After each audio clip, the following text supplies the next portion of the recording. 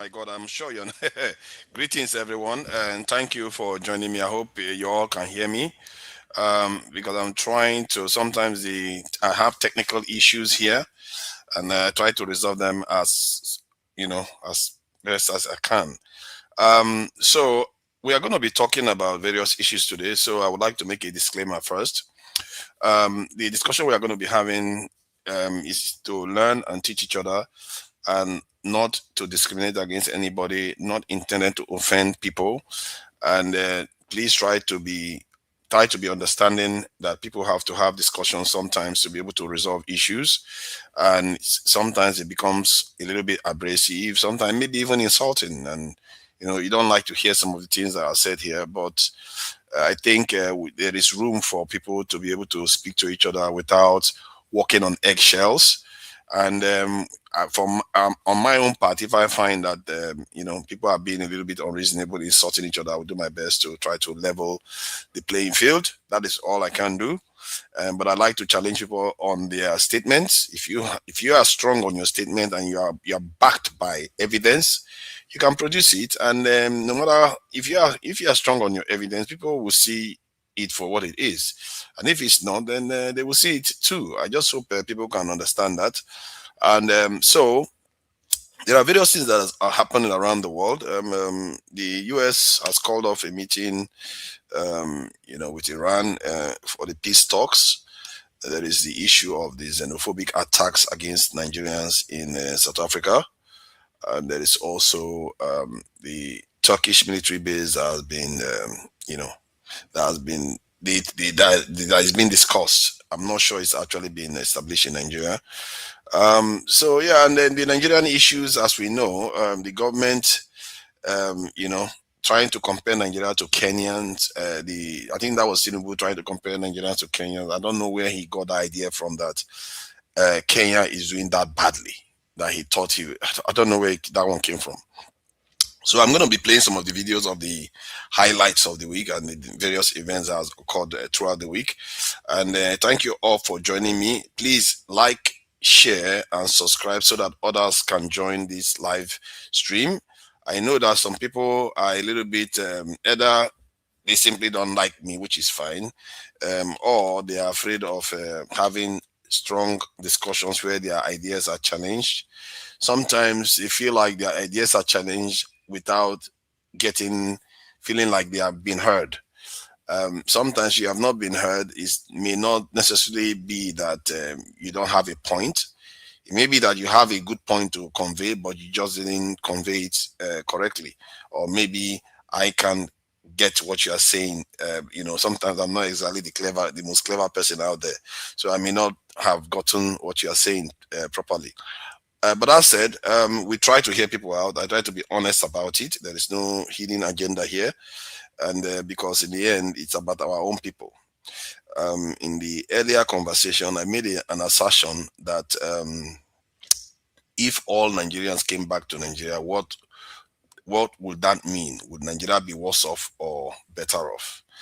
And somehow, I argue that Nigerians would be better off if we came back to Nigeria.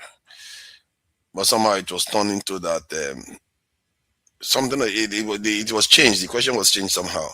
So, but anybody that looks at the capacity of Nigerians, they know for sure that if Nigerians came back to Nigeria, with all the, some of them argue that we have NASA scientists, we have all kinds of doctors, PhD holders, every professors working overseas.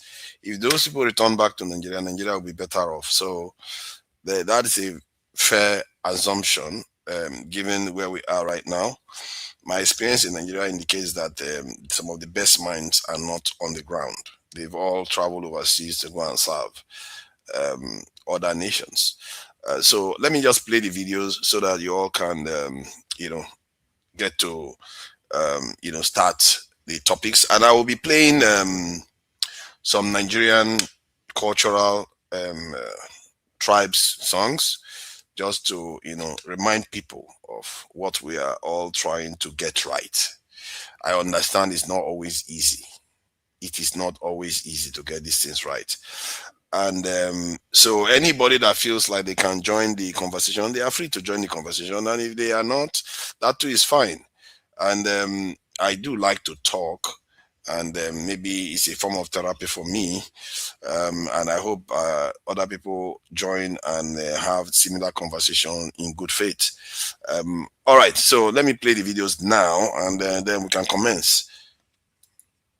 Controversy. US President Donald Trump has boycotted the White House Correspondents' Dinner as president since 2017, despite being a regular guest in the past, notably during Barack Obama's presidency.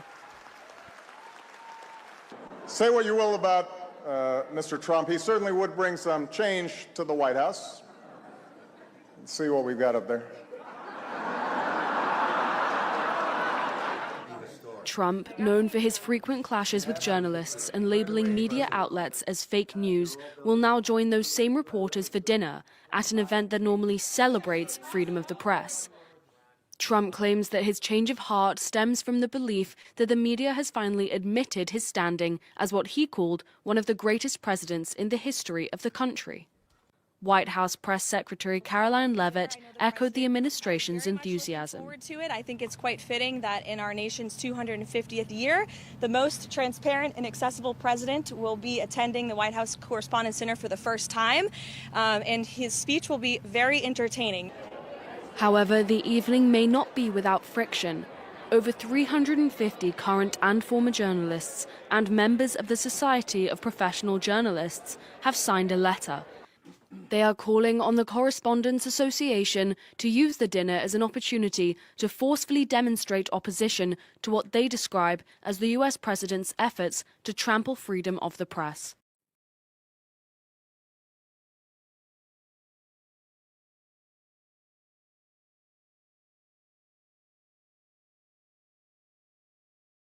Decisive action against perpetrators of xenophobic violence targeting foreign nationals following Ghana's formal protest over incidents involving its citizens. Ghana's Foreign Affairs Minister Samuel Ablakwa summoned South Africa's envoy, urging immediate intervention to prevent further escalation. His concerns followed the circulation of videos on social media showing attacks and intimidation against foreign nationals. The minister also highlighted a specific incident in KwaZulu-Natal where a Ghanaian man was reportedly confronted, asked to prove his legal status and told to leave the country. Meanwhile, South Africa's authorities have strongly condemned the attacks, describing them as unlawful and unacceptable, as law enforcement agencies have been placed on high alert with clear instructions to identify and arrest anyone involved in xenophobic attacks. But it's private owned. How many can access it? The question first was Nigeria does not have. That was what started this whole thing. Nigeria does not have. Now they have countered them now that Nigeria has. They have now gone to private. How many people can access it? So the person who responded, bringing proof that Nigeria has, now tweeted again saying, it is private. The initial hospital posted was also private. I was answering the question of whether we have children's hospital. Yes, because that was it. The person was obviously saying we don't have. And not whether it is private or government. So the person now posted something from, the guy posted something from Google, proving that Texas hospital is private. It also is a private, non-for-profit, charitable one. So they left that one. Another person came in. I hope they are maintaining it, because lack of maintenance culture is really setting us back. Now, this is also not a bad thing to say, right? But you see how we have all now, just let us continue to dig ourselves down the rabbit hole of trying to invalidate what we have, right? The first question is we don't have. And now they have countered them that we have. Now they are also trying to look at where us having, like trying, you see, I'm just trying to look for the word. Like now they have countered them that we have. They're still trying to look for how the one we have, how to rubbish even the one that we have. Because they could swear with their lives that we don't have. Former housemate Tayo Faniro went live on his Instagram page yesterday to let the entire world know that he was being harassed and assaulted by members of the police force in South Africa. And then the cops stopped me just right here, and they're telling me they want to check my phone and the phone of my boys. I don't tolerate this kind of treatment. This is the same way they treat all of our brothers here. That's the kind of treatment we get all the time from the cops. This is the same thing we've been filming, documenting on. Now they want me to drive in their car. I haven't got anything on me. Why would I drive in the police car? I'm not going to leave this place. If you want to beat me in front of the whole world. I am not going to leave this place. If you want to do anything to me, do it to me in front of the whole world. We're in front of the world now. They can see you. You can see. The whole world can see you. Yeah. So you will tell me the reason why you want to take me to the police station while I'm going to do my own work. Can you stop that lady going now? Can you stop this white guy and say you want to check his phone? So that's pretty much the summary. And after that part, he called. Obviously, the police had called for backup, and more officers came. At the time, they forcefully tried to grab the phone from him, so he was then shouting for help. Now, we've always heard of issues of xenophobic attacks against Nigerians in South Africa, and this is somebody who is known, and he's actually trying to alert everyone of what his experience is in South Africa. Nigerian government have tried over time to find a way to get some kind of palliative measures to stop this. Yeah. But it doesn't seem as if it's stopping. Is it like they're not doing the right thing? The former Minister of Information will try to get him involved. The chairman of Nigerian's Commission on Diaspora has gotten involved. In fact, you saw her talking to many South African leaders on how they can ensure the Nigerians are safe. So, in your mind, do you think anything's been done at all? Nothing, no.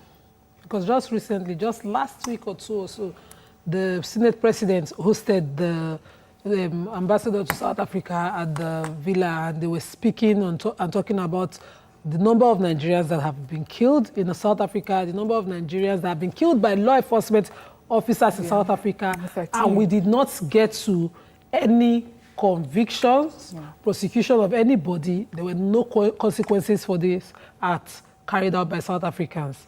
So, this is still pretty fresh. Just happened yesterday. I mean, we just saw the videos yesterday. So we don't know what wait for the police, wait for reports from the government on what they're doing to help reduce this. Brian, what I would expect is that the president of the country takes it up. Yes. Calls, president to president, okay, please check on your people. I need to know exactly what happened in this case. I want to know what will happen to the officers in question. Maybe then they'll take us seriously. But when we have the president's spokesperson, a person in charge of diaspora affairs, the Senate president talking, and they're talking to them within our country, like what Bajabia did, and they visited over there. Yeah. I think they will continue to play us around with I also think we should show example by treating ourselves well, because people pick on the energy that you give to them. They see Nigerians as people who do not even care for themselves in the first place. So are you sure they will fight so we can do anything in our country and get away with it? Yeah. We should start by the example in our country. Right. So for me, like in America, when things like this happen, you would see someone who come on TV and state,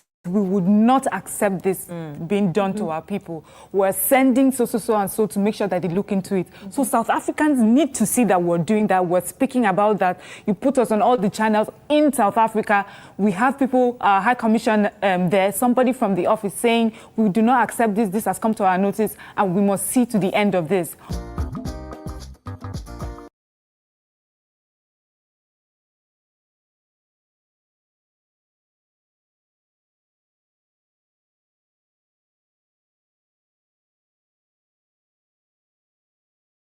Benjamin Netanyahu has ordered Israel's military to vigorously attack Hezbollah targets in Lebanon. Israel's military claims it struck Hezbollah rocket launchers in 3 areas of southern Lebanon overnight after the militant group fired missiles. Even US President Donald Trump isn't sure what this means for the newly extended ceasefire. Haven't even thought about it yet. Of course, he hasn't thought about it. And they always, it's funny how they always reported that Hezbollah attacked Israel. But none of them bother to report that Israel has been attacking Hezbollah all week. It's really strange. It's like somebody is slapping one side continuously, and when the other side responds, they're like, you responded to the attack. Funny, isn't it? That's how it's not supposed to be. You're not supposed to respond.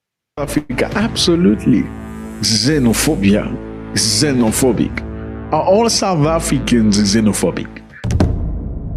Ghana don't play with its citizens. Ghana does not play with its people. Absolutely not. The government of Ghana has summoned the South African envoy over xenophobic incident. In simple English, the Ghanaian government has summoned and warned the South African representative in Ghana. In this modern era, we will see such hatred, such xenophobia against each other, against Africans. It is totally unacceptable. It is condemnable, and we will do everything as a government to protect our nationals and to make sure that we demand from the South African government to protect our citizens and to keep them safe, because they owe them that duty of care. South Africa has an embassy in Ghana. Ghana has an embassy in South Africa. They actually have a brand new law where South Africans and Ghanaians can go to each other's countries and visit for about 90 days. No visa required.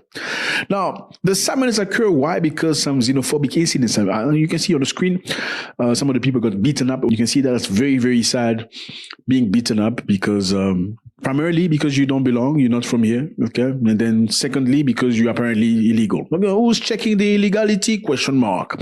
Is the immigration service to thoroughly check whether you're illegal or not? Because those are the only people that are qualified to do so. No immigration. Just guys walking in the street saying they're tired, start beating people up. First it was Nigerians because they're supposedly drug dealers. Nigerians, will you please go to Nigeria? South Africa is rotting because of Nigerians giving our children drugs. We are sick and tired. Then very slowly, that's how it builds up. Nigerians are drug dealers. Nigerians. Then anybody that doesn't look South African is Nigerian.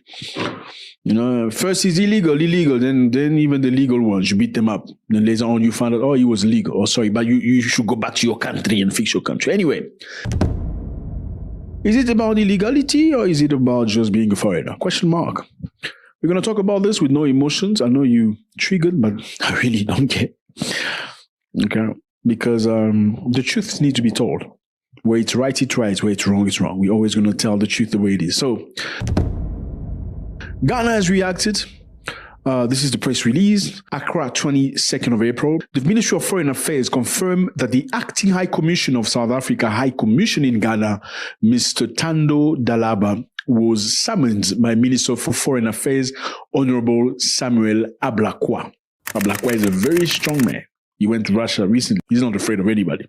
Now, over what? Over the recent xenophobic incident in Republic of South Africa. The objective of the summon was to formally express strong concern regarding reported acts of intimidation and harassment against foreign nationals, including Ghanaians, captured in widely circulated viral video. This is the video they're talking about. We are fixing this continent. This thing of you guys moving from one country to the other, it's no longer working. We don't want this as African people anymore. We are tired of seeing African migrants moving all over the world, refusing to fix your own countries. The point this lady made here is quite poignant. I think I do understand why they do what she's saying in terms of them also being xenophobic. But the point about going back to your country to fix it, I really wish they stuck to that, actually. Because that will resonate with even people from those countries. It will resonate with them. Let me carry on. Now we're making it very clear to you guys. We don't want you here. We want you to fix your countries. Let me continue. The Honorable Minister refers the incident in KwaZulu-Natal. This is KwaZulu-Natal on the map. It's the home of the Zulus. The Zulus, you know the Zulus, right? Shaka Zulu, remember? Yeah.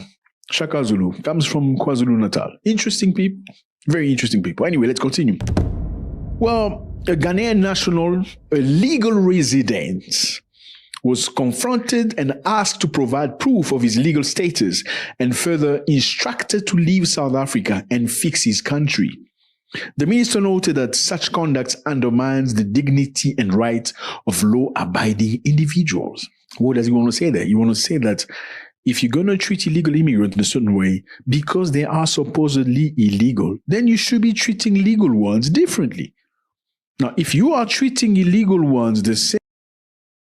Exactly. Why are you treating the illegal ones, the legal ones badly too? So now let me just go to the next one so that we don't spend too long just watching different analogies. Let's see the one about Ruto. Nigeria has Our been English getting is it in the good. neck a lot. Our English is good. Yes. We speak some of the best English in the world. Yeah, that is true. If you listen to a Nigerian speaking, you don't know what.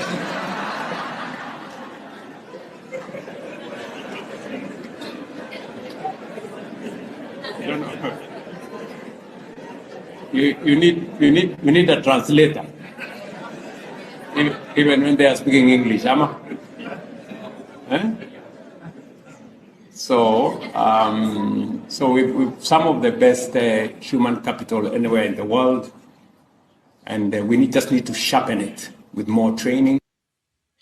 I think Tinubu has invited so many insults to Nigerians. I'm telling you that this government, I've never seen a government that has just brought so much insult. Because he went and said he was the one that first attacked Kenya by saying that Kenyans, we are lucky that we are not like Kenya in Nigeria. It's like, why would you do that? You just saw that threw him under the bus. What did he think he was going to do? Let's deal with the Turkish issue too. A country like Turkey will have to come and establish a military base in Nigeria. One of the first struggles Nigerians fought in the 60s was the Anglo Defense Pact. That's what brought out some of the Nigerian students who are activists today. The British government the United Kingdom wanted to establish a defense pact with Nigeria, and they resisted it. So we should all resist any form of foreign entity coming to Nigeria to establish a base. It should be resisted with every ounce of energy in our body, whether it's America, Turkey, the British, anybody. If we can't defend ourselves, then we should go and sell this country on Temu. Yes. You know what? This is one statement that Showore made that I unreservedly agree with. This because he didn't separate it. Everybody, nobody should come to Nigeria. And he made a very, very solid point. I have to give that one to him. So the federal government aspired a trading charge against the alleged deporter before the federal high court this coming days after the secret trial was alleged. The proper place to file the charges is the federal high court, and I'm glad they finally agreed to do that after prolonging their detention, which was improper and illegal. So let them bring out the evidence in the open court. This is the appropriate forum to try anybody who's engaged in treason, not any military court martial. And I can guarantee you that when they get here, you'll find a different situation with regards to the evidence they claim to have.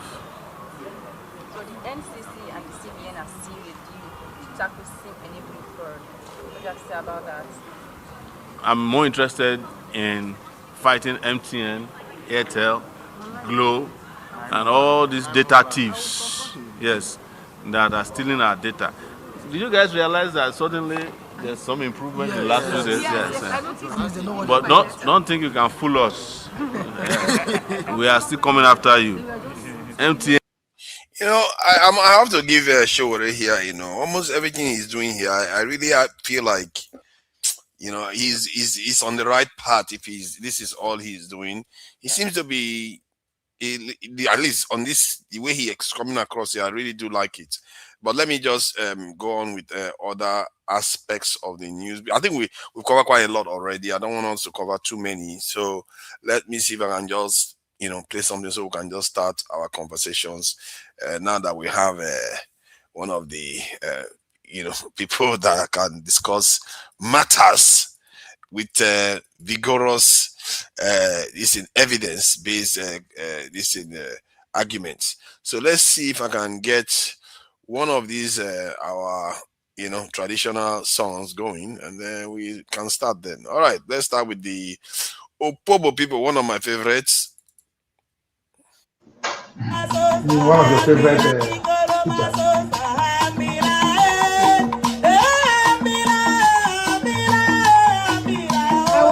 As you're singing, so I'm supposed to dance.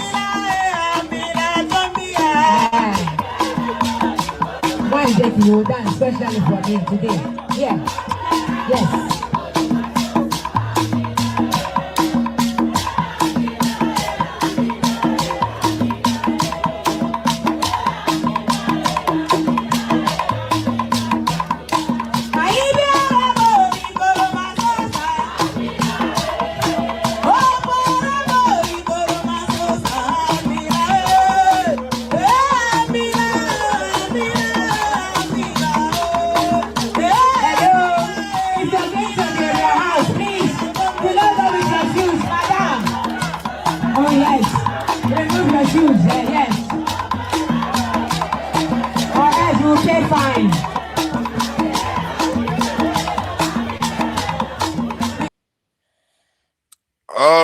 All right. Thank you for joining us, Ovie,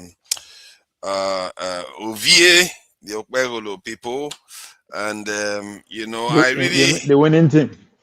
yeah, the winning team. Yeah, you guys are ruling now. Let's see what comes out of it. I must say, this is one of the first outings I've seen Showore talk. I felt like he came across as somebody that is making a coherent argument. Because the way he said he would implore Nigerians to fight against foreign military bases in the country is a very, very good sign. But where I have an issue with him sometimes, he remains quiet at critical points when the decisions are made. Why is it that he's talking about it with Turkey? He didn't talk about it.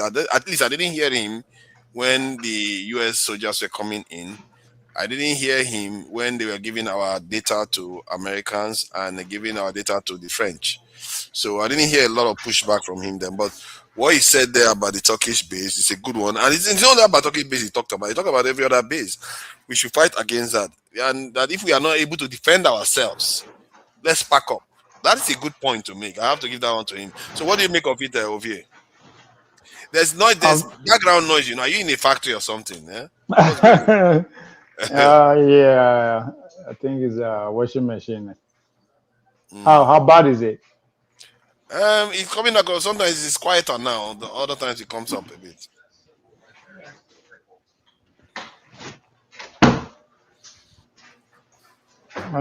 Any better? Yeah, better now. Completely gone. Yeah. So your question comes in a double sword. Is it Showore or the security and military situation that he's talking about? Yeah, I think both of them really, because it was his video that was played, and the fact that Nigeria is looking to bring the Turkish people to come and train again. This training business is driving me mad. Though. We keep getting training. Okay, I think. Are you not sure it's the other way around? Nigeria training Turkish. No, taking men there to train. Because Turkey is pretty much like because that's why at times I thought you have to go behind the scene to actually be able to piece one or two things together. Turkey actually serves like a training ground for the globalists. If you go study the Turkish military, you get layers too, just like the Iran. Pretty much every serious country have layers of military or government and other, right? So some are off the book, right? So they are one of the best training men for the globalist network. So that's why I said, are you sure it's not the other way around? They are not sending men there to train to come out. They are coming to say, as you said, or they are bringing men via, because most of these things they are just nation state. That's why nation state. If you look, the idea, the goal of the globalists to destroy the ideology of the nation states, right? Why the nationalists want to still make it one of the most powerful entities, which is what America was betted on, right? Freedom. Every country should stand on. So that's the on that when you go deeper, that is the struggle that is going on. You understand? So you have to now be able to piece their network because these are things that have been happening hundreds of years. So there's a lot of network. So that's why why I always get it wrong with you is that you fail to understand Nigeria, right? in the sense that the competing factors, the competing interests, there's no way you can just wave them out of the way, right? Because now then they make the decision, right? So the competing factors, this is our reality, right? How to share power. They have not able to figure that out yet. At the same time, they want to build a nation. So that's why you see they are so open to external infiltrators. So as far as I'm concerned, Nigeria is still a colony.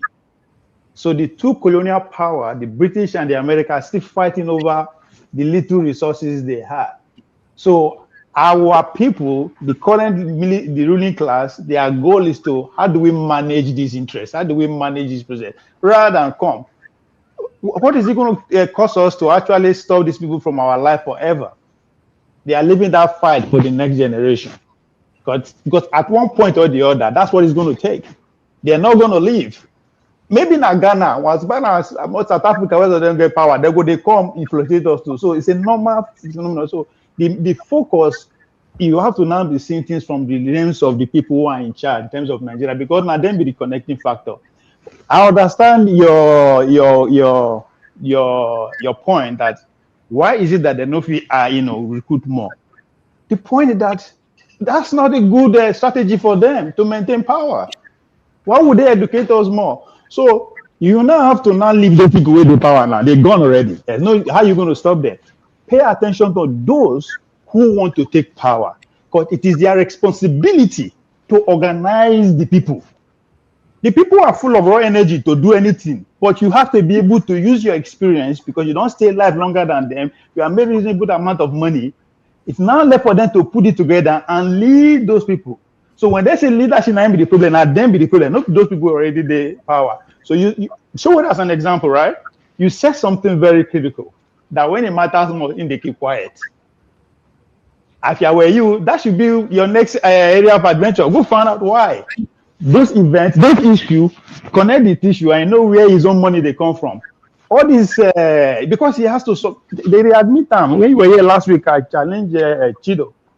Even though I use Qatar, saying they work for Qatar, the company that's doing is working with Qatar, he said no. But now, Rudolph America, they talk openly that this NGO, they sponsor them. So at what cost? So just so much that you need to understand before you see. Because I understand you for us to build a nation, we have to have the kind of your mindset, right? That's a fact. But the reality is that nobody, let's say you are a nationalist, how many of you now?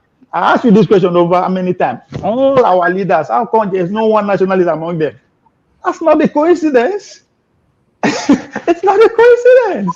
So even the Showore himself, when push comes to shove, the big brother is watching, right? You understand what I mean by that? They go say, come. You understand? So I see a man that wears two hats, right? He's a revolutionary, somebody who cares for the people and all that. But at the same time, he's a politician. As a revolutionary, as somebody who's already there for people, I fuck with him. I want to be like him, right? Regardless of where the sponsorship got, but he's there. But as a politician, nah, he's far from the scheme of things. So the Nigeria, the way we did, so until you have to take those competing factors serious, there's no way we can really rule out them. Thank you. Thank you. What I want to do is I want to be doing it so both of you can be speaking on topics. Hopefully we'll go through a lot of topics before a lot of ruffles show up. Maska, thank you for joining us all the way from Abuja today. What do you make of this Turkish-based business, or if you want to talk about the South African one, or any other topic really, because I think we're just getting warmed up. But this Showore comment about the Turkish base, I think it's a good one, because I don't trust the Turkish. They've demonstrated themselves to be very, very slimy when it comes to trying to be duplicitous. Look at what they did to Assad. They helped the Americans destroy Syria, and Syria now is a bunch of, all because they don't like the Kurds. So I feel like they are very slippery, and they also worked with Somalia to fight against this in Ethiopia, to ensure that Ethiopia doesn't have access to the sea. So they are very, very duplicitous. They go to countries and use those countries to suppress other African countries. So maybe they are in Nigeria now to use Nigeria to suppress the Sahel nations. What do you make of it? I don't know. Maybe there's another angle that you are seeing. All right. Good evening, Ophir. Good evening, forefathers, and I'm sure there are a couple of people at the on the keyboard. The last time somebody was saying that I don't acknowledge them. So, good evening, keyboard people. Well, now, well Right. done. All right. So, look, I'm not even aware that there's any Turkish base. I just heard it because I was listening to Mr. Rudolph's segment. I hear that there's a base. I think they're about to open it. I don't think they've actually opened it. They are to open it. So that's what is against that they should not do it. I don't think they've actually opened it. Okay, but in any case, I think for me, there are two legs to the table. One, where I would start is that where should I start? Okay, so I think I would reverse and start from the other side. My understanding is that we are not even a country, we are just a space. You know, like you enter an estate, you come to visit your friend. If you just see space, you park your car there. Because what are you going to do? Are you going to put your car in your pocket and enter? No, you look for space. So, because we are not a country, we are just a space. We are not even understanding how countries think and how countries behave. My take is that serious countries of the world, they look at places like China, South Korea, and these people like Dubai even. But these people have improved a lot. Okay, so what do we do? What is the process? Every single serious-minded country is thinking like that. They're looking for opportunities. They're looking for things to do so that they can also move forward in their lives. Turkey is not an exception. And I will tell you that, especially with the way things are going now, a lot of countries, what I mean by the way things are going is like, you look at China, when was it? Okay, so maybe I will just give you a good point when you would remember. When the euro was invented or was introduced, China was a rock country. Where I used to work, we don't want to touch anything from China because like these people, like there's nothing good that will come out of China. But the reality is that from the euro point to today, from the date euro was introduced as a currency to date, China has come to the top of things. And I'm sure countries are looking at how did they make it. And China's story is giving a lot of countries the impetus to push. So a country like Turkey is like that. And the second leg for me is that I live here in this country. The idea that we are thinking Turkey is just coming into Nigeria is fallacy. There is a big hospital in this city in Abuja. It's one of the biggest hospitals, Nizamiya Hospital. It's a Turkish hospital. Nile University, one of the biggest universities here. It's a Turkish hospital. It's a Turkish university. Forget the name Nile. It's a Turkish university. One of the biggest secondary school, NTIC, is Turkish, Nigeria Turkish International Colleges. Okay, so when somebody has and this schools, this college, it's across the country, all over the country. That's interesting you mentioned those things. Why do you think they have so many? That's soft power right there. Masca, thank you for that. That's soft power. Why I wanted to start from here, that they are already here. But I decided, no, let me start from the other side. Because if you had listened, that would have answered the question, the why. Because they want to move forward. They are looking for spaces. Okay, so no, like Ovie said. But why are we giving them the space? That's the question, because we have better options. Who are we? This is a space. It's open to everybody. Thank you, Maska. Who are we? I like that. No, when you say who are we, I'm saying why are we allowing it to happen? Because we have people. Why are we choosing Turkey? So now I will take. Okay, so when you say we, what do you mean? Exactly. We are see people. Our government. Let me give you 3 versions of the we. That is a possibility. When you say we, like me, you, and Ovie, we are a we. Yes. Does that question apply to us? Are we? No, I'm using the we as a nation. Why is it that we? No, you can't use that. Why not? Good. He just established why we are not a nation. He started by establishing that fact first. We are not a country. We are just a space. Yes, he said that. So then your argument is that anybody can just come into Nigeria. That's the point. Then Okay, if that is the case, why is it that we are biased towards NATO nations? It's not true. No. No, we are not biased. Relax. We are actually biased. Look, forefathers, it's just the 3 of us. This discussion should be a bit nuanced. Yes. Let me take you to a different angle. We all know that a lot of times people say that these bandits are not Nigerians. Have you ever heard of that? Yes. Okay, but so how bandits enter Nigeria? You're surprised Turkey enter Nigeria. I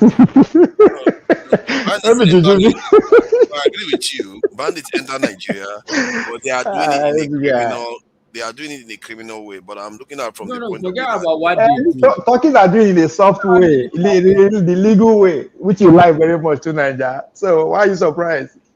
No, I'm surprised. I wouldn't say I'm surprised. I would say we should have chosen better. Why do we always go? The mistake you are making is the way. That's what you don't get it. You have to understand that there is no way. But when you whoever is allowing them, whether it's a 1 we or a 10 we, whoever is after his own interest now. It's after his own interest. What I'm telling you, do you know what is called an abandoned property or uncompleted building?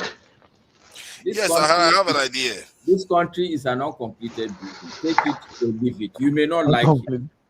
Wait, Maska, have you started building it at all? Have we ever started building it? Sorry. Then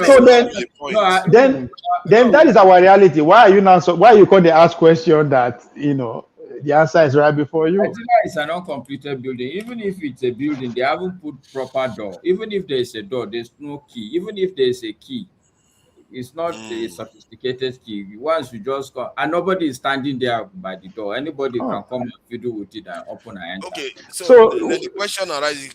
Sorry, I want to ask him deeper questions. Like, so the question arises that the people that are showing up, are you saying they are showing up because there is no key? That's why they're just coming in. So the Turkish people that we are seeing is because they are the ones that want to come. The Chinese that want to come. I would like, when we discuss forefathers, I would like you to listen intently because I make effort. Okay. To at least choose my words. It's painful. Okay.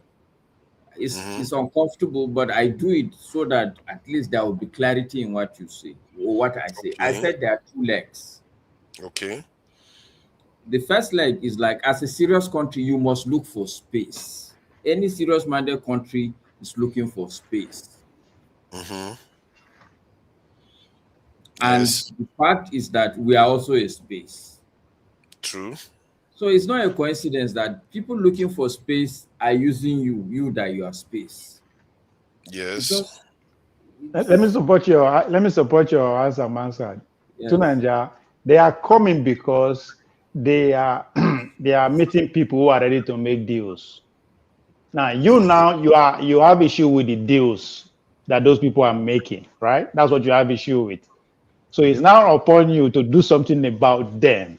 You know them, I know them, everybody know them.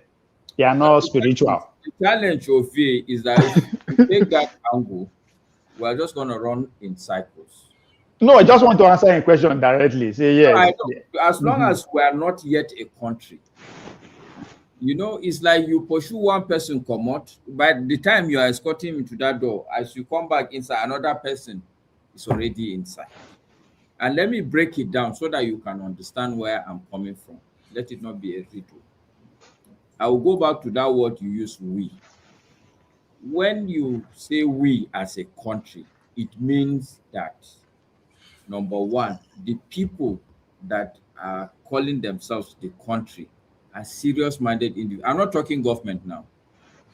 That the populace are serious-minded populace that no useless government will do rubbish on them. They will hold their government to account.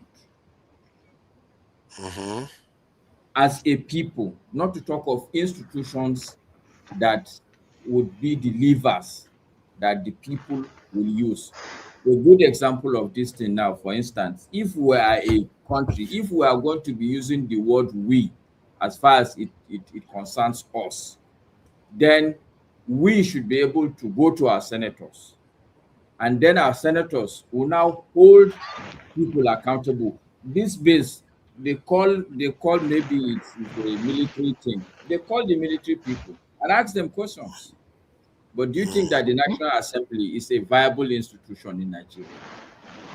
Okay, see, Master, let me hold on, Ovie, hold on. It's just a question. Ovie, hold on. Let me do this. I wanted to clarify with the direction I'm going, because it appears you are not. I try to understand. I will get where you're coming from. Let me just try to get you to the direction I wanted you to head, because like the Turkish, like you said, there's a space. We are not a country. They can come in and go as they please. But it doesn't seem like that. That is the problem, because it seems like we are picking and choosing the people we allow in. Okay, so the problem still with the discussion, forefather, the problem we will have with this discussion is that, see, when I use we, I mean me and you now in this discussion, but your we is the problem I will have is not. I went with your concept of we don't have any gatekeepers. People. So you can't use we. You can't use. So what you will say is that maybe the government or the people doesn't have gatekeepers. Okay, but that's not the way you explain it. You explain in the context of a country. You explain, that's how your terms is what I'm using. You explain that we don't have a country, hence people we are in space. They need space, so they come and occupy space.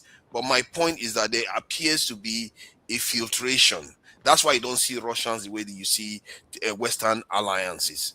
You see that? So they have capacity to select, but they only select one side. Do you remember the last good governance right? Do you know that people were carrying Russian flags in Nigeria? Yeah, but that is not the establishment. What happened to them? You know exactly what happened to them. So that's my point. They have the capacity. So I think you tell me what happened. They throw the young boys in jail to the point whereby they show them on TV here. We saw them Tunanda, here. Hold on. They tortured young children because of it. Tunanda, hold on. Let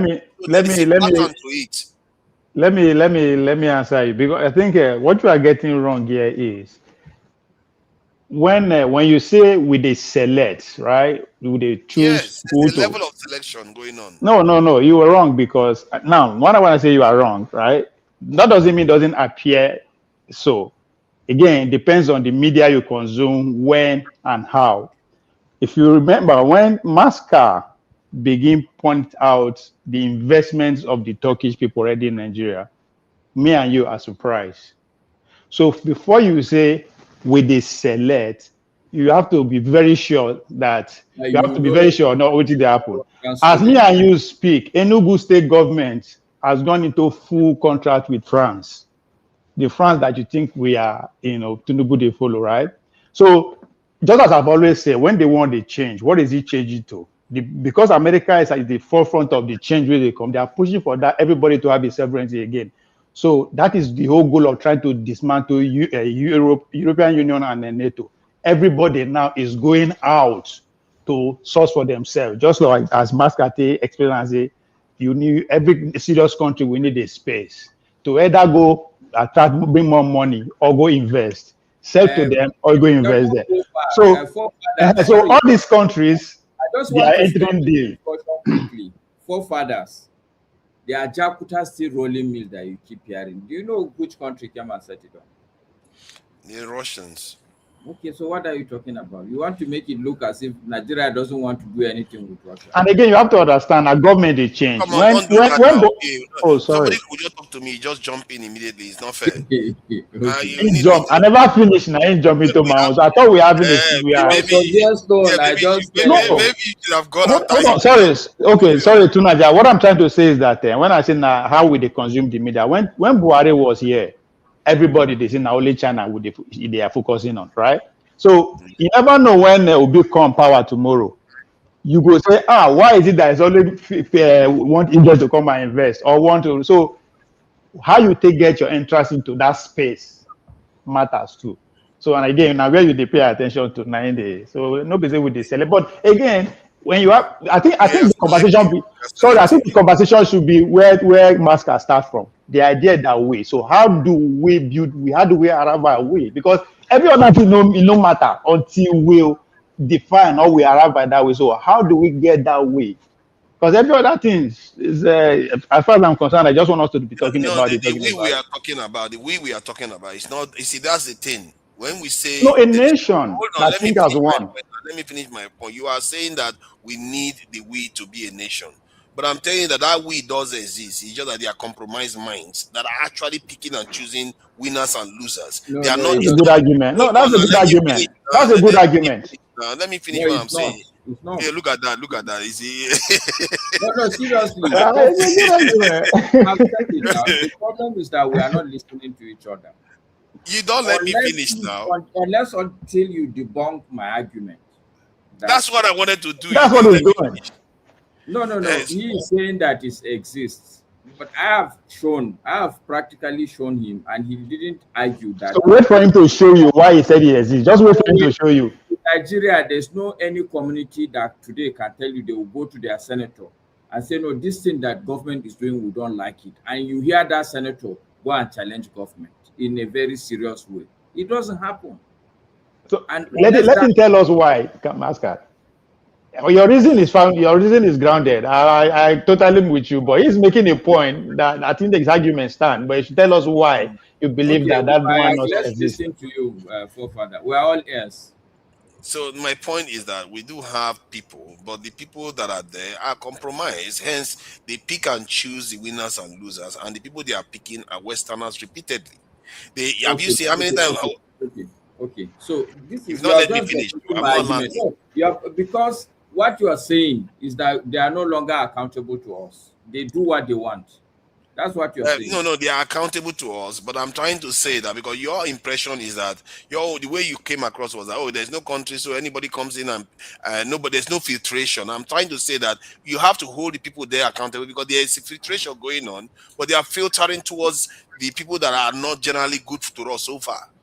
That's my issue. Isn't that how to do it normal? You come to the authority. That's why they go to France. That's why they go to Chatham House. That's why they run to the West all the time. You don't see them. How many times have you seen our leaders run to China? We are colonized by the English world. So what do you expect? No, it's not even. It's not what forefathers is saying. It's not even true.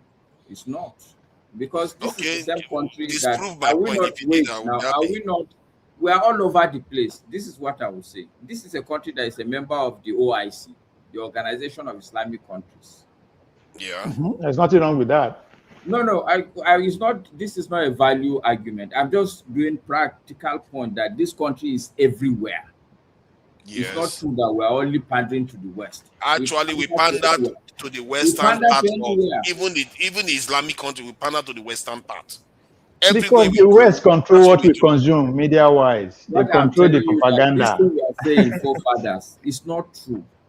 Because do we have close relationship with Iran? No, we don't. Why? Actually, give me now. Tell me our relationship with Iran. Since I don't know, tell me, please. Okay, so to start with, as far as Nigeria is concerned, there's a massive Shiite population. Massive and very prominent. This is an offshoot of more like a small Iran, and these are not. That was part of it. Yep. You shouldn't be shaking your head. Governmental relationship. I'm talking about we are talking about governmental relationships here. What the government? How are we related? Do you see us running to Iran? Okay, so you may not know when they go. I will not know when they go, but I may know even when they go. But it's not something that, yeah, no, this is the truth. Just now, you were surprised when I listed all the Turkish relationships.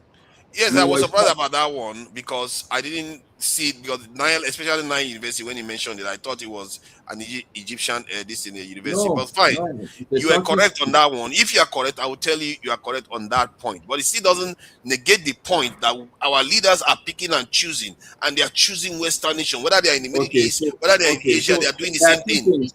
Ovie said things that you didn't pay attention to. If you step back and pay attention to, all these discussions we're having will be null and void, will be unnecessary. First, this thing is not about government relationship.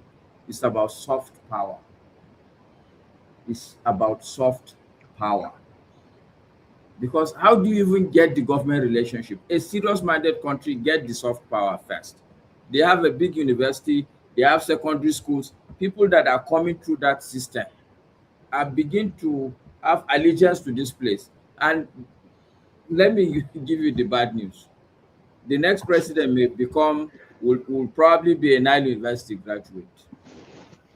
So what do you say to that? He That's a went good to one. a Turkish secondary school. He has gone to a Turkish university in Nigeria. How do you prevent that president from having a good relationship with Turkey? This is how people think. This is how countries think. This is the point. But It's that about is not my argument, though.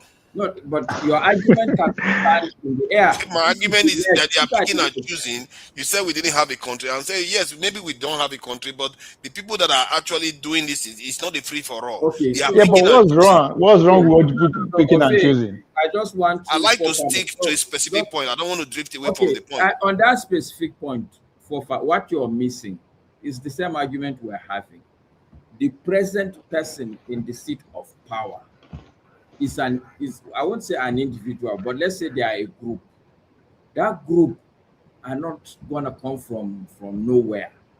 They are pandering to the people they feel they should pander to, or the people who have captured them. Are you with me? Exactly. Masca just said that we speak English. That alone will naturally gravitate us to the West, just like if you Now, graduate now, from now, Turkish. no, now he has come down to the point that I'm making. That my original point because he was challenging me when I said these our leaders they keep like they allow Turkey to come in, and that Turkey is coming in because they are basically always going to these people that are not good to us. And he challenged it. I don't know because we Okay, don't who have a are the country. people? They are Okay, just no, coming in. maybe they're starting, but who are the people that are good to us? No, the people that are not good to us is the point, not the people that are No, good no. to us. Well, Some people are neutral to us. okay, there are no people good to us. There are some people that are neutral to us now that don't Like care who? about Now, us. now So we don't need even help. Give me an Now we eh? example. need help. I've been like the other way around. You You have should to have ask me something to who are even those people that offer. are bad to us, not the people that are good to us. Anyway, So hello is Come. here. Hello, Hello na is here. woman. Oh, no, she's in a man. The way she dressed, Hello call the is pop, call the swell up like, hello is swell up spirit. like bread. What are you OVA, saying? in the public here now, I shall slap you, and nothing will happen. Nah, Sha, no worry. If you shall slap me, So sit down, JJ, there now. I know we're in the public. I know, sir, I not get shame. I Thank you. only kiss in public too. So go for it. So this spirit, maybe Okay, you I say I would something. respectfully I withdraw my statement. I won't slap you. I Thank will you. still Hello. kiss you in public. Okay, but forefathers, do you know that one of the reasons why Oscar, Goodluck what are you doing now? do you know I Baska, the thought lady wants to I speak thought you now. wanted me to say something. Okay, I'll wait. go ahead, Thank no, you. no, go Sorry about ahead, that. Ismiri. No, seriously, go ahead. I No, thought you no, were, I Wahala. saw you were bantering with Ovie because you people were wearing No. similar kind of glasses. So I said, okay, since I'm wearing the same kind of glasses with the forefathers, let's have our own conversation. These people are doing that classic conversation. Go You know ahead, I like to Ismiri. banter OVA. Yeah. Go ahead. No, Welcome. Wahala. Hello. Thank you. Good evening, forefathers. Hello, Masker, and hello, Mr. Opablo. Today, tomorrow, Kwankwaso. I love you too.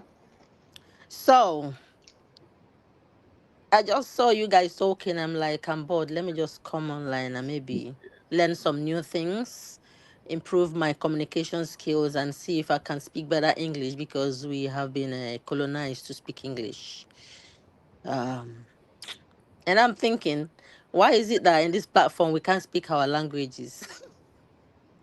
Is it only English we should be speaking? And it's a very Or important broken English. Even though now the yeah boss say our English get as it be now. Maybe we should even be knocking that broken English now, sir. So no.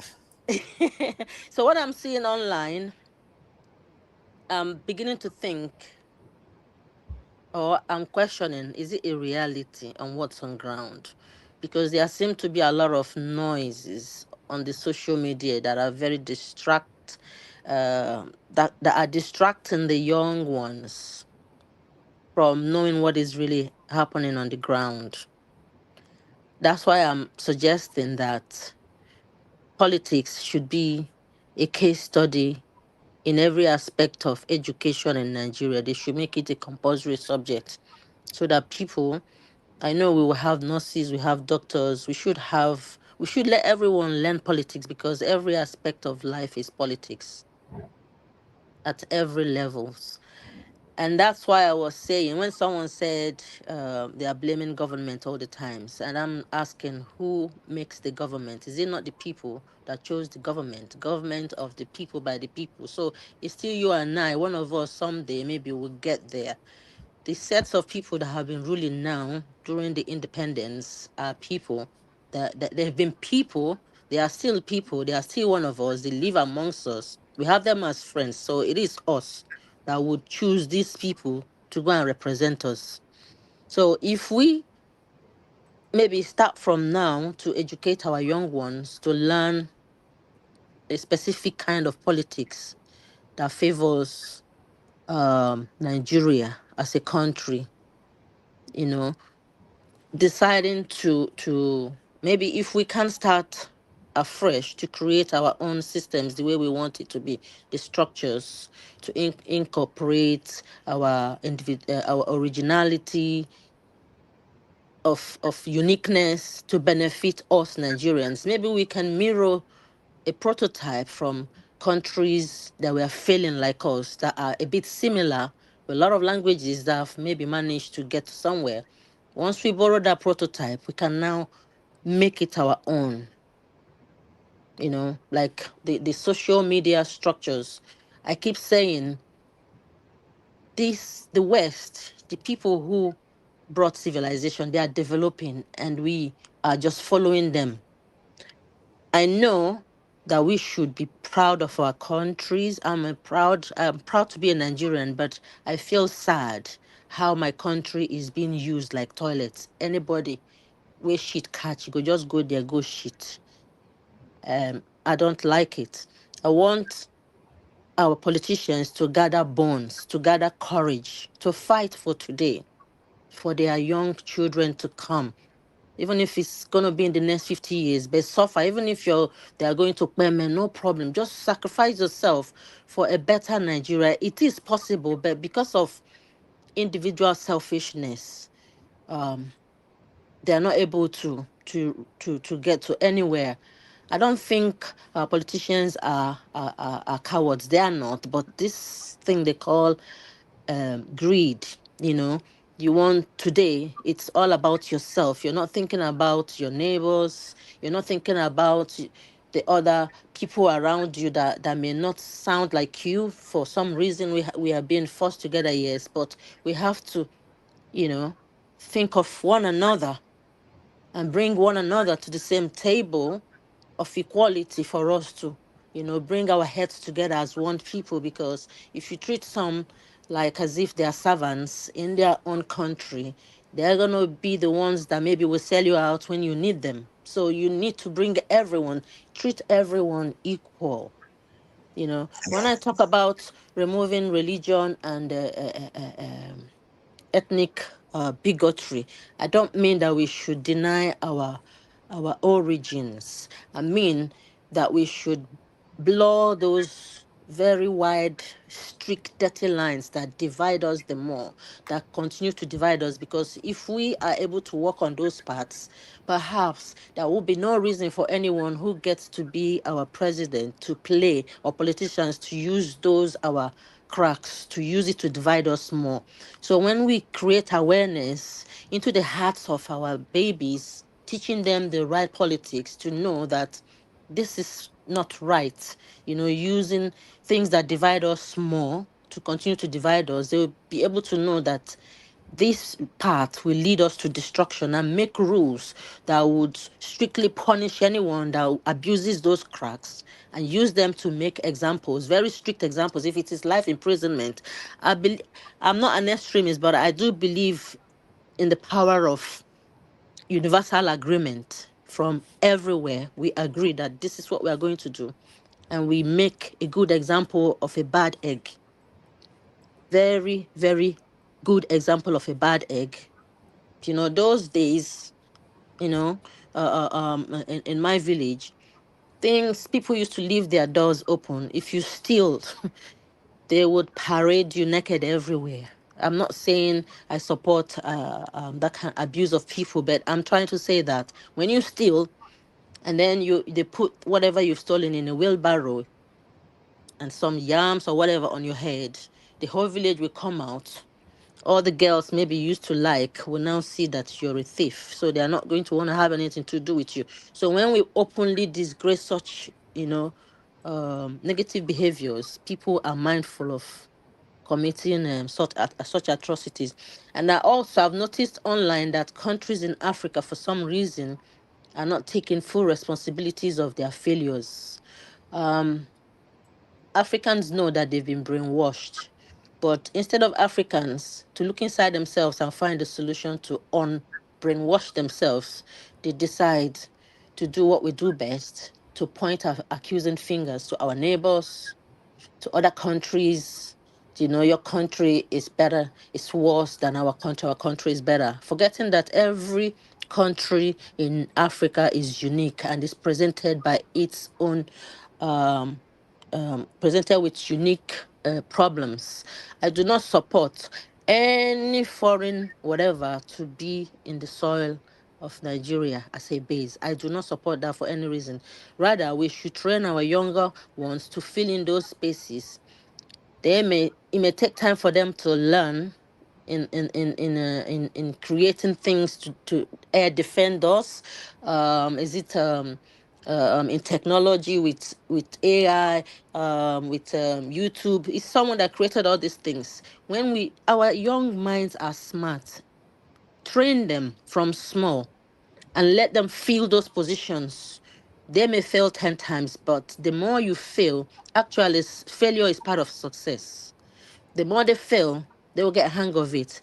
And you can't tell me that our children will love our country less. Actually, they will love and protect it better when you involve them in that country to make them believe that that country equally belongs to them, and give them that strength and encouragement to fit into those positions that they cheaply give to all these foreign people to come and do whatever, use us as toilets. Yeah. And now Lovely. what's happening in South Africa? I'm What kind do, of what, do- what, do, what do you make of it? Let me just play this video because I find sometimes our officials, they seem very bland. The way they talk about these things I can understand that they don't want to ratchet things up. Nigeria seems to be like the Christ of Africa, where we take slap and they will turn the other cheek again. It's getting a little bit reckless right now. Let me see if I can find this video of our Nigerian official responding to the attack. Let me just find this video. What's the name now? Which one is this one? Senseless perpetrators. Okay, let's see. Because I just saw the video right now. Okay, that's it there. Oh, no, the wrong one. And No, South not this one. Africa I'll get has the right one. pledged decisive action against perpetrators of xenophobic violence targeting foreign nationals following Ghana's formal protest over incidents involving its citizens. Ghana's Foreign Affairs Minister Samuel Ablakwa summoned South Africa's envoy, urging immediate intervention to prevent further escalation. His concerns followed the circulation of videos on social media Seriously? showing attacks and intimidation against foreign nationals. The minister also highlighted a specific incident in KwaZulu-Natal where a Ghanaian man was reportedly confronted, asked to prove his legal status and told to leave the country.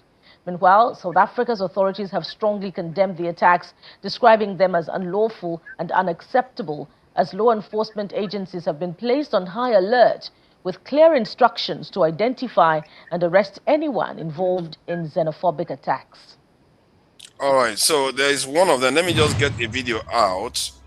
I need to remove a video from the stage and play this video because that was from our, I think, Minister of Foreign Affairs.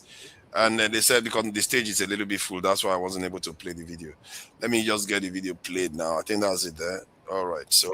Celebrate these extraordinary accomplishments with the holding of this political consultation. The government and the people of Nigeria are saddened by the continuous reports of killings and abduction of Nigerians resident in some cities in South Africa. We are worried about the increasing cases of extrajudicial killing of Nigerians in South Africa and delays in the granting of bail by local courts for murder suspects, which usually vanish afterward without trace. Furthermore, the difficulties of our two missions in Pretoria and Johannesburg, South Africa, are experiencing in following up with the South African police to obtain the results of the autopsies of deceased Nigerians is another source of major concern to us. You see, there's a way Nigerian officials talk. There's like they are dead in the eye politicians. They don't want to talk with any sense of urgency, passion, or due care. It's just she's just reading a paper. You see what I mean? Maybe that's why Africans don't take us seriously.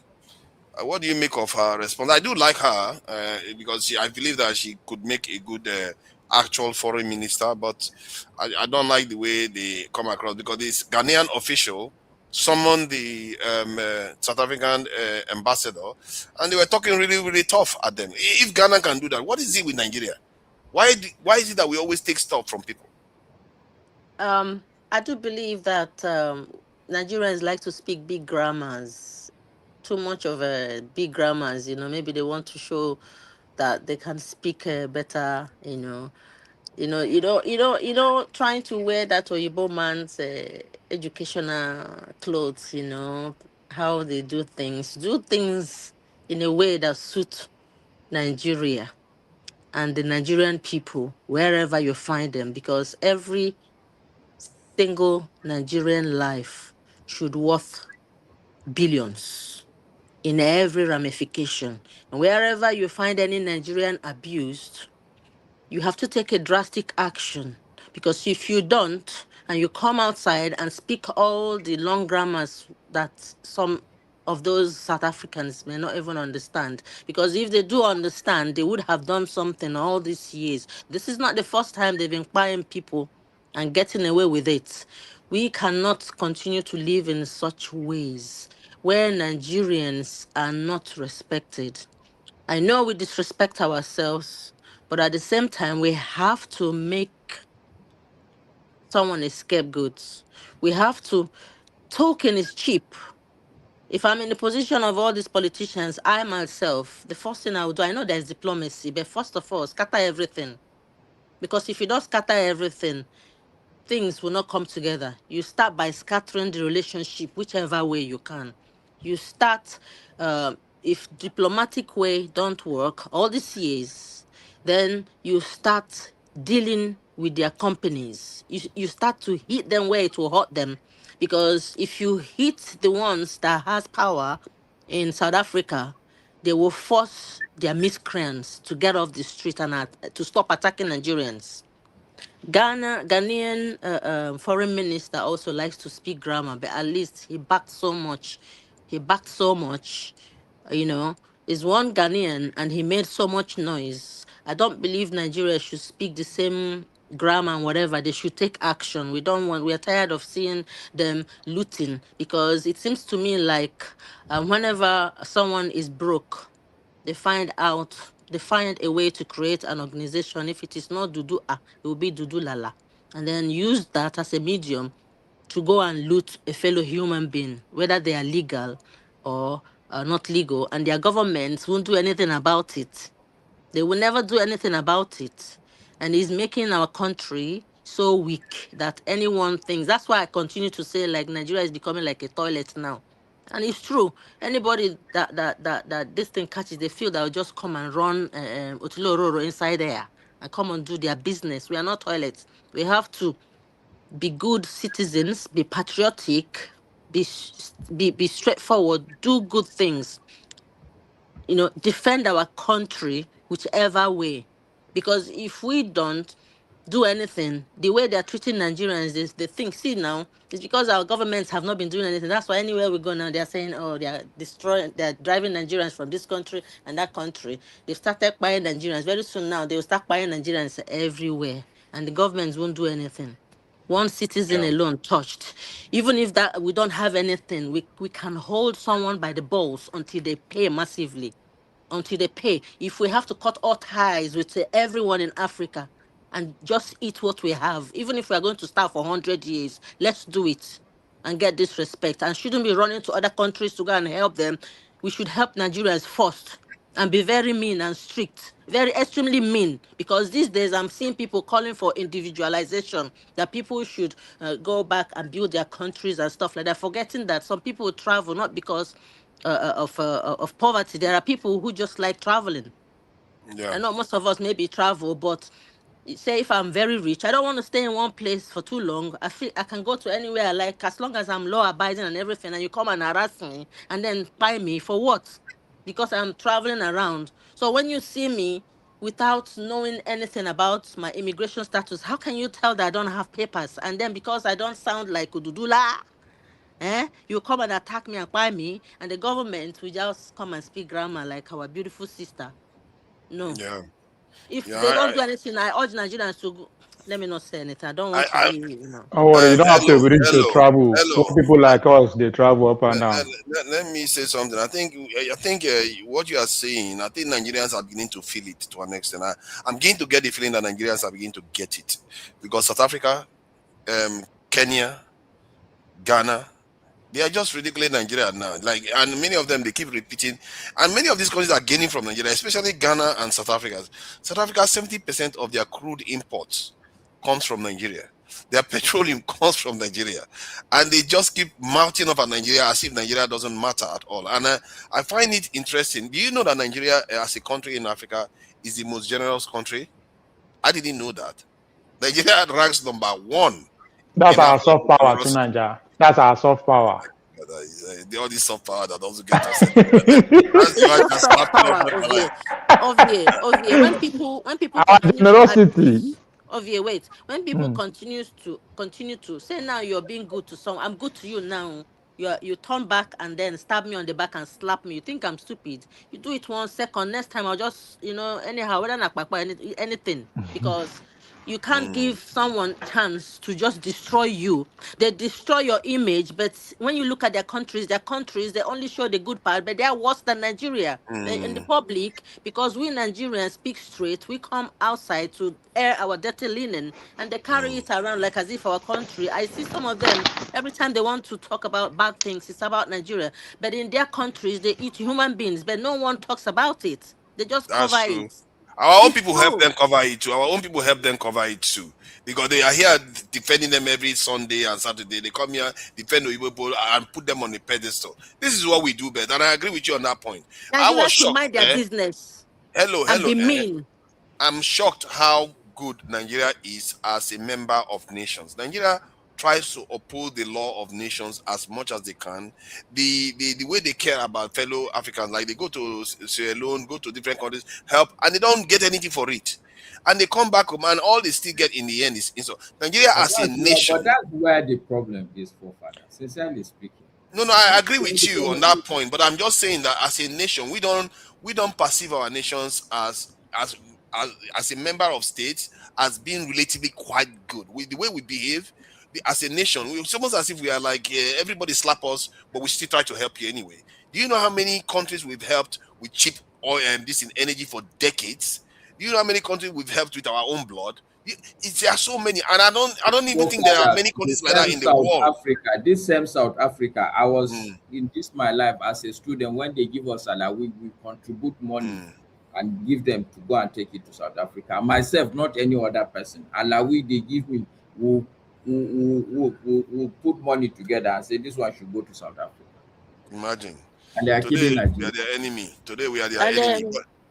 Forefather, sorry. I wanted to say as well, like now, because Nigerians speak straight, And when we speak, for some reason, I don't know if people feel intimidated, but in Nigeria, we speak this way because this is the way we are. We air our minds. When we see something, we scream on top of our voices like, this is it. You understand? So people may not understand us. That's fine. We don't have to please everyone. We should be extremely patriotic. We should teach our children to love Nigeria, with passion. And then when we now bring our ethnic divides in the open space, these people, when they want to touch us, when they want to scatter us, they begin to touch those our weak points, which is like religion, which is ethnic bigotry, like instances now when the Igbo King stuff was happening. Some people were saying, oh, that's how Igbos come. They like to grab lands and all that, forgetting that today it may be the Igbos, next time it will be Yorubas, next time it will be Fulani, next time it will be Ijo, next time it will be Okpaolo people, So, can you hear me, guys? Yeah, we can hear you. They went after Ghanaians too now. So, Internet. Can you hear me now? yeah, we can hear you. We can hear you. We've always heard you. Yeah? We've always been hearing you. Yeah. So with I know that no country is perfect. I'm not against any African country in any way. Any country can decide to say this is how they want their country to be. The people choose the government. But to come outside to ridicule my sweet country, even though we are the ones supporting you behind, you don't say our good part. You're always picking on things you think it's our weakness to use it to judge us. Even I tell some people when they talk like this, I said someone just called the whole continent a shithole countries. So that means we all have works to do. So Nigerians should, debunk all these things they want to use. I believe there's a race somehow or a plan somewhere to destroy my country. They start by tarnishing the image of Nigerians. Before you know it, they'll start ganging up against Nigeria to tarnish our images. It won't be enough because we are kind-hearted. We wait until something horrible happens. Then they will now start taking us out, buying us. When they buy us in South Africa, nothing happens. They now buy us in another country. Before you know it, they'll start buying us everywhere. And then we are losing our strength because if our government stand and use someone as a scapegoat, which way, destroy their companies, whichever way, retaliate, tit for tat. They do you one, you do them 1 billion. That way, they will not do that again. If Then Nigeria when they want to replies to do any good to us, we nation, we do are going good to to them. You damage do them a us lot. bad, we do you 1 billion. That's it. Tit for tat now. I Enough is think enough. I don't think this government is capable of doing that. Every move this government has made internationally seems to have messed Nigeria's image up. Like comparing Nigeria to Kenya. Why did Tinubu have to do that? It's like, who asked you? It's like, I don't know. I've never seen any president in Nigeria before that just goes out of their way just to make a point. You throw another African country under the bus. I don't know why Tinubu did what he did, and he invited the insult from Ruto to Nigeria. I don't personally, the way Tinubu has conducted himself internationally has been very, very abysmal. He has not conducted himself in a way that benefits the country, that is in the country's interest. He always does it like the ECOWAS one. He screwed it up. The ECOWAS one, he went to the UK and he went and brought debt for us to go and help their own their own steel company when the Nigerian steel company is not working, and he was busy laughing at PDP for not fixing the Nigerian steel companies, Alaja and all of them. But his own, he is there for 3 years and he has not done anything about it. He said he went to go and save the British steel company. I'm just watching a video here just now, and I'm just fed up of the way Nigerian leaders are. See, Masker, this issue is beginning to scare me, because some of the things somebody told me this weekend about what is going on in Nigeria, I was completely shocked because I expected Nigeria should have gone further than that. But it appears that the emperor has no clues. Our people are doing nothing, and if Nigeria is doing nothing, Africa is doing basically nothing. We are just sitting there hoping that nobody comes for us again. If they do, we don't have any means of preventing it from happening. Our people are not doing anything. Like our government now, you know that they will say Nigeria is building a drone. Like, no, they are not building it in Nigeria. Most of them, they are building it overseas. It's like when they will claim that it's the Nigerian built drone. When something happens to it, they have to go to another country to go and get the manual and everything to deal with it. It's like this is the training they keep talking about constantly. Why is it that our leaders have refused to actually get our people to build anything themselves? What is the problem with that? Is there a law somewhere they put somewhere that our people should not be able to build anything? Where is the law? Because if there's a law, they should let us know so that we know we are not allowed to build anything. Then we leave the country to a place we are allowed to build, or we force the leaders out of the way to change our policy. Because this is just unacceptable. I'm shocked. I'm telling you, Masker, we are all we have. The government is not doing anything. The private sector have to do what they need to do to fix the country. These governments, all they are just there doing, they are working for Igbo people. They are not there to try to change anything because they have the power, you know. They have the power to change anything. Can you believe that Tinubu, like you said, I think he borrowed $5 billion recently. Do you know what $500 million can do? 500 million this in dollars alone. You can start 500 tech companies with that in Nigeria. Do you know what those 500 tech companies can go and do? Let's say you just focus on drones alone. Before you know it, Nigeria will be selling drones all over Africa. But there is a reason why they are choosing not to do it. These people, for some reason, they have signed some kind of agreement that says we are not allowed to do these things, and they are not allowing Nigerians to do it. How is it that in America alone, do you know that the Nobel Prize they've won in America, the Nobel Prize that has been won in America in sciences have been won only by Jews, 25% of them. It's just only by a small Jewish population. How is it that a few million population is able to accomplish that much when we have 230? We can't even manage to do that. Not to mention globally, 1.5 billion, no black person can do that. It's almost as if there is a law somewhere that says we are not allowed to do these things. I really am disturbed by it. There is a law. Is it that you're asking a question? Or? I'm asking a question. No?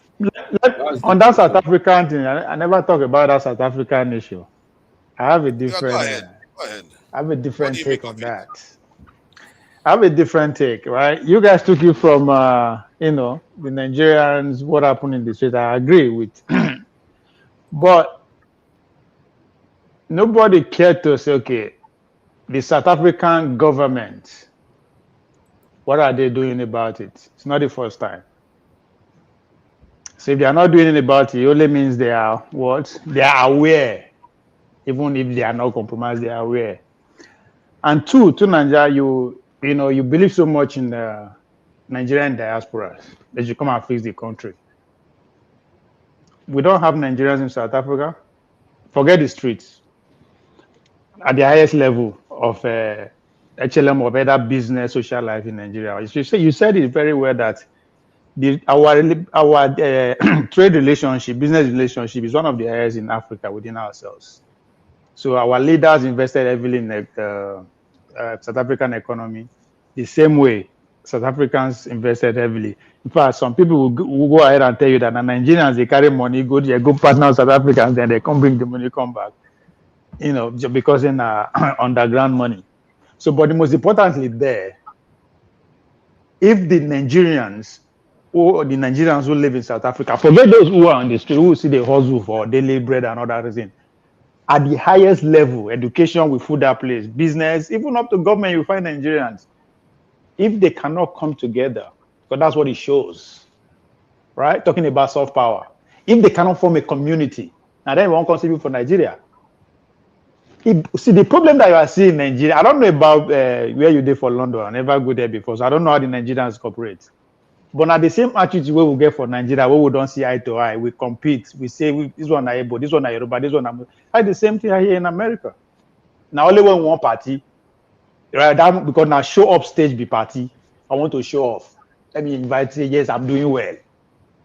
Right? So if the international community, Nigerian international community cannot even take a stand, because we are talking about the Jewish community. If anything happened to their community, even after government finish, you'll be see community leaders, institution leaders, take issue upon their hand, follow law and every other thing. We don't get Nigerians by all this place. So, Yeah. so those are the for me, that's the issue for me. That's the problem. Why are our people so scared? Why are they so scared of their own shadow? I Why are don't we get that's scared? the truth. What is wrong with these people? Because those people where they fight for streets, I'm not indulging what they are doing, boy, right? But you can understand. Now people they engineer am from the top. Those who want power, those who want politician, at a point whereby America is giving South Africa a headache for them going after their wealthy white people, right? Something got to be done. Look down to the street, the poor people. What do? Set confusion within them. For me, that's the only reason people that matters, community that matters are not speaking out. It is because they are aware, they are compromised. Is it that them or the lower cadre? So that's why I know they really. I look the video you play when the point the woman is making. Go and fix your country. I agree. But the most important thing again, that's why I keep saying the poor people. We are expecting so much from them without giving them nothing. The poor people have been subjected to not to know anything first. Don't talk about getting money. There's a reason why they do that. You understand? Article is one of the Hold on. We can't Sorry. just keep making excuse that we are the poor. I think the poor in Nigeria is even from the poor in the diaspora. I think the diasporans can't make that much of an excuse. Really. Okay. Oh, yeah. No, me now because you believe in diaspora. I know they write them off. You can go and research on this. Atiku is one of the highest investors in South Africa. The man Atiku. In fact, at a point that they accuse him to the way in the influence who become president of South Africa based on the kind of investment when he get. No ever see and say anything. Because if they speak, their pocket will be they go hot time. So it is something that occur every time like that. This is it's beyond the people, the normal regular people, right? But talking about why I say I write the diaspora out, show me that place where you don't find comfort, that you have some power.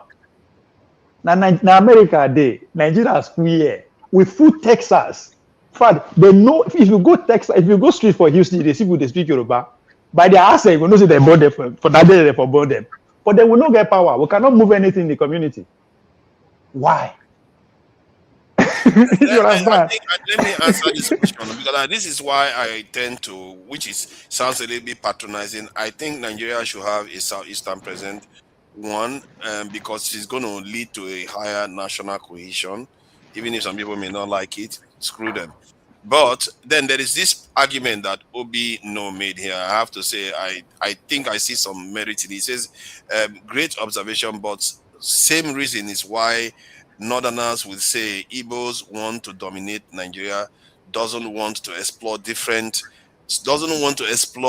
regions' strategic strengths, keeping everyone down. I think there is a point there.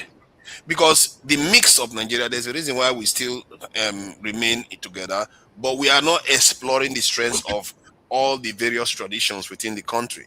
Because I actually believe the Southeastern tradition has merits within representing Nigeria's interest. Because people that have been honed to understand, to go to anywhere and understand how to take advantage of and know what is advantageous in that environment, we are not even tapping into that at all in Nigeria. We decide to that's a good them for argument. power. That's a good argument for them for that. The reason why I say that I know that this is stereotyping a whole people, but it's not true that every group is like that. But I'm going to say this: my observation of the different major groups in Nigeria is that the Yorubas are very conciliatory people. They will try to avoid conflict if they can, if they can get away with it. They defer to elders. They defer to leaders. They are very conciliatory. They don't challenge authority as much. But the Northerners, they are quite similar, but they are rigid in terms of religion, and they are willing to defer quite a lot of power, more power to their leaders than even the Southwesterners are going to do. But the Igbo people are very, very dynamic. They are very dynamic, and they are able to explore. They are daring. Let's put it that way. And anytime they engage with an Igbo man you can trust. Generally, I will find it easier. I'm stereotyping. No, don't say this is for everybody. No. What you are saying, that's how I appear. I'm just trying to get it out there that I actually believe that if an Igbo man goes overseas to negotiate on behalf of Nigeria, by instinct alone, not because they necessarily want to do that, just by the way their instinct works, they will try to negotiate a better deal. They are not that conciliatory. They are not there to please you. They are there to get something from you. That's their approach, and I think Nigeria is missing out on that. That's my belief. I agree with you, but you know why? You know why it be like that? So obvious. You have to go back to a little bit of history, right?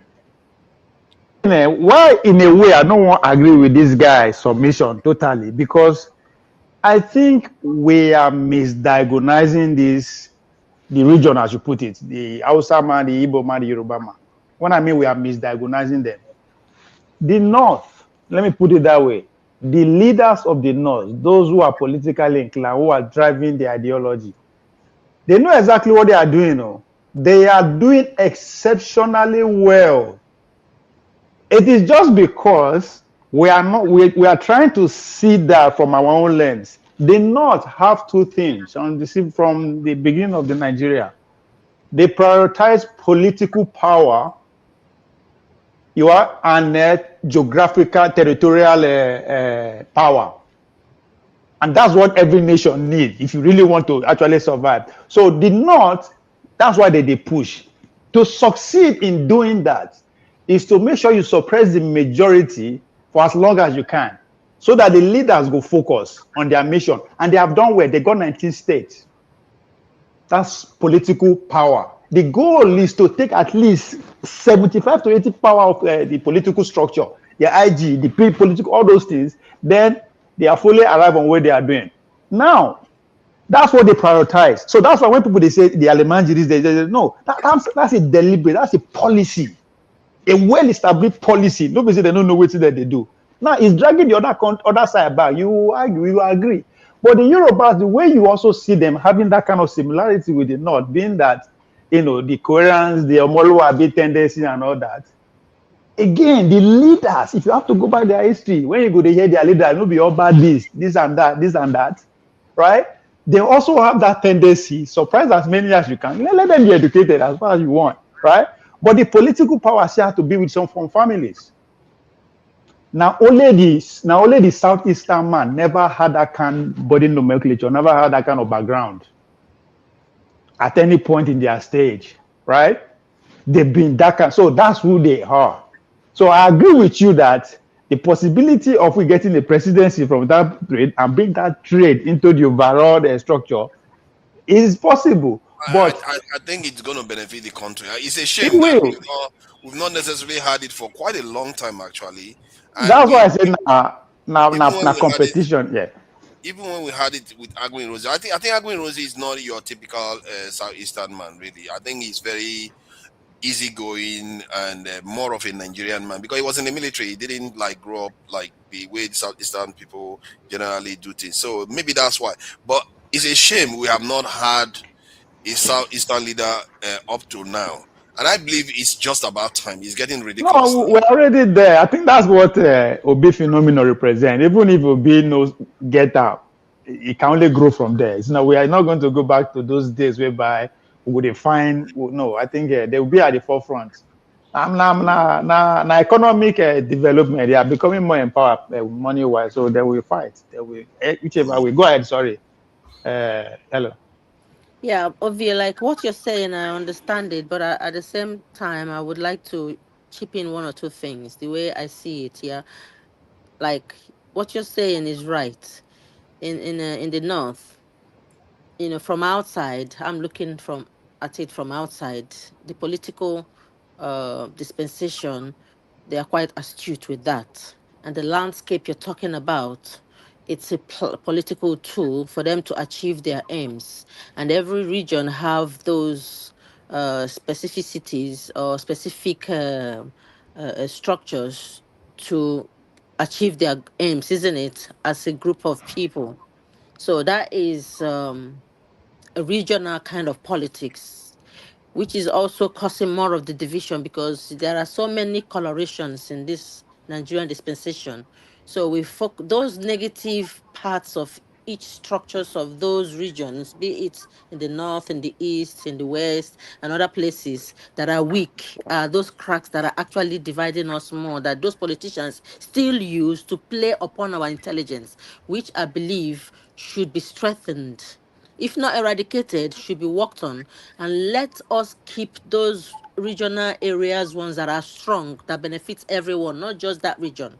We can pick it and say, these people have this threat. It is good for Nigeria. Let's keep it. We all come to the table and we look at every region that have uniqueness. Everyone is talented. Everyone is important. We are unique, intelligent, and blessed people from every region. Let's harness those positivities from every region that we have, yeah?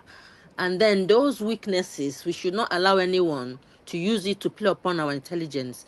Either take it away if it doesn't benefit the other side. I know politics is a bit more divisive. The winner carries it all. This area wins. Even though there is that landscape, it doesn't benefit the people that put them there. So what good is it to that area, not to talk of other people? Let the people who vote them in that region with the landscape enjoy that government. Let other regions benefit from that landscape, vice versa, and we share everything we have equally so that everyone is happy. Because if everyone is not happy, if you have children and you're maltreating one of them, saying, oh, this one is a bastard, that bastard one is one that will destroy you one day. They That is don't do true. it intentionally. It's not Mm. unintentional. It's like, okay, instead of my father to disown me and cheat me and give my inheritance to this alone, or don't share it equally. Imagine you have houses and you have 4 boys, and then the last one is a bastard, even though it's your own child, though, and you publicly disgrace them, publicly treat them like piece of shit, publicly tell them they're worthless, publicly every day, even though there was war, there was no closure, and every side of the war, Nigeria side, the other side, should go for counseling and let everyone come to the table, hear their voices from every side, and apologize to one another, accept your differences, strengthen your the weaknesses, strengthen it, Yeah. and be together. So now you continue to treat me like piece of shit. Do you think that when it comes from me to when you grow old, do you think I will look after you? I will be the bastard, Exactly. and I will Yeah. be it with pride. And I would Mm. then want everyone to divide. Say, instead of this house to be at peace, let it scatter. That's the way it is.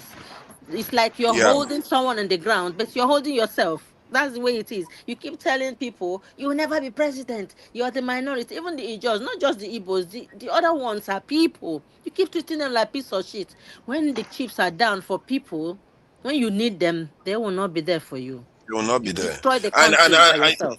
people that say Godfather, that stuff, they don't understand the karma they are sowing. Those, Ovie, let's bring Masca in now. let me bring this something I noticed about the Southeast currently, that because there are some gains and development that we are not paying attention to, right? Because somebody is saying on the comment section, because he's trying to flood your argument that if we have Igbo presidency, things might change. He's trying to say, what about the now Igbos, they govern Igbo states and nothing is changed. But now they say that's a lie. If you look at for the past 5 years, or let's say for the last 10 years, 2 Messiah is sweeping through the east. One calling Nnamdi Kanu, clearing the street, concentrating the vote as they come. These are leaders with the telephone, also they are bad people. And Obi come in and capitalize on that purity that is already existing and usher in some leaders. Today we are talking about. I disagree with that Nnamdi Kanu analogy. That I don't know why you do that. Fair enough. But today we will see Abia is doing well. It comes in the wave of Obi. The Enugu guy, even the Soludo that maybe because of the crime he committed by writing the letter, people don't want to talk about it. The man is changing things. That is the era. That is the progress I see that is coming. Even though there is another wage to cut them, create another state, another in terms of pushing back, but it can only go from here. You can only see leaders that communicate to the Ovie, actually, there is something about the Southeast that maybe some people fail to recognize, even some Southeasterners. From what I gather, in the Nigerian HGI, apart from Lagos, the next area that has the highest HGI is the southeastern state of, I think, Anambra or Enugu, one of them, that have it. And their HGI is quite high. Their development level is quite high. I don't know. People don't understand. They don't understand. Even with all the disadvantage they have, they say they have, they are still being able to accomplish this much. I'm telling you, So this is why sometimes you have to go tribe to tribe in Nigeria and see the patterns that is showing itself on the ground New leaders and are continue emerging, through yes. history. And I actually feel like if you look at the Southeasterners, the way they have conducted themselves over history, not even in Nigeria alone, they are gonna, one way or the other, they will be a force to reckon with. If we like it or not, this is not only in Nigeria, it's going to be everywhere, because their approach, their culture seems to marry itself better to the It goes in current today's times. world. It fits more in today's world, where Yeah. it's not about conquest. You just go about just It's conquering not and even taking by location too. It's not even by location. You can Yeah. dominate there. Yeah. But when you disagree with Nnamdi Kanu, ready, but now a different conversation. Because I feel like he sabotaged the Southeast. Actually, he set them back. You have to understand the people that are leading the Southeast before Nnamdi Kanu phenomenon. Those people come under Obasanjo, those Ngige them, and those people Were they not the people that gave them one of the highest HDI in Nigeria, even with all their disadvantage? No. I mean, maybe you separate, you put Obi out, but the rest of okay. How many ex-governors you could mention? Mention anyone from 1999? I don't know their name, but Peter Obi is not the governor of Enugu State. But if Enugu has the highest HDI, so what do you make of that? I'm saying that the Obi wave, right? After Nnamdi Kanu wave, don't clear the streets, right? Put more courage to the people. Say, come, these people are bad people. Call them out. The rest of Los Angeles, whether not right or wrong, but those people are out of the way now. So Obi came with other leaders, which is where the Enugu now comes in. So I'm just saying that it can only get better, because I don't see those old politicians coming back. Even though Tinubu is trying to revive them in the name of class of 1999, they are not going to get any votes from these young people who, most of the history that they know is what Nnamdi Kanu is teaching them. As I said, whether you disagree with his method or waiting they tell them, but it's working for that Southeast in terms of the political wave that we are seeing today. Obi is a beneficiary. He cannot deny it. He can't deny it. No, he's a beneficiary of the stuff that has been done. But that said, the Southeasterners, they have managed to accomplish quite a lot with their time. And I actually think that it's about time we sort out all these nonsense divisions. I think, was it you, or I don't know who made the comment that we should use all our brains together at the same time? That is what we were talking about, the Elder Council that somebody suggested in Nigeria. If you have different groups in Nigeria, they all tap into their strengths. When we need conciliatory approach, the Southwesterners will come in with their expertise in that area. Where we need to gain advantage in any strategic negotiation, that should be our second layer. That should be our second layer of government that the foreigner cannot break in. It should be very hard now, because all of them are there. It's very hard to break. But they won't do that. Instead, they are trying to destroy the elders' power self. They don't want me to come together. So it's the Elder Council, is that of chiefs or no, most people who were in government at various levels before 1999 or the first set of 1999. Oh no, I don't trust those ones. I don't trust those ones. No. I mean, okay, then let's go on the one where we let people from different regions. I think that one is just the best one. You let people from different regions, they all go and sit on behalf of the regions and make decisions together for the country, because you tap the best from each region. If it's the Biafran struggle, the Biafran state, that 3 years, that's what they did. The people that are making decisions, the Elder Council, are different from the Ojukwu-led army. So Ojukwu is not they come out and make direction. No, he has to go and sit with the elders. If you go study the Biafra struggle, where they have that layers of governance. So nobody say because this is why they write the whole story behind Ojukwu. So it's not like that. Yes, he's the military, a front man, but he doesn't wake up and just take decision. There were men, like real men, who are doing exactly what you are talking about during that 3 years of. We didn't know that. All we know is that Ojukwu was their leader. That's all we know. Yeah, he's a military. Yeah. So, but we need that second layer. Let's bring Masca in. Masca is just sitting down like somebody is coming to ask for a loan in his bank or in his institution, and he's about to give them bad news. Masca, is that what you are trying to do? Can you hear me, Masca? But let's move on. Let's move on to this Iran business. Iran seems to be like they are not tolerating nonsense from America, and America is giving them the runaround. Where do you think this is going? Do you think Trump is just trying to buy time and he really doesn't want to get back into this war, because they appear to have pulled negotiations now because Iran insists on not talking to them directly. Where do you think this is going? What direction? Is it going to fizzle out like this, or they might go back to a hot war soon? Well, so my take is that I think Iran in itself has to reinvent itself. You see, one thing about life is the dynamism of life. No matter how you look at things, you can't just hold.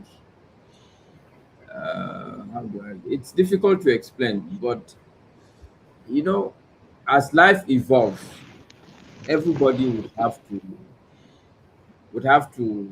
what's the word now?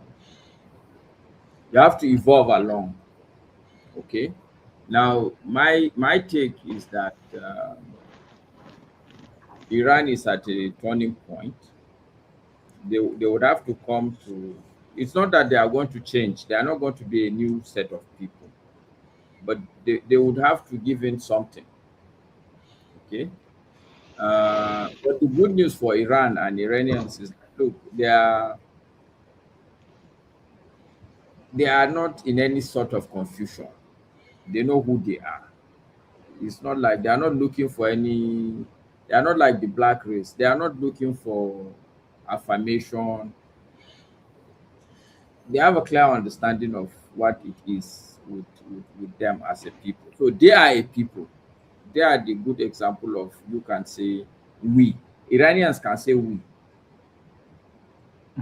Because as a people, there is clarity, there are institutions. You can hear IRGC, you can see the different levers that if you hold the IRGC, it doesn't matter whether you call yourself president. That institution must be with you. If it's not with you, forget who you are. You are not going to you are not going to go and do any nonsense negotiation and think that you will use Iran as a space. Like it will not happen. So, but be that as it may, I think in the end, Iran would have to also make some compromise. What kind? Okay, I think in terms of what I'm suspecting is that they may have to say, okay, we agree to delay our maybe nuclear ambitions. Okay, if the problem is that you think tomorrow we're going to attack you, look, we're not even going to do this thing until the next 10 years. We're not going to resume this thing until 10 years. So for now, if we need this and that energy, there should be some sort of arrangement for us to get that. But in terms of enrichment, maybe we will delay it by another 5 years, by another 10 years. So that at least people can be comfortable that, okay. Because there is a general consensus that if they have a nuclear weapon, it may not go very well. Okay. So I think that's that. I also know that. What do you mean that if they have nuclear weapon, it may not go well? What does that mean? Okay.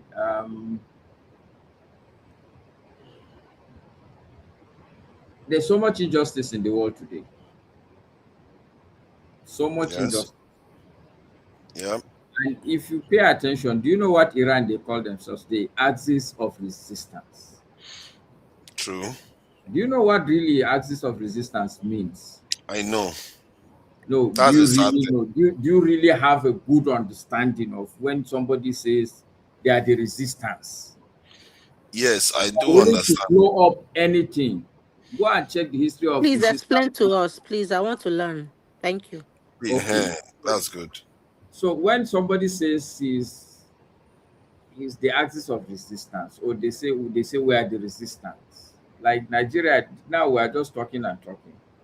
If we really want to make this country good, we would have to have some sort of resistance movement. This resistance movement, they are willing to kill anybody, blow up anything. I remind people that Nelson Mandela was in prison for terrorism. People tend to forget about that. All the good people that have brought about progress, even the America we talk about, they fought a very bitter war. So when you are resisting, you must be willing to go the full length, the whole 9 yards. That's what it means. That's what it means. If you look at even Iran as of today, do you know the pain, the mere fact that the closure of this Strait of, do you know the pain it's visiting a lot of people? I haven't gone. Wait, okay, go ahead. From I think it's from either Sri Lanka, one of these countries that I think broke up from India. Do you know that in their country now, you can't go into a filling station and get more than 15 liters? It's impossible wherever you are. That's the level the world is. We in Nigeria, maybe we don't know about that. Maybe people in America and England, it's not as bad as that. But there are countries now that you can't go into the filling station and get more than 15 liters. Wow. So I'm saying that this is almost more like unleashing a nuclear bomb on the world, technically speaking. Mm-hmm. A lot of countries that they have told their government workers stay at home. Yeah. So I'm not saying that they will use it, but I'm saying that if they have a nuclear weapon, the injustice that is going on, a lot of it will not go. They will not take it. They will not allow it. Yeah, but don't you think that the system will correct itself? Because if one side remains too weak, they are going to invite conflict. I don't buy that. Systems don't correct themselves, because it's a figment of people's imagination that systems work functionally well. No, systems work according to the design that they have been designed to work for. The world we live in is a contraption.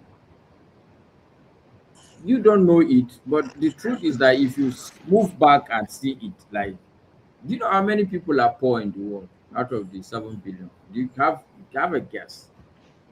All of us that are sitting here were poor people. That's the truth also. If you don't go to work, you starve. Speak for yourself. The few £100 I have in my account, it tells me I'm rich. Speak for yourself.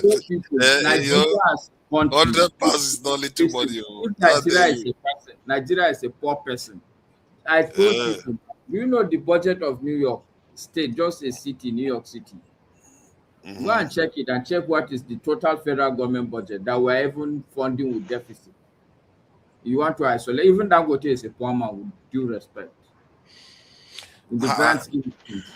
But that is an aside, so that we will not dive. I'm just saying, forefathers, that systems don't correct themselves like that, the way you're thinking, because you're coming from a fairness perspective. No, I didn't try to understand what I'm saying. Like, an example is like with North Korea now. North Korea, because they've got this nuclear technology now, means America is not looking to sabotage them too much now, because they know it's a fruitless exercise now. So that's why I use the word. So North Korea is not an axis of resistance. They are not interested in anything that is happening. No, it's not about resistance. What I mean by that, the point it was more of a narrow point about instability. If there is inequity in power, what you are going to have is the side that has more power will topple the side that doesn't have power, leading to an unstable situation. That's why I'm thinking if Iran acquires that power, it might stop the continuous attacks that is going on, because nobody wants to attack Israel deliberately, knowing that Israel is going to destroy them. So that's the problem. So I feel like maybe if Iran gets the nuke, it's going to balance the region out so that nobody attacks each other anymore. Instead, they will have to negotiate then. Okay, I will bring, there is an argument I gave you at some point, forefathers, that there are two types of equations. There is a mathematical equation that if you do 1 + 1, definitely it will be 2. Okay, it's a definite thing. You know, if you do AB, this is definitely going to happen. What you're dealing with is probability. Nobody wants to deal with probability when it's a matter of life and death. You would rather just avoid it if you can avoid that scenario.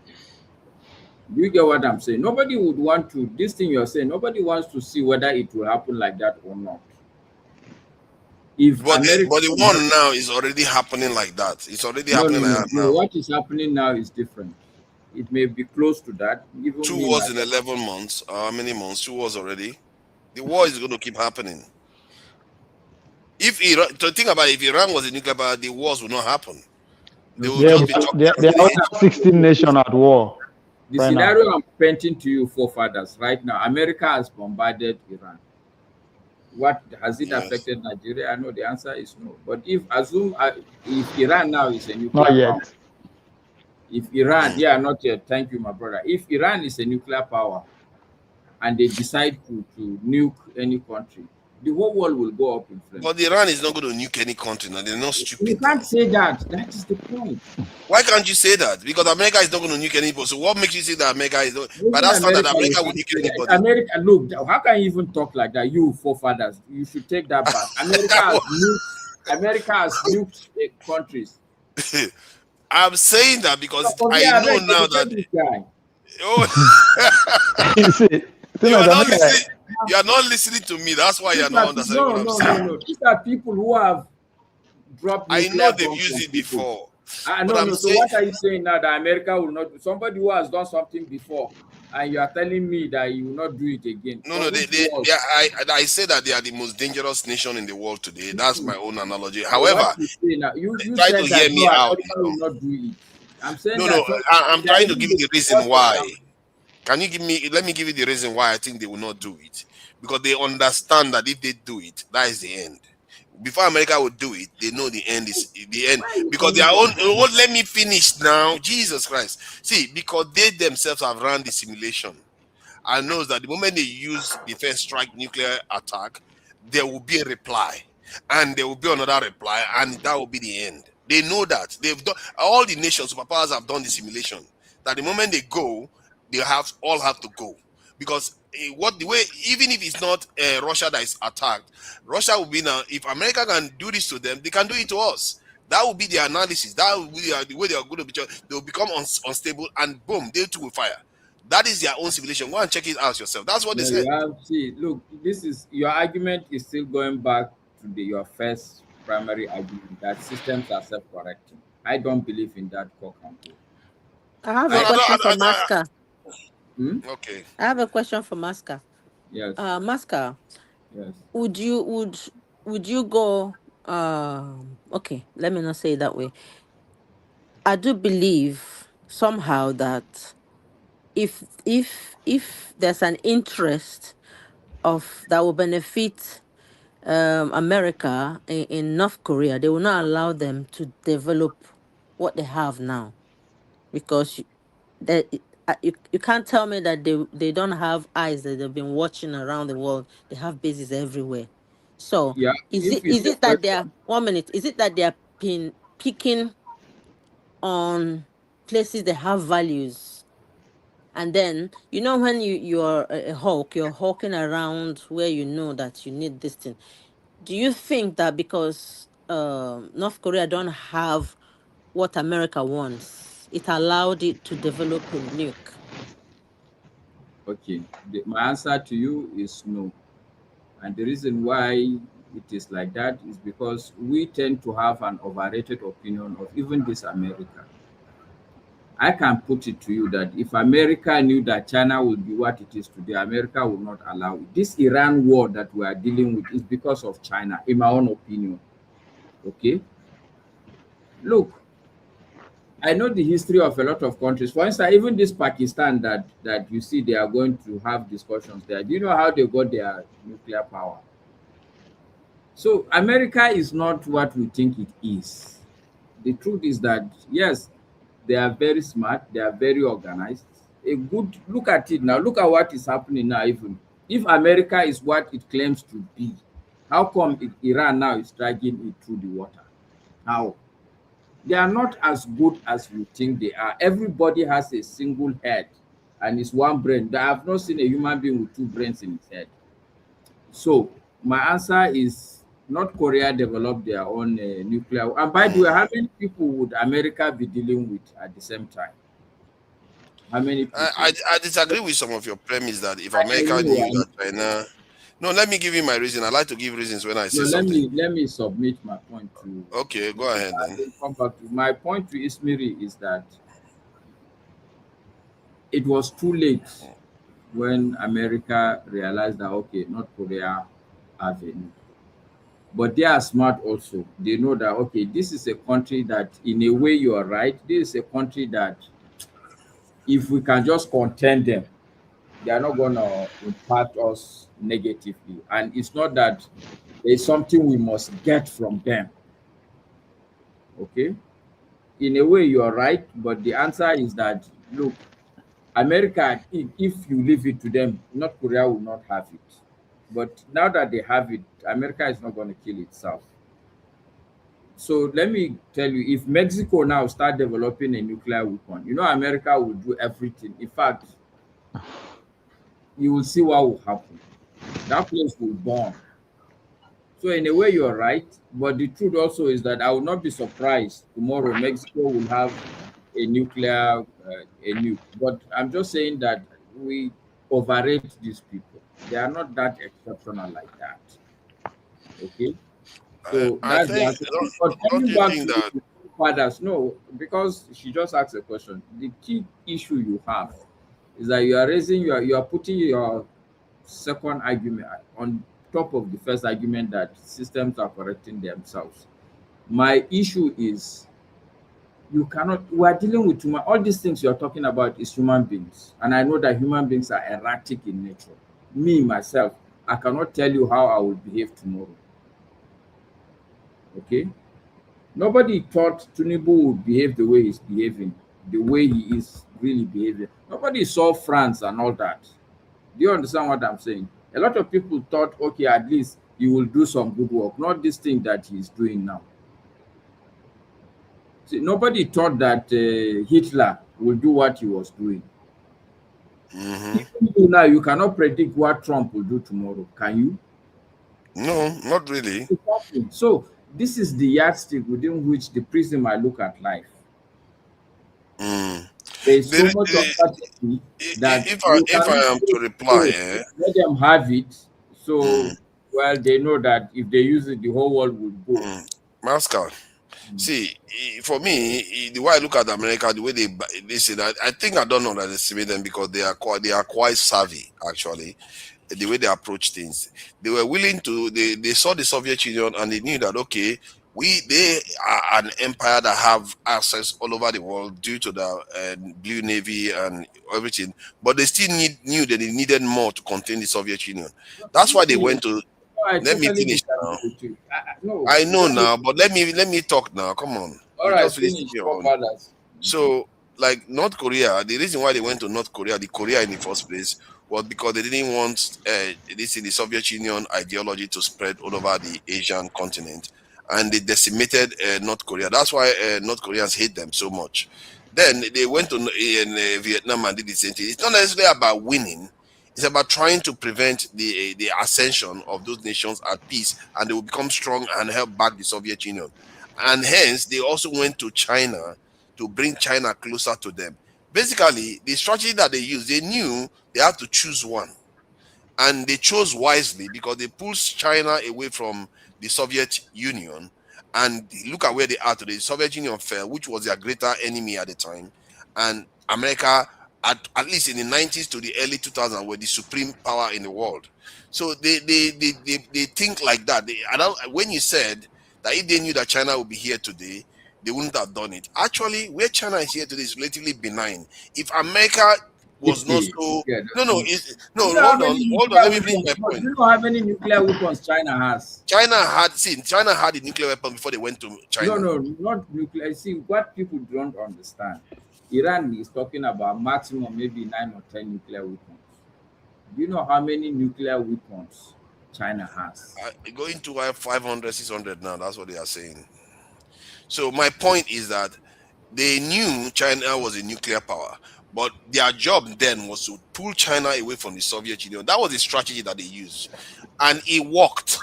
So don't make mistakes. Don't underestimate these guys. There's a reason why they won the First World War and the Second War. You are taking us into a tangent. In that tangent, you are right. America, they are smart people. I will give it to them.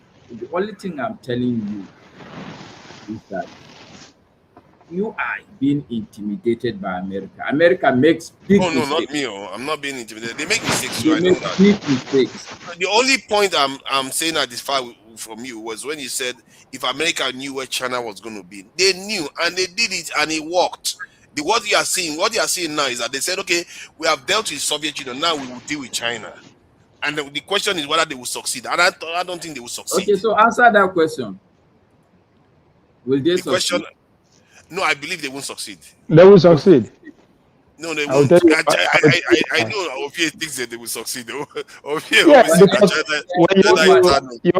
I like resting my points. My point is that, okay, you cannot, I don't believe that systems are self-correcting, because I do understand, number one, that people design systems with a lot of loopholes. The world economic order that we operate in today is a configured system to favor places like America.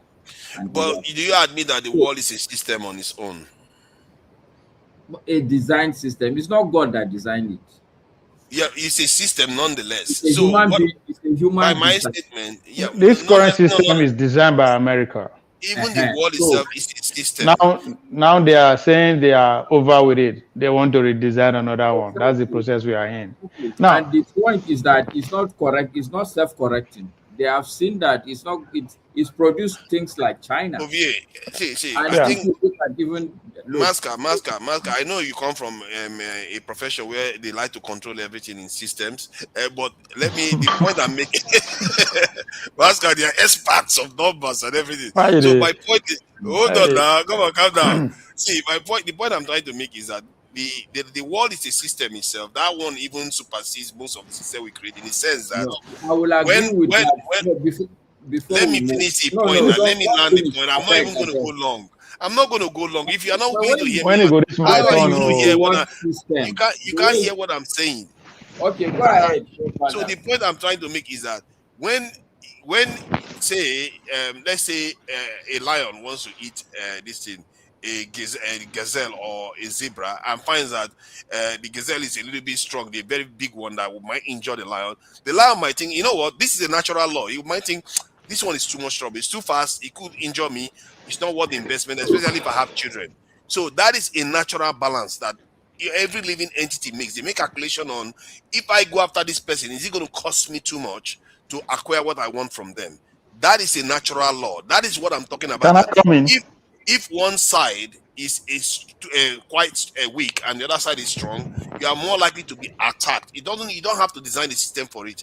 If the other side is strong enough, the other side will withhold the attack because they will feel like it's not worth the investment. That is my point. All right. Go ahead. Is it my turn? No, it's not your turn. It's not. You know, King Emeka has joined us now, so we're going to give you a chance after you speak, Ovie. In a way, you are right, forefathers. Thank you. I'm responding to your question where I think this crisis will rest. Remember that you asked me that question. So all the discussion and the arguments we're having now is in response and in respect to that question. I'm putting it to you that the Western world, who are, like Ovie said, the designers of the system, they are not going to sit and take lightly an Iran with nuclear weapon. It's not part of the system. It's not part of the design. And this system that we operate today will convulse, will vomit. It will convulse. So what did they get it now? Are they going to throw what are they going to do? Throw nuclear weapons? So that's why it is a bigger crisis, because Iran understand that at this point. But I don't think the West can really control Iran having a nuclear weapon. Currently, they have 65% uranium enrichment. It only takes them roughly 35% more, and that's going to, if they're really serious about it, it's 2 weeks enrichment. They can do that, but because their former supreme leader placed a fatwa on them having a nuclear weapon, that's why they've not done enrichment to that level. So their claim is that they just want the enrichment for their power stations. So Iran has no view of having a nuclear weapon.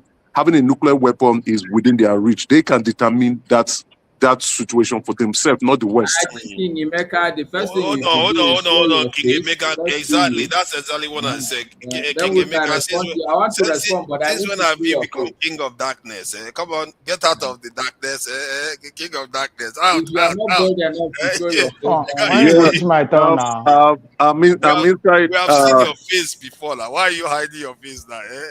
Come on, Just come on, When come it's on. my turn, oh. It's against the rules. You can't be. let me stay quiet. I just want Look to at that. battle Ovia, forefathers. it's not your turn now. It's King Emeka's I turn. am asking.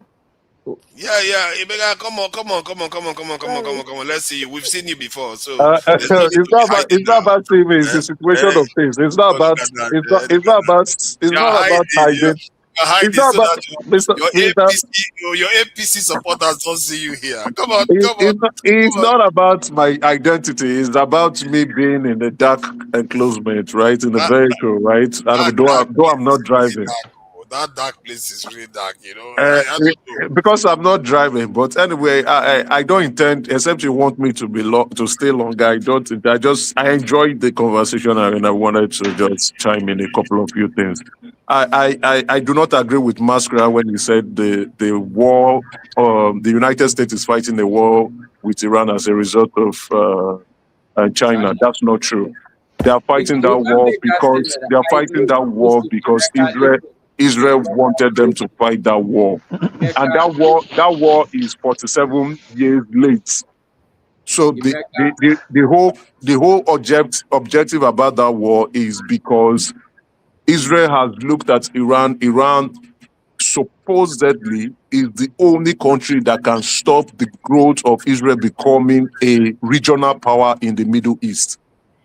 And they've projected that war. That's why they went after Iraq. That's why they went after Syria. That's why they are going after Lebanon now. That's why, and now they look at it. Initially, they were comparing between going to Iran or Iraq. So they went to Iraq. Now the goal is Israel wants to be a regional power in the Middle East, and the only country that is going to stop them is Iran. So it is not because of China. Yes, China, the China is like a byfactor. China is a byfactor because of they obtain cheap oil from Iran. And China, as a result of that, China has become like a de facto cover for Iran. It's not because of China. Israel wants a weak Iran. And Iran either that Iran is destroyed or Iran leaders would bend to the will and influence of Israel. And that is it, period, non-stop. So with a strong Iran, which they actually, the mistake they made, they were unable to extrapolate that Iran would be able to go after the GCC countries. If they knew Iran would go after those GCC countries, they would have looked for an alternative. Now, Iran has now acknowledged its influence and power, and now we'll all be honest that Iran is now a de facto regional power in the Middle East because all the military targets in Iran has all been obliterated. There's nothing to destroy anymore.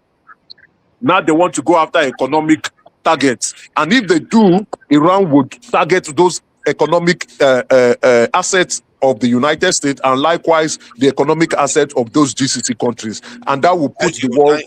Thank you for that. I think that's a very good point there, man. Who wants to speak next? Is there Ovie? No, I just want to push back a little bit, and I will say good night to all of you. Okay, let's let the Nigerians. I understand where you're coming from, Emeka. No, let me ask you that the question I wanted to put to you so I can take his point too on board is Iran not quite brave? They are not only fighting America. Oh my God, they are not only fighting America. They are not only fighting Israel. They are also attacking their neighbors. Like that is some crazy strategy. I've never seen this strategy before. What do you make of it? Okay, so this is what I'm trying to, and that will be my response to Emeka also. But my response to you, forefathers, is when you read history, the history of countries, if you read the history of Iran, if you understand the geography of Iran, and you understand world global economics, Iran is not a pushover. The war, people forget this thing so easily. America sponsored Iraq to fight Iran. This is not the first time America is attempting to fight that country.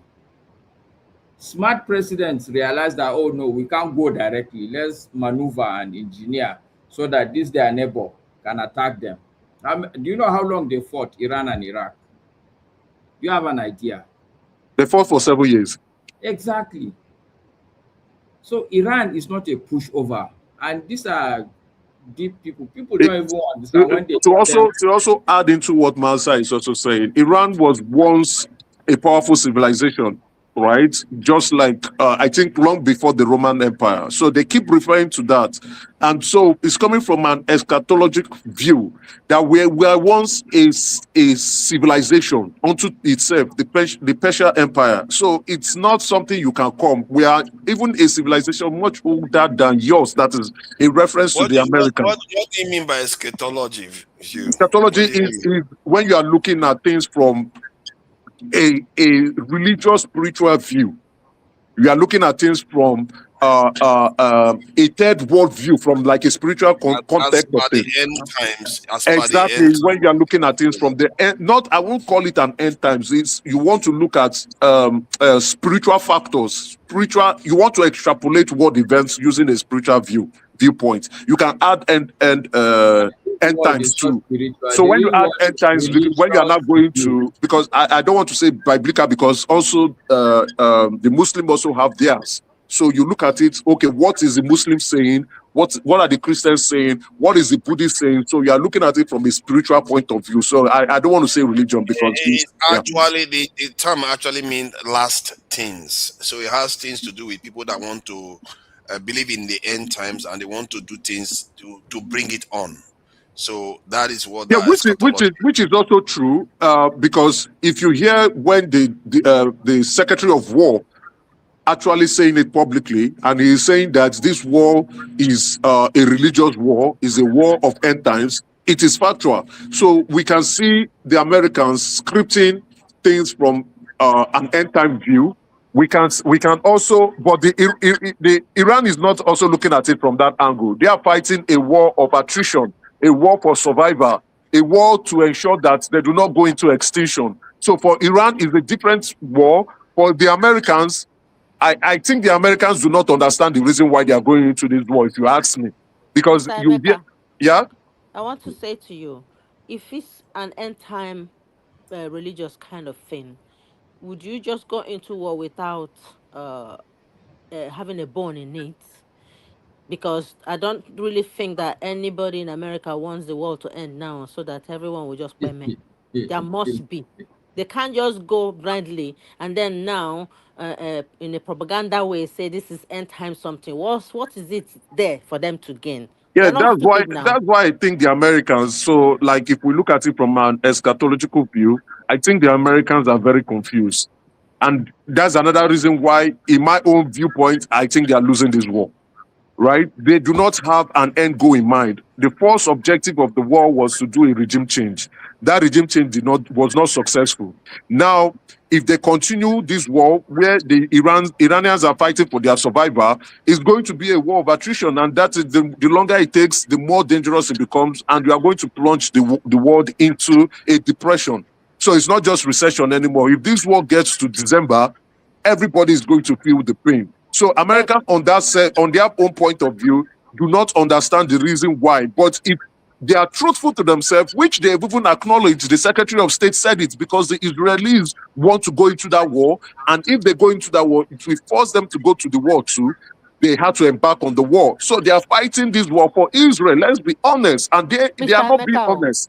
Mr. Emeka, don't you think that there's a history there from not just Iran being a long-time civilization with the Anglo-Saxons who now, are in America and all that? There is something there. It's not just the Bible stuff. You know what I mean? Yeah, I think there's been a long time kind I of agree. Just like with the Russians too. colonization. It goes round in a circle. Yes. Yeah, just like with the Russian too, their war with Europe has been a very long war. It will not stop because Napoleon was not successful when he went to Iran. He wasn't successful. Alexander the Great too was not successful when he went to Iran. So that war has been a long-term war coming forth. So for me, on a spiritual angle, I think there is something with Iran that they are going there to fight. Now, with Iraq, a lot of people has deduced that it was not just only oil, that when they went to Iraq, there was a potter in Iraq that they went for. And also that there was a giant king, a hybrid king called Gilgamesh. Even the Secretary of State at some point, which is Hillary Clinton, asked for the burial site of Gilgamesh. So when they went to Gilgamesh, they also went to secure that potter and go into Iraq to see so many things. I hear they've also excavated the body of Gilgamesh and they've taken it out. So Gilgamesh, if you don't know Gilgamesh was a hybrid king. Many said he was born, he's half god, half human, and he was a giant.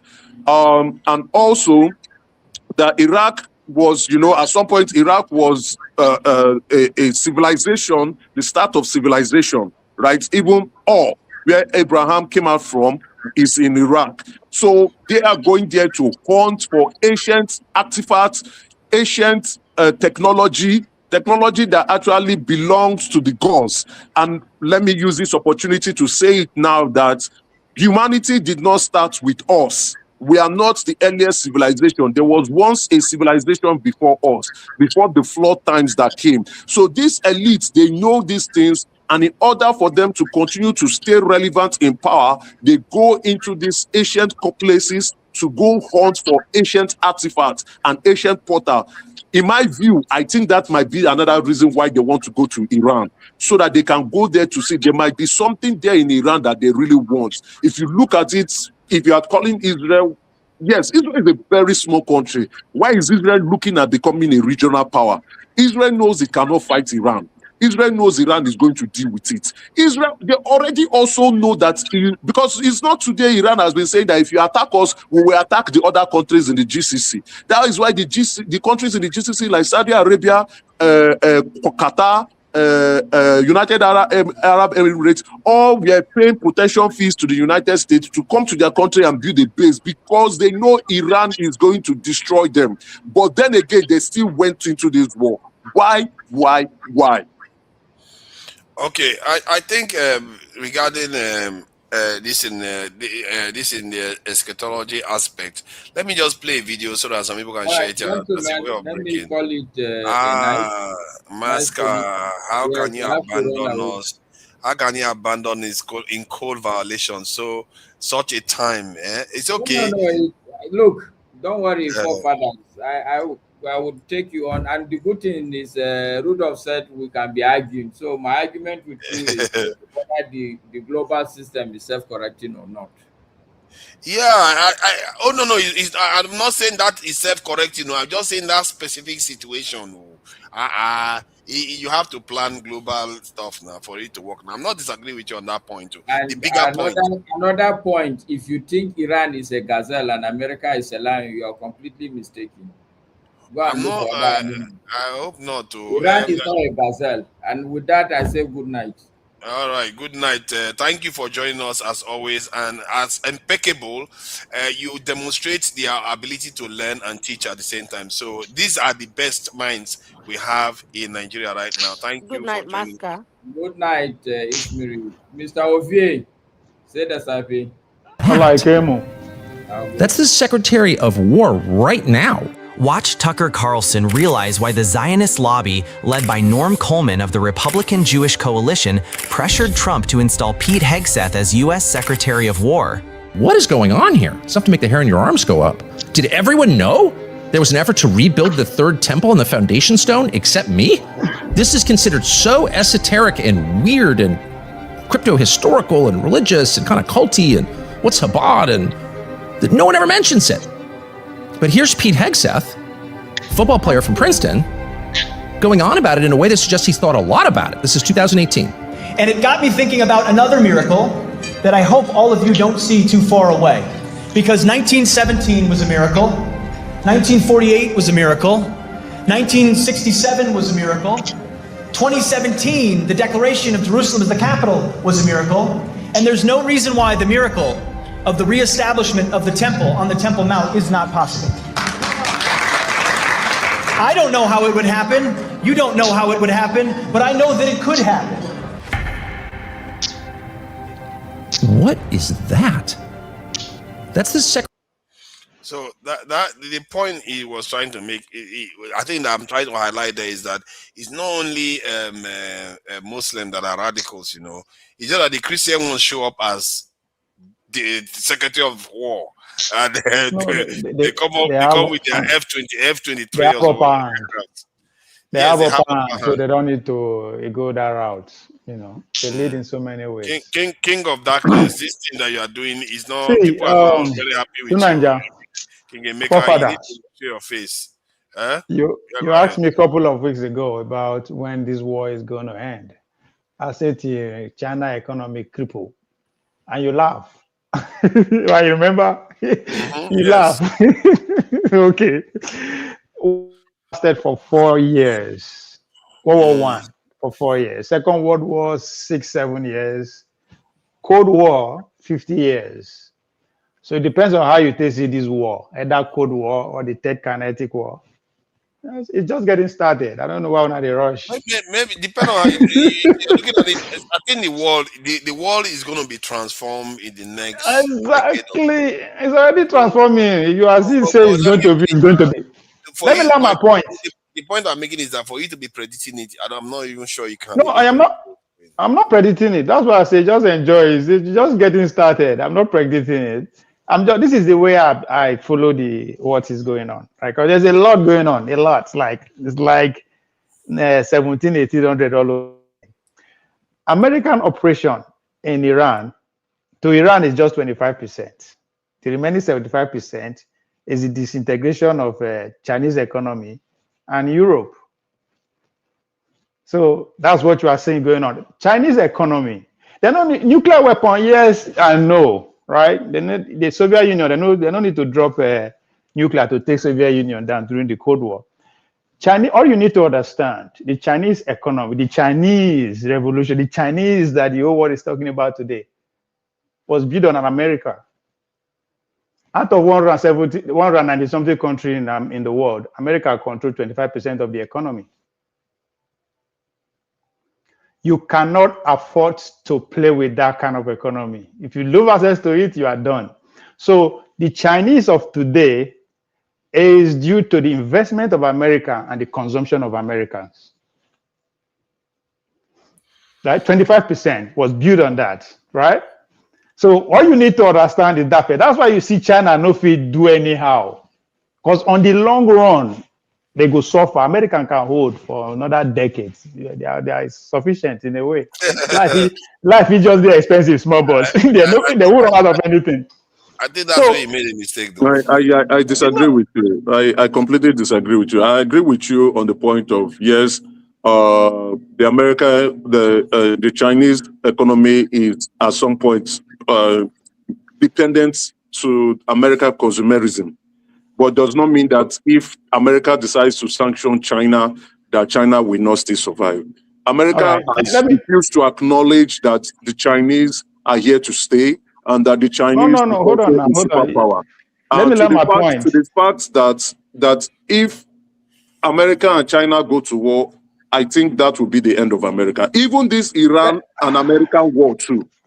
This Iran and American war could actually be the end of America, because if you look at the economic scale of things, America is spending so much. America is spending so much. Allow you speak. America is spending so. That doesn't mean I agree with you. Allow me. You are concluding my way. You don't even know where they go. You won't conclude that for me.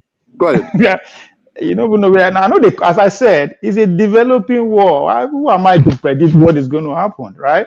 I'm just telling you the statistics that hold the world together as it is, right? This is a wait and war game. The Iran blockade. Now they call it war. The war don't pass. The goal is not to destroy Iran. That's not the American national. That's not how they operate. If they want, if America won't destroy any country, and if you want to destroy any country, you don't need to kill everybody for the country. Just disconnect them from what make life easy for them. Light, oil, power, and everything. Just disconnect them from it and watch them die slowly. So it has nothing to do with. You said that's how you kill a country. No, that's not just America. That's how. You forget that, you know what Tyson said now? Everybody thinks that they have a plan until they get into the ring. You forget that Iran has a say. Hold on now, to Nigeria. I started my submission by giving you statistics. How many years they take war, they fight the end. This is just 2 months, well, you guys are in a rush. Why? Yeah, but the 2 months have demonstrated that even if they bomb 13,000 targets in Iran, Iran is still able to hurt America. That's why I said, from American perspective, just if you listen to me to argue, they miss my point. They take me, they go back. That's why I said, from American perspective, war with Iran are just 25%. So the goal is not to destroy them. No. I told you before, one of the scenes where Iran. No. No. The goal is to turn Iran to Syria. That's Israel's goal. Yes, that's the goal. Listen, I don't know why. Let's be honest. If America and Trump has actually threatened to go after their power generating plants, right? Which is the my guy. That's the work. Let me land now. I cannot let you land. I allow you speak for minutes without interrupting. That doesn't mean I disagree. Hold on, my guy. When you were speaking, not that I agree with everything you were saying, but because it doesn't make sense jumping into it. You have your say, you have your own fire, you have your own. You said it. Allow me to say my. I beg people they watch. I'm not going to agree with you. You are not going to agree with me. That's how life is. But allow me to say my thing. And now when I thought America will lose, America will win. That's not the point I'm making. That's why I said it is an ongoing war. Let's say something. Who is hurting? When he was talking about in Nigeria, no they hurt. I said, yet. Una they rush. People where they fight for no rush. So you just pay attention to who is going to be hurting as the blockade starts. I might not end in just Iran because one of the crime Iran commits is their geographical location. That's one of the major crimes they committed. This way they pass there, and everybody getting a lot of interests are there. That's exactly what's happening. So yes, Israel doesn't want Iran to be regional power, just as Iran doesn't want Israel to be regional power. I'm not talking about that. I'm talking about American interests. America is an experiment. They are not in a rush. Okay, they are going to be in that place until major. Hold on. They are going to be in that place. You are wrong. You are wrong. When you your time, hold on now. Hold on, please. Let's be civil. Let's be civil. No, I agree. When you reach your time, talk now. I'm not trying to. Hold on. Please, when you have your time. I think you are taking my statement. No, you are being disrespectful by not allowing me to land my point. When you reach your time, you don't disagree with me. I'm not here to fight anybody. Allow me to land my point, for God's sake. Go ahead. When they come here, I don't know say they come here now. So allow me to talk. When you reach your time, disagree with everything you want to. That's not the point. That's not the point I'm here to make. I'm here to say something because we are going to come back to this conversation 1 week from now, 3 years from now. So allow me to say it to be very clear so that when I come back, I know what I said. So watch out who is going to be hurting across the world as this thing continues, because it's not going to stop. As you said, to Nigeria, the world is changing. How is it going to change? Now, by handshake? No, things don't change by handshake. So pay attention to those things that are changing. What matters in the world that are changing? We agree. The world that we run today in America said the rules and regulations. They are dismantling it. Nobody knows why. They haven't stopped. So let's be patient. I'm not supposed to make you agree with what I'm saying. That's not. I'm not the fight war.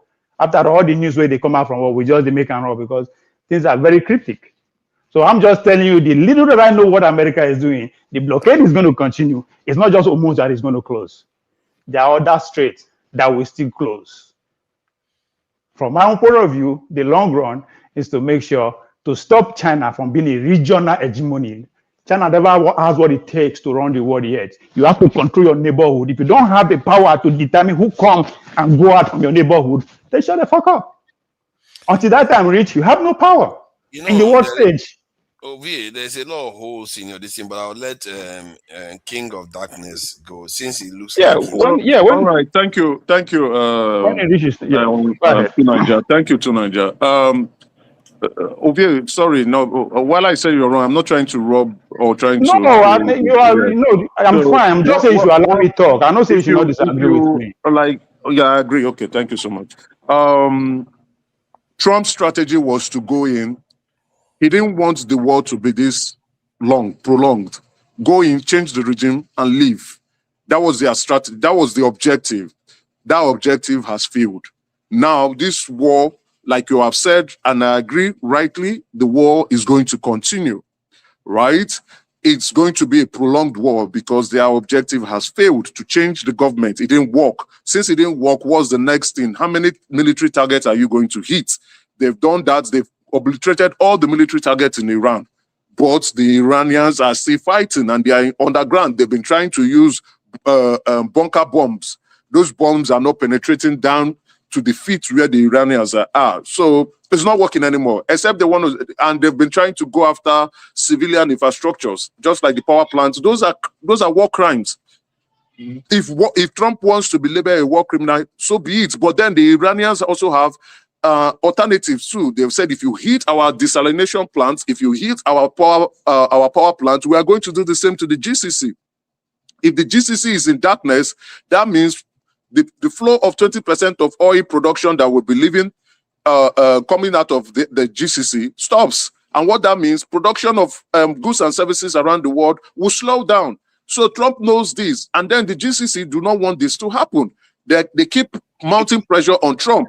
Not just only the GCC, Europe too also is mounting pressure on Trump too, because he called them. He called NATO to join. NATO said, no, we won't join because if we join, it's going to impact us economically. Europe wants gas, and those gas is coming from the GCC. Europe wants crude oil. Those crude oil is coming from the GCC. A prolonged war, a war that will begin to blow up infrastructure, will only impact the world. We are talking about 20% of oil production coming out from a specific region. The more they continue, the more the world will suffer. Yes, the war will continue. I agree with you. But then if you say American is they are fighting a war of patience, no, that is not true. Trump wanted a quick, like what he did in Venezuela, he wanted a quick in, quick out. Are you even aware that they deployed land troops on the ground to Iran? They did. And they saw that it didn't work. It didn't work because they were going to sign their death warrant. That pilots in. They said the pilot that they claimed they would be rescuing, they was found more than 800 miles from where they claimed that. It was not just so. Those things were actually propaganda. And I can tell you, to Nigeria, there are 167 United States military prisoner of war. I will send the article to you. It was not that was propaganda. They caught over 167 military U.S. military personnel. They are with Iranian people.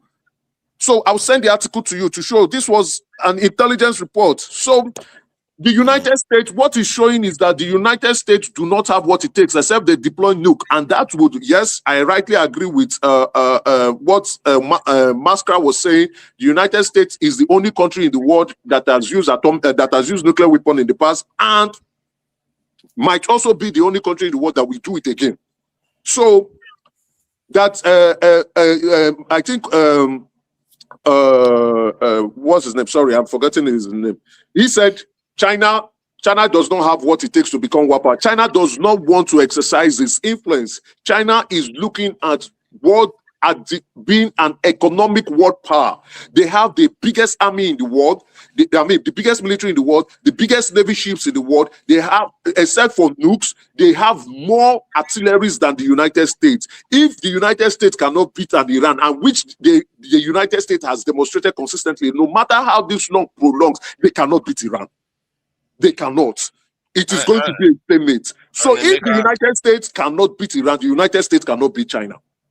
Yeah, so what it's clearly showing is that the might of the United States is demonstrating to other countries that it is not good enough. Yes, they can go about claiming to still want to be the empire. What actually killed the British Empire was the Second World War. They spent a lot of money. They ran into debt. They went to fight a war that even when Hitler was telling them that, no, I do not want to fight the British, They still went ahead to fight that war, and that war crossed the British Empire. And after the war, when they were successful, the British Empire never remained the same. This is what is still going to happen to the United States. What we are going to see after this war ends is the emergence of other regional power coming, and Iran would emerge as a regional power. Russia would come up to become a regional power.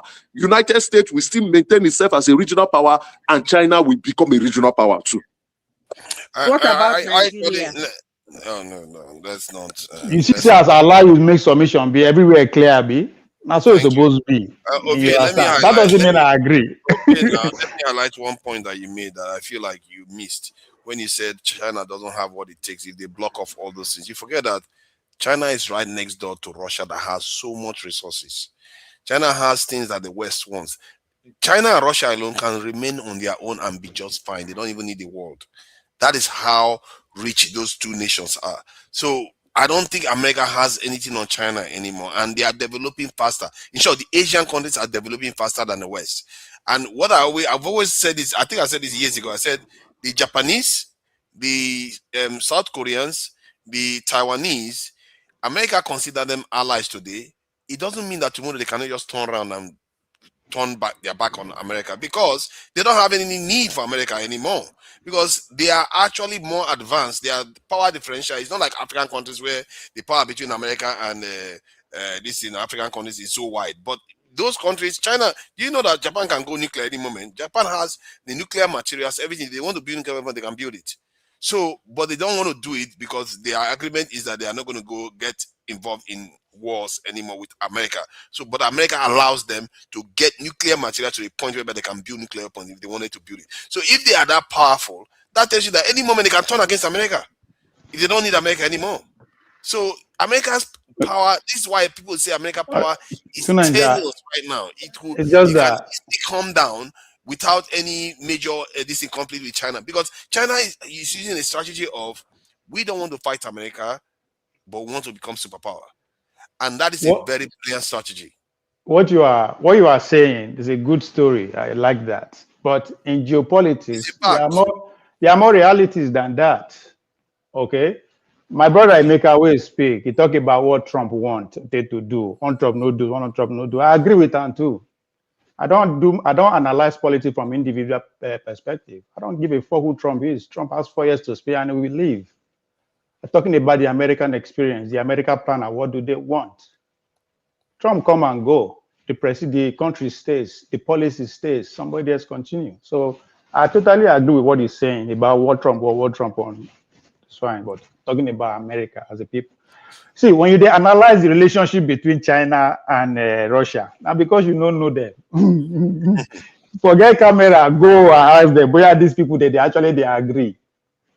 Not all the time, but hold on, they don't agree all the time, but they agree enough to share nuclear weapons and ballistic missiles. That is one of the closest relationships. That was on paper. Make una know that. That's what I thought. The narrative is very sweet. Not only on paper, they did it in reality. Come on, don't do that now. It's in reality. Come on.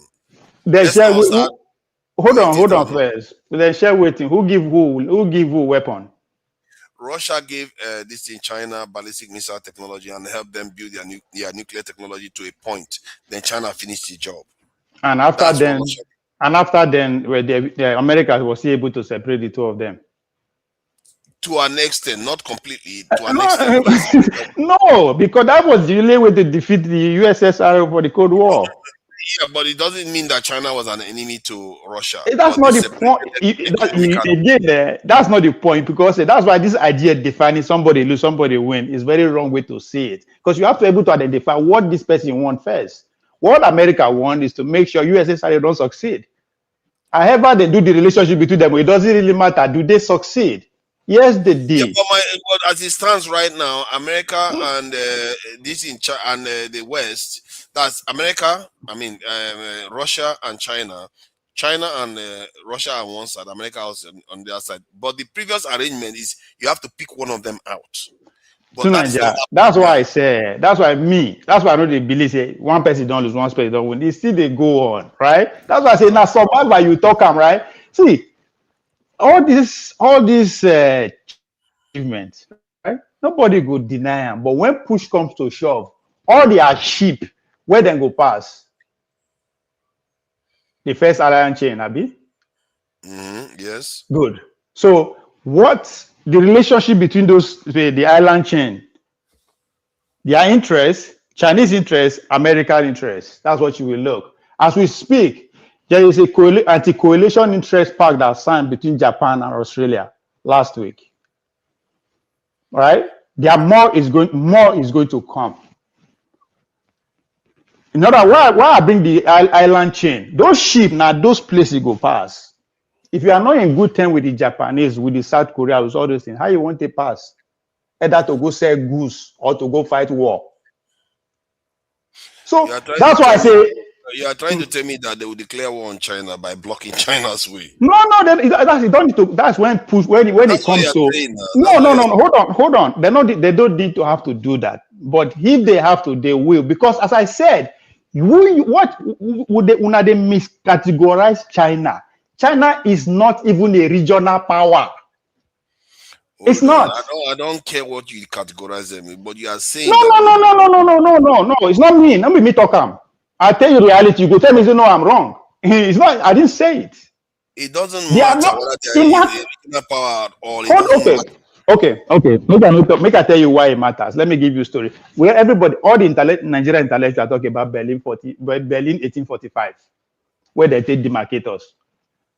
How come they never tell you what led to that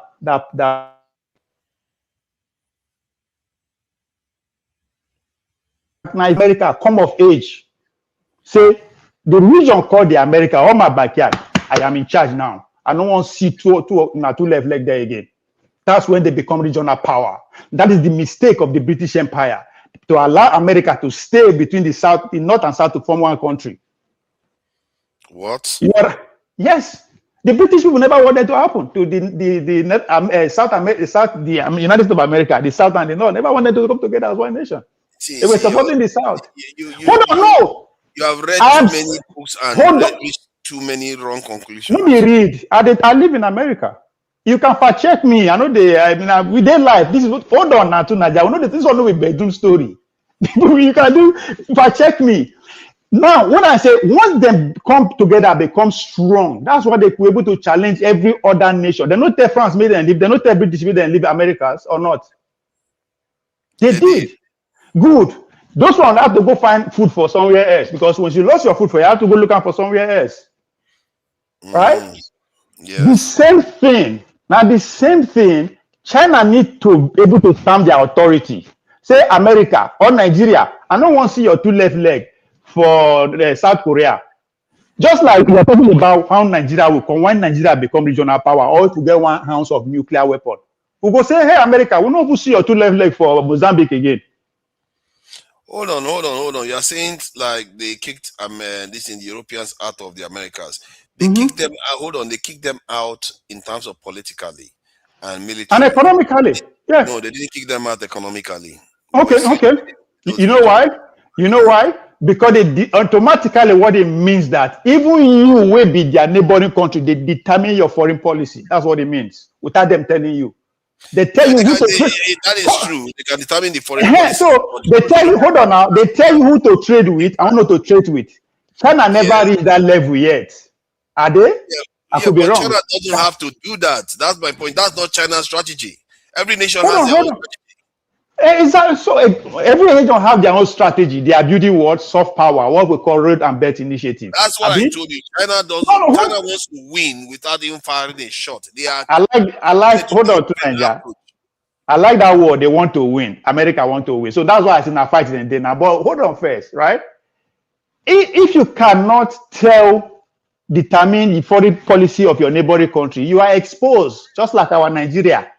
Anybody can walk in from neighboring country because you have no power. It is very important for you. The soft power that China is building, the road and belt initiative, not be today. They are building on based on the existing history, the Silk Road, right? It's very much in existence as we speak. Nigeria, everywhere, but there is an attack in all those things. That's why I say let's just calm down. One of these people will fall. America, hold on now. The only strategy that I see that can tame China which I doubt America is going to be willing to swallow the bitter pill, is to bring Russia into Europe. And they will never agree to do that, because if they do that, do you know what is going to happen? America is not going to be the superpower anymore. You see at time, hold on, you're not listening. I like the point. I like it. Go ahead. Let me finish my point. So if they do that, America is not going to be the superpower anymore. It's actually going to be Russia. Because if Russia is sitting between China and Western Europe, and America is across the ocean, who is controlling the Middle Eastern region now? All those regions, it's Russia that's going to control it. This is why they don't want Russia as part of Western Europe. Because if they do, Russia, so in other words, America don't. Hold on. Just a bad situation. They can't let me agree with you there. China, and they can't ostracize Russia. Hold on. Both of them have Russia and China has to work together. And hold on. Change anytime soon. The point you are making, you are spot on, but you're forgetting that there is an attempt, there's fight going on now to dismantle that. You said something that I agree with. If Russia conquer Europe, they will become superpower. Same way, if Europe conquer Russia, Europe will become a superpower. Right? Europe can't. That's the problem. That's the point. So Americans too are saying Russia can't, and why they are saying that, they are now. This is what they are saying. This is what I'm saying. They are saying, people are saying that if Russia cannot take Zelensky country under 4 years, there is no way you can take Europe.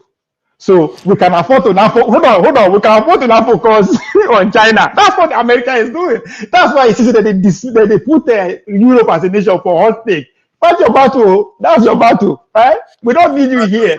You say defeat Europe. I'm saying make Russia part of Europe, not defeat Europe. They don't have to. But they don't want to, though. Boy, you see that? You see that happening? See, they don't want Russia to become part of Europe. If Russia becomes part of Europe, where basically Russia become a European nation, this is the EU nation. Yes. One, that makes EU the most powerful region in the world by far. Yes. Then that also gives Russia the leverage, because they already have a tied to China. Yes. America is just going to be boxed at the other end of the world. But you agree that it's not going to happen, though. So why are you worried about it? That's why I said that Russia and China will be stuck together, and as long as that remains, American power will never be the same. Okay, this is another angle to see it before AY come in. You have to be able to group the regions according to their power, economic power, and all that. The most interesting, most powerful region today, now the South China region, the South China economic power. They are going to have the way the countries are, they are going to have the biggest economic power, and with China beside them, shoot their credit rating up because of their military power and all that. That's a region. The second region, the second most powerful region, right, is America, the Americas, right? That's the United States and every other thing there because of American economic might and their military power, right? Then the Iran region, GCC. Actually, it's Europe that guarantees America's power, actually. Hold on. I will get there. GCC, because of the energy. They are the energy heartbeat of the world, right? Those three oil producing countries, right? Then Europe, because collectively, the economy is big, right? Collectively, they have a good economy. And coming to your point now, Europe make America strong. It was trade by barter, right? You go where you destroy yourself. So I will build your economy for you. I guarantee you security. Russia will not go threaten you again. So their survivor hang on these things. Hence, you see Trump, is basically man, they are on their own, right? But now, once you don't group the region, you see, I not put us there because we the bottom, no get number.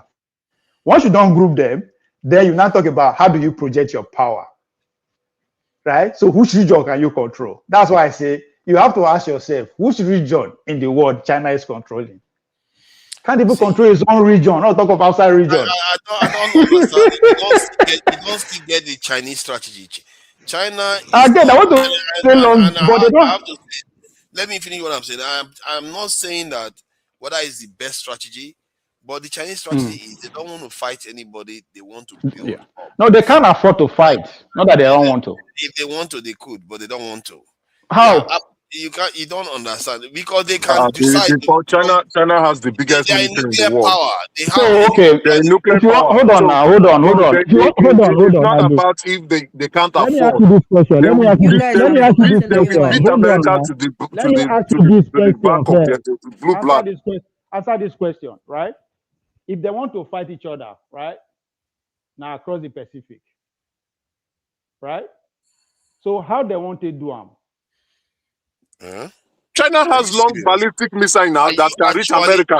America has long ballistic missile that can reach China. The problem is, I think in a war between China, the Chinese and the American, the Chinese will win because Americans have never actually witnessed a war before in their life. They actually go out to go fight other people. So that war has not come home. When the war hits home, Americans will be the one to go to the street and start shouting that they do not want the war. So let me explain now. It's not about holding on. Let me explain further. America has never witnessed a war before in their life. So when a country that has a long ballistic missile hits New York Stock Exchange first, hits Washington, Americans they will not take it. They will be the one to cause ceasefire immediately. All right. Just hold on. America, hold on. Right? America, where their life from the beginning to today, now war, now define them. After 250 years, maybe now only 50 years. They go out to fight. The war has not dead. Easy. And they've never won a war. They've never won a war. America has never won any war. America, prove me wrong. America has never, even World War II. World War II, it was the Russians that went into Germany and secured the victory. America has never won any war. You don't talk finish now. Now you don't hold the fight. You don't talk something, you they shout. Emeka, you have to go backstage. You don't even have your camera on anymore now. When you say America never fight war from what he is saying, then you sit and think about them. Why they never fight war? Again, because of their geographical location. Hold on now. Let's bring AY in. I'm sure he has something to say about all the ruffle we've been doing lately. So AY, what is this idea now that everybody's going to strangulate China and America? The Thanos is going to just do everything and get his way. What do you make of it? What do you think? Begolo is right that America is going to strangle China in the crib. that is Paolo theory. No, not me. Everything when I talk about with something, you go tell me this is a lie. No, it's not my theory.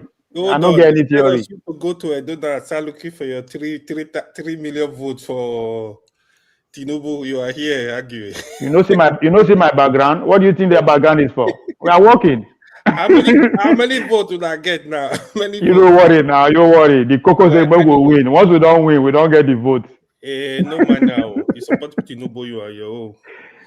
I go support you because Paolo is actually working. So I stand by that. Paolo cannot win without Tinubu now. So I don't understand you. Who are you loyal to? Are you loyal to Edo State or Nigeria?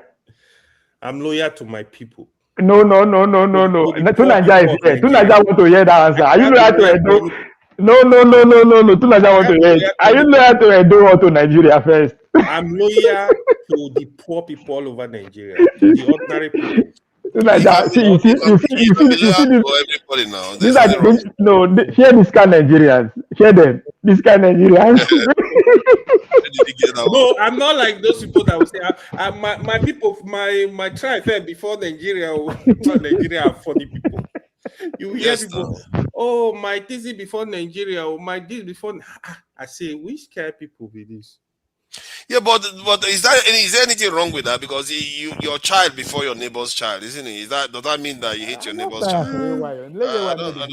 I think it's kind of selfish, really. When it becomes toxic is when you put your own tribe. See, there is one thing that is very against national interest. Even if you say you are a national person, national affairs is bad, is wrong. Say I'm in Nigeria first, I'm an American, I'm a British person. They say it's wrong. The globalists, they don't want to make you talk like that against them. Don't talk of your village. See, there is one thing that we're actually missing. The fact that we are created from different tribe and nation is just to identify ourselves. It doesn't really matter. It's just for us to know ourselves. So it doesn't mean we should take a lockdown line. It doesn't mean, that's what I keep saying. It doesn't make, that does not make Nausama better than Iboma, or Iboma better than Yorubama, or Yorubama better than Ijoman. It doesn't, that's not what it means. Yeah, so, but whatever. We'll see where this ends. Sincerely, I think this war going on in Iran has really exposed America. Even though Okpewolo is in love with America, man, you know, he will keep arguing for them. But I know, yeah, Okpewolo have a lot of information as well. That's one thing I know. But still, I think he's overrating America, just like how people used to overrate Russia. The world power, I think the big thing they have is just their nuclear arsenal. They think that is giving them so much confidence they can get any country down. Really, that's why you don't see when you have the nuclear. They don't challenge you. They don't go around your backyard. You see, when you just look at how America respects small North Korea. You think if North Korea they don't have nuclear by now, they will be gone. So if you have that, they are gonna respect you definitely. But underrating China, I think is so much wrong. I think China have their own policies. Don't forget. I don't think if you push them to the war, I don't think America will be able to defeat China, to be honest, easily. The way he's just saying it. China, they know this war is coming. It's just like Iran today. Iran, whatever you see them doing, they are not just doing it. Even 20, 40, 30 years ago, they know this day will come. They prepare for it. From the way they are behaving, you know they prepare for it. You know, this is just a fact. China knows one day this war is coming. They are prepared. If you think, they don't want to waste their energy. They want to conserve their energy until the D-Day. The D-Day is going to shock the world. And the power of America before now, it's not only America alone. You see, what gives strength to America is their ally all over the world. Like the NATO. Look at what Trump was doing.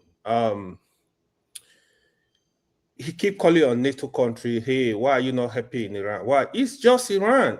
If you call them non-entity, why are you not just taking them out in 2 seconds and let the world? Why are you not? What have you been able to do apart from just killing innocent people? You've not achieved anything over there. So Iran, they understand how to really choke America, and they actually demonstrated it. So anyone underrating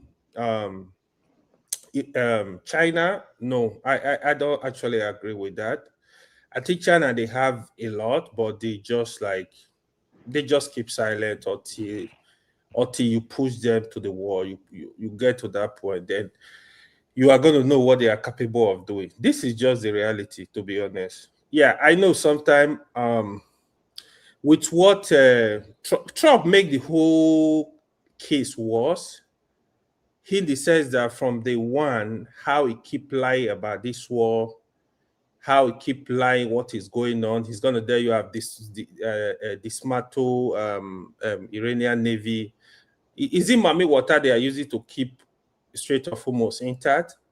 How he keep lying he had dismantled the whole military. How he keep lying. He just lie. But to be honest, I think Iran, they've actually turned a war superpower right now, because any country that want to attack them. Look at Strait of Hormuz is the biggest energy corridor in the world. Look at what they are doing there. You know, they kind of put the whole world in chokehold. Like everybody is paying for it now. Price of gas and the Houthis are also on the other side, just in case. Yeah, that was part of the reason you see Iran building those axes of resistance, the Houthi, the Hezbollah especially. That's why they were preparing for that. So even Houthis, I remember America attacked Houthis. Trump have to withdraw because Houthis were giving them bloody nose in the Red Sea.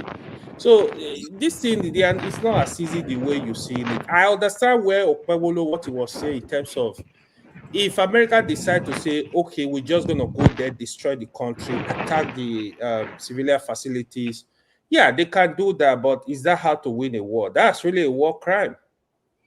But in terms of military, then they're going to run into trouble. And the bigger, look at what they've done with America military bases in the Middle East.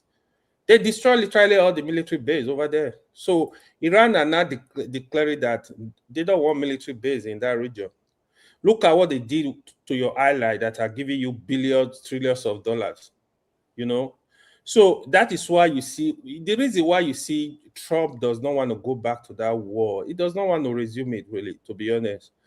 The ceasefire extension, he did it on by himself. Nobody pushed him to do any ceasefire. He knows he does not have option. He has to push it out. He has to push ceasefire the 2 weeks deadline out. So in reality, to be honest, even Iran, the only thing that differentiates between Iran and America right now is because they don't have that nuclear capability already. I mean, they have it, but they don't have the nuclear bomb. You know, if that happened, they are not even going to go near Iran. This is just the reality. But that might happen because they still have enough uranium to produce, I think, from the analysis, about 6 nuclear bombs. If that happens, everybody is going to stay clear from them. So, do you think they are going to go nuclear? They have to. They will. They will. With what have happened, they will. They are ready to die to get that. And they have the countries that can really support them. Russia are backing them. China are backing them. They will actually make sure they have it. Once they have it, they just to protect their border. They are not troublemakers. Even with their MISA program, they keep repeating like, no, we are not fighting anybody. We just need to protect ourselves. And you have to protect yourself. It's better to, God forgive me, it's better to even allow 1 million people die and have your nuclear weapon. So next time they will not kill your people. With what is going on in the world, so it's a big lesson to them. You kill their leaders, you know, if they have nuclear weapon, you're not going to mess with their leaders like that. So any country that have sense, if you have a way of protecting yourself, do it. Do it and do it right. That is just as simple. The truth is, no nuclear power is really scared of another nuclear power. In terms of, nobody is gonna start a nuclear war easily like that, except you are ready for your country to be wiped out completely. So there is no country. Everybody is scared. It's just the reality. So why do we even have the nuclear weapon? Why is any country having it? If you don't want anybody to have such weapon, you just stop it in general. Why are some countries having it? You are telling other countries, no, you can't have it. This is where the problem is. Israel seems to have convinced a lot of nations that they can have it and everybody should feel safe on their behalf, while they are busy invading people and not letting the Palestinians go. It's like, yes, now you know, it's what you see with Iran now. That was what Israel actually did with Pakistan before they had nuclear weapon. They wanted to actually bomb the Pakistan where they were building their nuclear. Yeah, they wanted to bomb them. Go read the history. They were even working with India to bomb Pakistan. It was the America that really stopped them then, because Pakistan were in the very good book with the American president then. I forgot who that was. Yeah, that was what happened. That was the only reason. So they were also putting fear in the world. If Pakistan had nuclear weapon, Pakistan, they've had nuclear weapon for how many years now? Did you hear them doing any nonsense? You can't. Pakistan will not. This is just for deterrence. Pakistan will not wake up and you want to do nonsense with your nuclear weapon. No. The world power are not going to allow you. Trust me. It's a natural instinct of living entities. When you know you will suffer, you don't tend to use that weapon. Yeah, because you know the other side has got the same weapon. Yeah. So I don't know why people don't get that part. So the only reason America don't allow countries to have it, they want to have control of your country. They want to be able to do whatever they want to do with you. This is the only reason. Exactly. Not more. So that they don't want you to resist when they are there to butcher you. It's just the To be reality. fair, in the case of Iran, people will feel a little bit sympathetic to Iran because Mm. they did try not to build this bomb. If they were Yeah. not to build it, I mean, they did try. They are trying not to build this, but America seems to be saying, even if we know you, even if we think you believe you are telling the truth, we don't trust you. We still feel like even if it's Naija, half a percent chance that imagine, sorry. to Naija, imagine, sorry, this one to it, why? Imagine say British people don't discover nuclear technology before America come of age. Now, therefore, they do all this thing what America they do so. Therefore, no allow America to build. But I'm not disputing that. I'm not disputing that. so anybody will do what they are doing, and anybody do what Iran is doing too. Oh no, to be fair, So, what America is doing is slightly different. This is not America's doing. This is the Israelis doing. but not be Israel, not be them build Israel. Forefather, here is the funny part. Here is the funny part. The America that are telling you Iran. America started the Iranian nuclear program. They started it. Yeah, with the Shah, anyway, with the Shah. With Shah. That dumb. And I think, what you talk so, that's what we need to understand the difference between the globalists and the nationalists. America, that's why I said the Donald Trump administration, they are nationalists.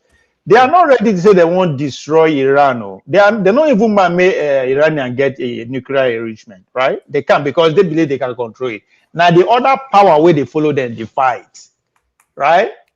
Now, them, they actually finger Iran too. So it's not just like Iran is standing on its own. Everybody they try will in power. Whoever that have influence in the Strait of Hormuz is pulling power. The Chinese too are doing their own underground. So that's why I see the resistance of Iran this strong. So it's not that they are standing on their own, because just as you said, some people will be sympathetic to them just because they don't want America to succeed, right? They will want Iran to get that nuclear. So it's a very complicated issue that within that Strait of Hormuz. So it's not just Iran, America like that, right? So just like when the Dutch and the French, they join America fight, they beat British people now, right? So all those kind of things also going on. That's why I thought a lot of things will change. The world, when we say the world will change, now all those kind of things go make them change. Some economy will fall, some country no go come back. Just so many things go happen. Go ahead, sorry. Thank you. I'm not disputing what you said about one of the reasons why the West or the Europeans shared Africa as a cake during the Berlin conference. But by research, I've just found out that it's not actually the main reason. Yeah, no, it cannot be one reason now. There are multiple reasons. It's saying America did not actually force Europe into the Berlin conference by denying them resources. 1 minute. The conference was mainly caused by European imperial rivalry, capitalism, industrial demand for raw materials, and competition over Africa. And is saying, however, there is one related point. By the late 1800s, European powers had largely lost control over much of the Americas because many American colonies had become independent.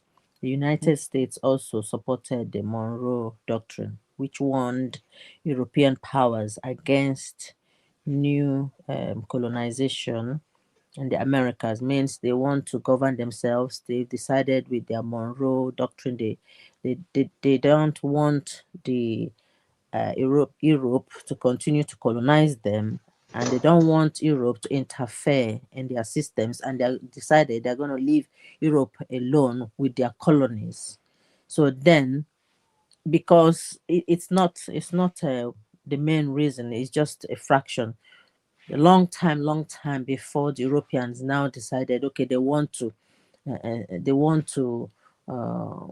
civilization. They want to civilize themselves. They want to go global. They want to explore, and then eventually they came into things that they will use to develop themselves because of their regions. The Ice Age, their strategic kind of cold areas and stuff like that. They needed things to survive, so they have to go out there. The environment made them to be more of developers. So they need things to bring. They need to go and steal or conquer whatever to now build their empires and stuff like that. But yeah, I just Yeah, wanted not to the same thing. contribute What? that. I'm not disputing Yeah. it. No, no, Okay, no, no. let's have a break about it. We've trashed this point to death now. Let's have a break. We'll come back. Right. The question I want to ask before we just I want us to discuss Nigeria politics or the new development with the presidential candidate. The get topic now. Is there this guy? Yeah, I think from what is going on, it seems Atiku is really want to pair with Sheyi Makinde. So I'm seeing here with first Peter Obi. Hold on. That is detrimental, man. Let's do that when we come back. Let's just have a quick break. Then we'll do that when we come back. Yeah. Who they smoke, may go smoke. Who they drink, may go drink. Who they fight, may go fight. So and those that have not liked, share, and subscribe, please do that. We need it. And remember to subscribe to the channels. I'm going to put the links on the chat so that we need the subscribers. All right, let's just play this one and get on with it. Oh, what's going on? Okay, I've got too many. Wait. Breaking news. Where this person they talk so? For forefathers, yeah. Wait, something. Trump was there is security threat in White House. No, that's not serious, man. This guy not White House. It's at this in White House dinner. Yeah. Now dinner, this is the one dinner. You know, go last. The dinner party. At the dinner. Yeah, they evacuated. They will say around one now propaganda.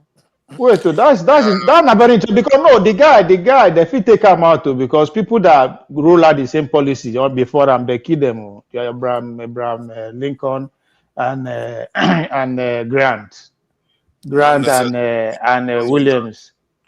We don't know why. See, to Nigeria. All this stuff is the kind of stuff that makes him more popular. I'm not buying it. Of course. You are not buying what? See, there's a lot of questions that people are asking that may not be on the level. You need to understand the composition of people that make about this country.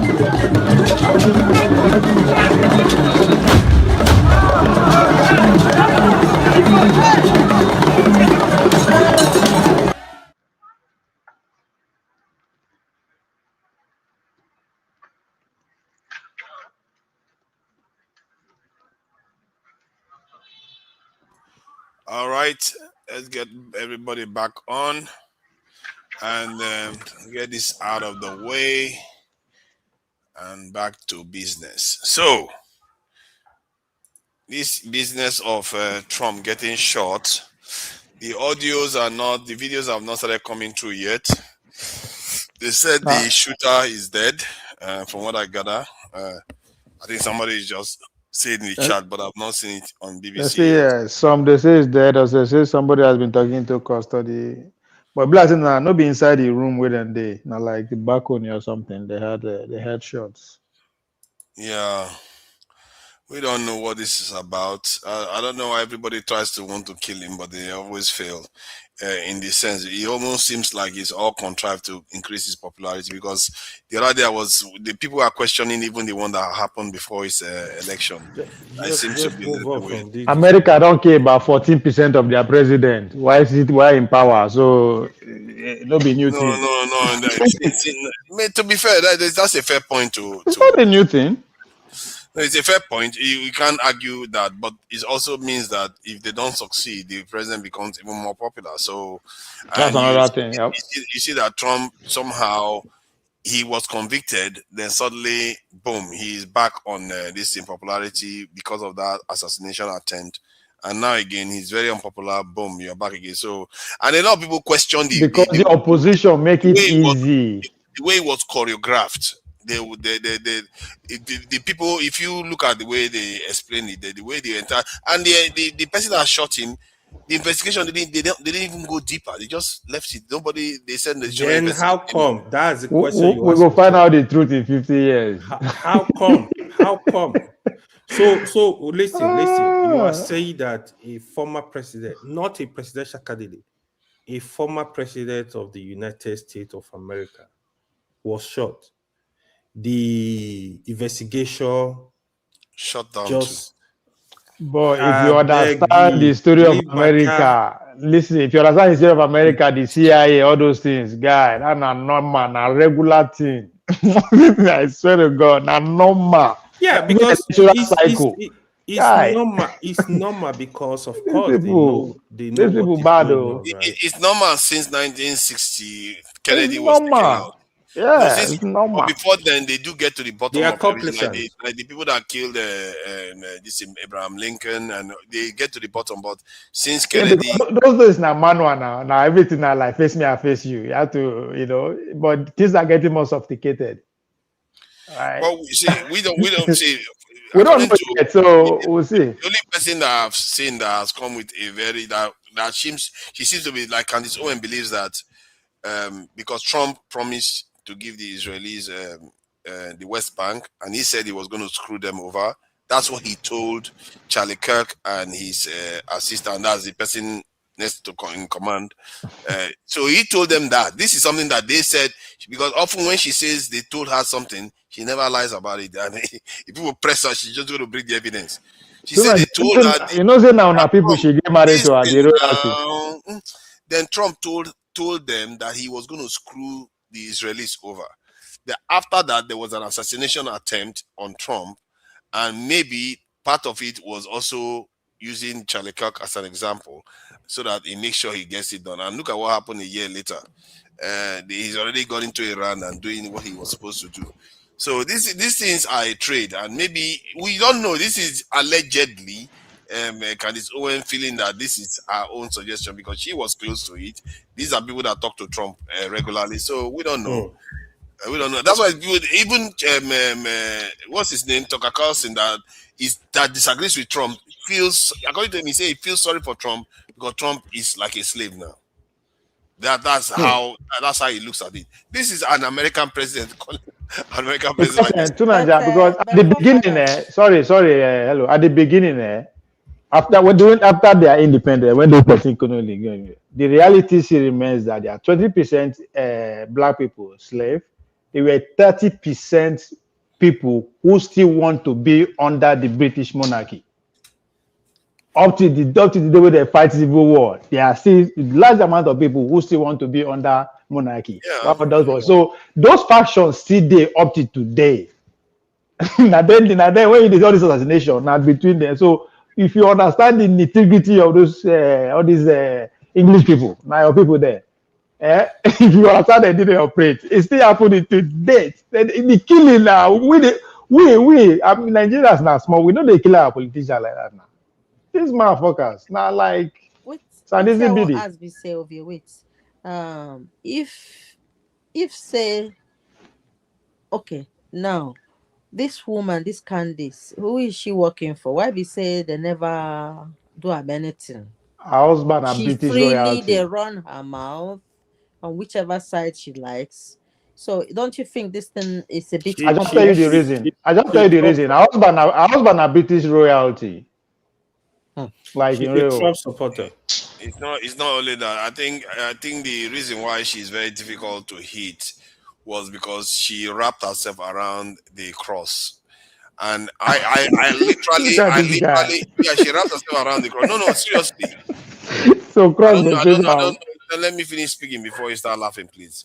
So I literally watched her transform herself to that figure, where she was talking about Macron and all the things that they are doing, all the things they have been up to, and she derides those things using Christ and calling Christ his king. And you know, Americans, religion is not something that they talk openly, and not like people like Candice Owen bringing it up as a major issue. She was using those languages to condemn all those evil things that she's seen, and that became something else. Make no mistake, don't think this is a joke. There's a lot of white people that follow her. They will follow her to any end. For you to Nigeria. So if Cross they work for Candice Owen for America, why don't they work for Nigeria? you don't when I say the cross, it means Yeah. that the people that support her, the Yeah. Christians support her. The That's what I mean. yeah, Not the because evangelical. the cross itself. Yeah, they are very powerful. People that believe in Christ feel like she's speaking for them more than Trump is, of course. I mean, even Carson is not very religious. How now they compare this? No, even Tucker Carlson. Yeah, actually, yeah, you're right. Actually, it's religious, but Yeah, it's not very vehement. It's not like Candace Owen like Christ is king. You don't hear Tucker Carlson talking like that. Christ, That was the backing of the of evil Charlie Cock. That was what he was using. I saw her transform into that, and I said, this lady is going to go far. Because before then, all I saw of her was this lady talks down to black people and George Floyd condemnation of black people. Yeah, now they follow the way. This fight. What do you think of this fight? What do you think of this fight within them and this other the young guy, the Fuentes? You know, Fuentes is on one side, Candice and Tucker on the other side. Look, and then the other short guy from what's that they call her? The guy that fought first with Tucker. We get that. Where Candice they worked before? Ben Shapiro. So, how do you think it's going to turn out? Who is going to win? It's a very, very interesting question. I don't think Fuentes is very careless. Because of that, the Tucker Carlsons, Candace Owens, and they are going to win the argument. Don't say he's careless. It's a young man who is coming from the bottom. It doesn't mean that they will not fulfill his vision.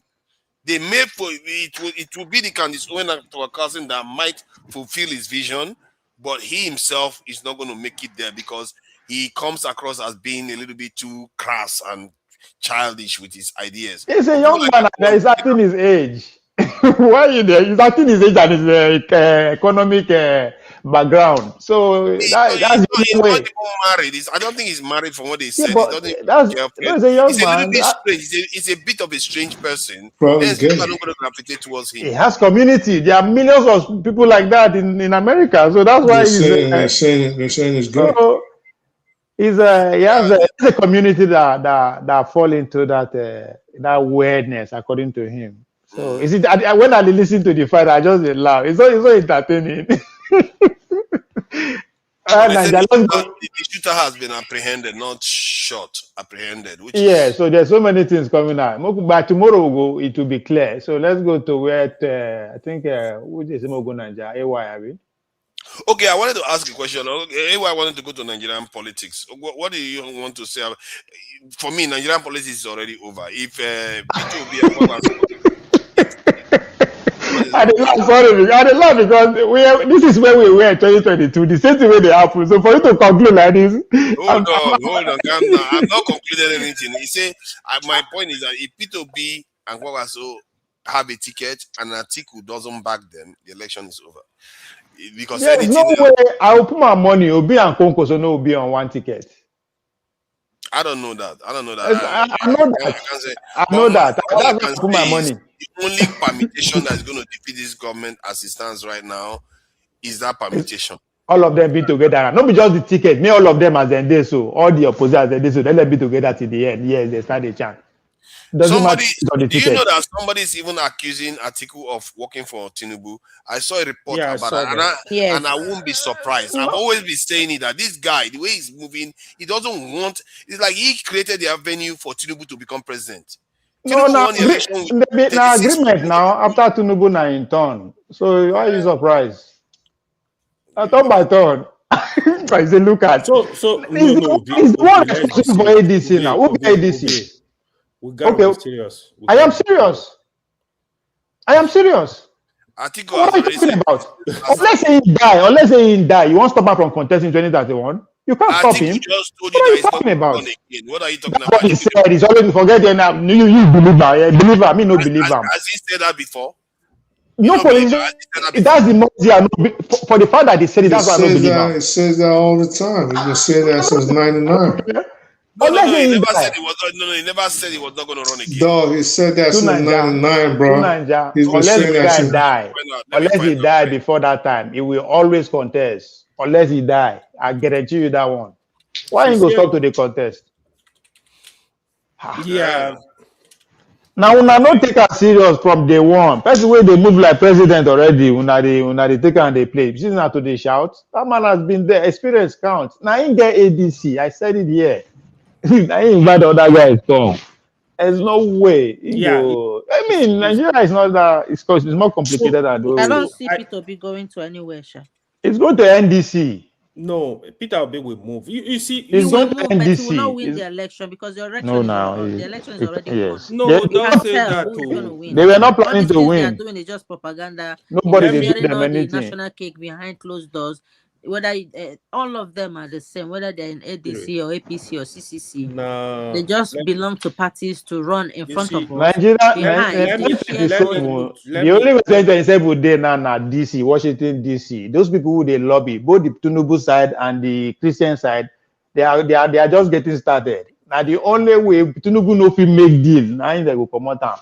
But I don't see that someone that cannot make deal. If they start another problem in Nigeria tomorrow, and they start screaming Christian persecution, and they start. Saxonia, hold on. There's no record of Atiku ever saying he was never. All right, that's for you. I'm not arguing that. So in any event, if they start a problem, if they start a problem today in Nigeria and start screaming, amplifying Christian persecution, and they start screaming marginalization and America, and they say, oh, well, look, OB, they don't want him to be president. America gets involved, and America says, listen, we don't care how you vote. He has to be your next president. It's going to happen. America has been deciding our president from 1960. Like what you just said, depends on what those lobbyists, whoever wins in the lobbying in Washington, and London too. Depending, well, fuck London, and depending on depending on whoever wins in Washington, the lobbying, how much trouble they can cause the present government, the president, and how much they can destabilize Nigeria. Yeah, I still believe America, and I'm telling you guys, America is going to interfere in Nigeria's next election. American has been deciding our president from 1960s. If the president cannot cut a deal, they will decide the next president. So America don't decide our president since 1960s. It's not new thing. Yeah, I don't know why they say America will decide. We know they are going to be involved, right? Definitely. We don't want a president. We don't want somebody that will sell out the country completely, because the gang that we have there right now, it seems they can sell everything out, man. How this one different from the past gang? The question. No, the question I asked. I asked you. See, I think it's time. Yeah, it's easy because we are exposed. We have the exposure to speak to this issue. So that what you want don't matter, baby. It don't matter. No. Hold on. With what is going on in Nigeria, we need to think differently, sincerely. With due respect to everybody, we need to think differently because things are getting worse. Politicians are getting more. I really want a situation. I disagree with you, AY. Power will be with the people. I want power to be, let people decide. We all want that, but what is the reality on ground now? Look at the people you have. Look at the people you have vying for the presidency. Which of them can you place a bet on? Can you bet your life on that is not going to sell Nigeria out if push comes to shove? You are wicked. You are wicked. How can you be asking for our life? How can you be this wicked? But that's what I'm saying. AY. Make us now question I want to ask you. You say it's getting worse, and I say na lie. The only difference between now and 5 years, 10 years, 20 years ago, na camera. That's just the difference. Would they see everything now in real time? You have a point. The idea is here. So the system has been producing the same class of people for over 50 years. That is what we want to change. How? By with the gather here. You're not changing it by next year, though. Let me tell you how to change it. We were close. It can be changed for sure. I know.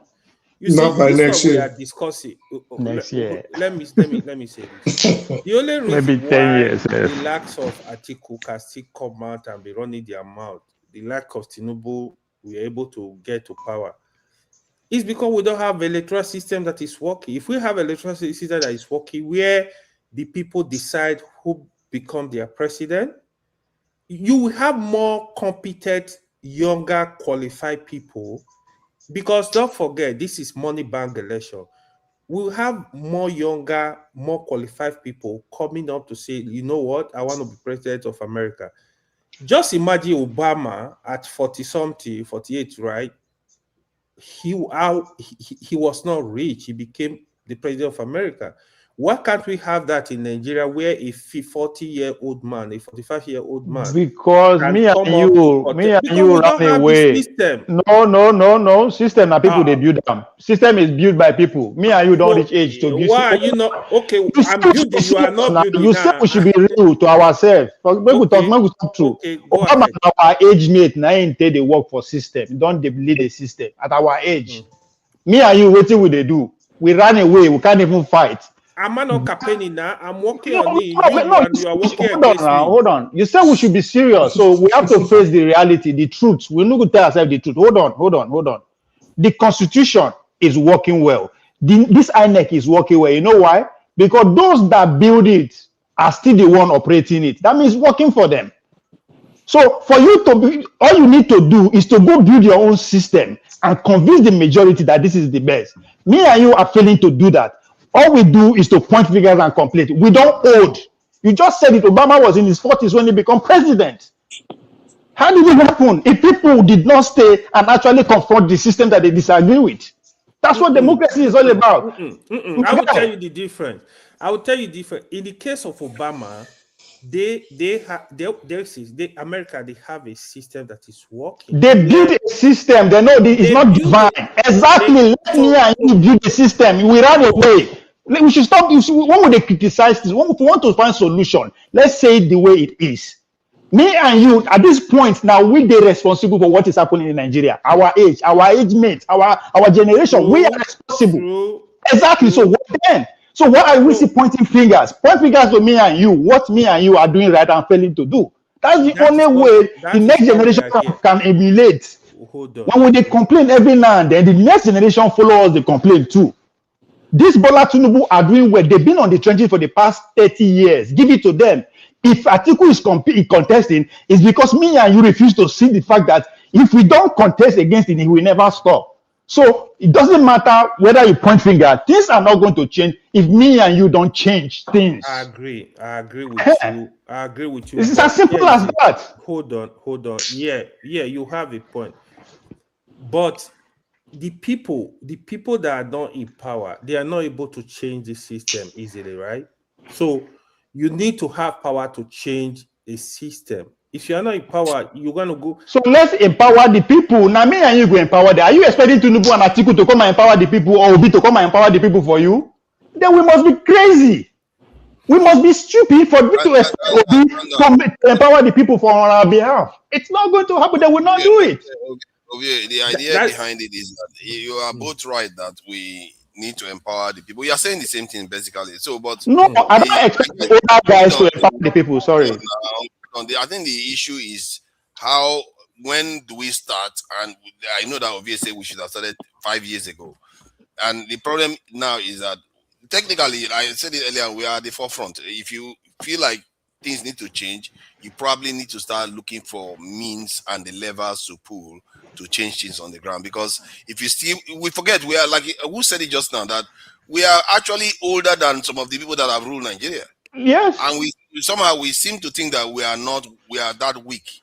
Maybe we should be taking action and finding ways to change things on the ground itself, not looking at it like our head. If it turns out it's over, you find out. If it's over your head, you find out. But it's good to try to push for something. We have to, because I don't expect Obi to come and convince the younger generation on my behalf. Stupid. But the question is how? How are you going to do that? If you can't do it then, how are you going to do it now? No, because the truth is that then you get energy, right? We will fail to use our energy. Now you have more experience and a little money. So invest in those people that have the energy.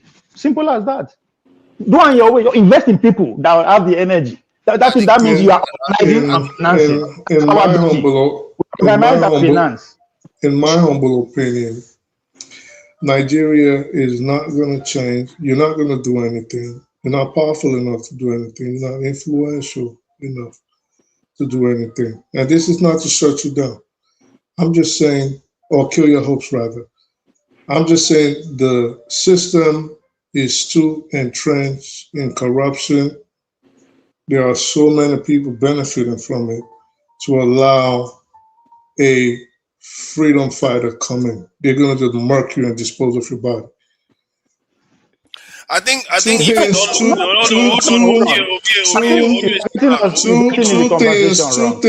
two things will have to happen, in my opinion, in Nigeria, for there to be a change in the system outside of some miracle at the ballot box, which I don't think is going to happen. Either you're just going to be patient and let these dudes die off, and you speak about them in history as the dark ages of Nigeria, or, and I'm not advocating violence, or someone somehow comes and wipes out this political class. But outside of that, they have a hold on the system, and trust me, or at least don't trust me, my opinion, it's going to be a futile attempt. The country is just too entrenched in corruption and the powers that be. Sorry if I understand you. Is it possible or it's not possible to change? That's what I want to understand you. At this point, no. It's not. I disagree with you. At this point, I don't think so. You know what? It is possible to just change it. I don't think anybody will say that a system cannot be changed. You just need to start systematically start. I've always, the last time we talked about this was to kind of start forming alliances within the system with a specific ideology and this thing, what you want to do in mind. If you don't have an ideology, how soon do you think you can change? Give me a time limit. Hold on, sir. Calm down. How soon? Let's give a time frame right now. Let's say you want to change the system today, as we're speaking, with this ideology that you want to put together and these connections you say you want to put together. How soon do you think you could reasonably change the system starting today? Historically, it has been around, on average, 10 years it takes. But based on... No, how soon do you think? I'm not historically. I said, how soon do you think the system could be changed? That's what I'm coming down to. Because if I just tell you one number right now, you will say, where did you pluck that one from? No, just tell us a number. Because I'm saying, as it stands right now, you cannot change the system. That's what I'm saying right now. But if you say you have a number... You can't change it right now, but you could change it. Do you want me to respond? You could change the system within 5 years. Do you want me to respond? Oh yeah, whatever. You can respond. Realistically, we can change it 8 years, 2 election cycle. All right. I think that's more realistic, yes. Because of the emerging technology that will make things a little more faster. 8 years is actually long, because even in the time when they didn't have it takes on average 10 years. So I think you can even cut it short. 8 to 10 years is basically the same thing. That's why I said it's wrong. Or you can do it faster now, because now there's technology that will amplify whatever you want to do. You can but that's just a realistic way to win. Let me ask a question. How long did it take Nnamdi Kanu to become the top leading figure? That's main figure in the South.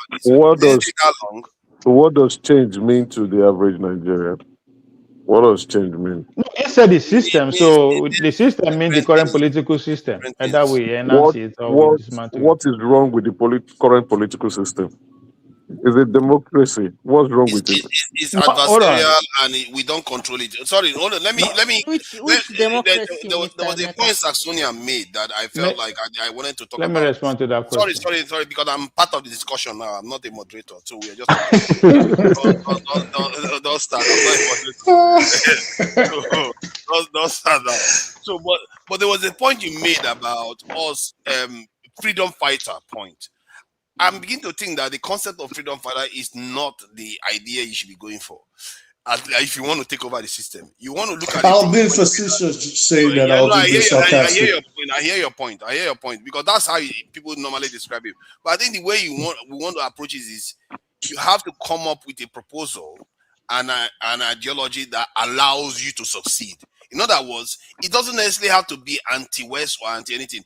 You could have an ideology that says you work with the West, but it's not this arrangement. It's an arrangement that is similar What to the arrangement? no, the kind What of arrangement arrangement? that is similar. Hold on, what No, kind the of question is, what is wrong with our political system now? See, Can I respond to that? Can I respond to that? we were allow me once to land. You're asking me questions. in 1998. See, my point, my original point was that you are going to approach it like you have a better arrangement with the West, or you go somewhere else. Those are going to be your flexibility that you have to have. You don't have to have an ideology in terms of being against capitalism, or that's No, what I have. Tunanja, the West is secondary. Kind of socialist. I don't you like don't need the West is secondary. Go meet the people first. Get the people on your side. External forces are secondary. The West now. The West are. The West is not secondary. The West cannot be secondary. Like my question again is, what is wrong with our political system? Everybody cannot be talking at the same time. The West is not secondary. Even when the Bolsheviks wanted to go into Russia, they had some support from nations in Western Europe. So it's not you can't just go and just expect that you're just going to succeed because you don't have the hardware. You have the people; they are going to be on side. But those ones that have the hardware, they could stop you. You know. Right. You say they had the people. They had the people first before you go find ally. You need the people. I agree with you on that. The outside world is secondary. I agree with you on that one. Your boy was asking you a question. When you ask what is wrong with our constitution, I would say. Hello wanted to say something. If Hello, there's nothing wrong with our political system. Absolutely nothing wrong with our current political system. We left a military dictatorship to democracy, and the world has accepted that democracy is the best form of governance and the best political system in the world. So when you say you want to change it to what? You want to be a dictator? No. I don't think. You never. Hello wants to say something. Change what to what political system do you want to? You want ask a question. Is it communism? Is it democracy? You ask a question. Allow people to answer. You ask a very simple question. Please now, let me add. Is it rigmarole? How do you guys speak the English? English is not my first language, anyways. So what I want to ask, or maybe say, is like, Mr. Emeka, if you say democracy is the status quo now, so say is the norm now, it's come to stay. Is it favoring us? Is it who created the democracy? Is it our does it, and in what way does it benefit our people or our way of lives? Like what I'm seeing on the YouTube now, like some sort of an idea that a governor or someone has given some women red panty in Kano. So is that part of what is it? How is it going to enhance the lives of these women, or what's happening? Is that how democracy works? That women are handed red panties, and there is being shown on the I think social media now. They are soliciting for the votes of those women, and there's nothing absolutely wrong with it. Politicians will go about soliciting. So is that how women are being disrespected and treated cheaply? So you want me to vote now give that's left for you to interpret. The women are collecting. Can I jump in? Can I jump in real quick? So I'm hearing a lot of fantasy here. It's not a fantasy. I'm a woman. There is a lot of people are coming up. You want to change the political system. Sorry, sir. Your point is legit, and I am telling you as a woman that if you give me red panty, you're not only insulting my intelligence, knowing that in Nigeria things are not working well. There are a lot of things you could invest that money into, even if it is 1 naira to give? Why are you giving me a red Fine, party for what? fine. Is it to That's please why I my say it's husband? left for you What to has red interpret. party That's got to why I do said with it's me and left you for and you the to government? What interpret. is that? If you are so annoyed, run for office. If you are That's pissed not the off, answer, run for sir. office. Mr. That's Emeka, not That's the it. I You don't see, answer. think You are when moving people the come out to say goalpost. we want to change the system, you understand? Those are graveyard no. I illustrations. don't think. So No, no, what no, no, what no. I don't do think the you want? Do system. you want to be under? Emeka, Hold on, easy. You I ask will a say the question. truth Let whether you people like. answer now. It's not about the truth. You ask a question. A lot of people don't answer.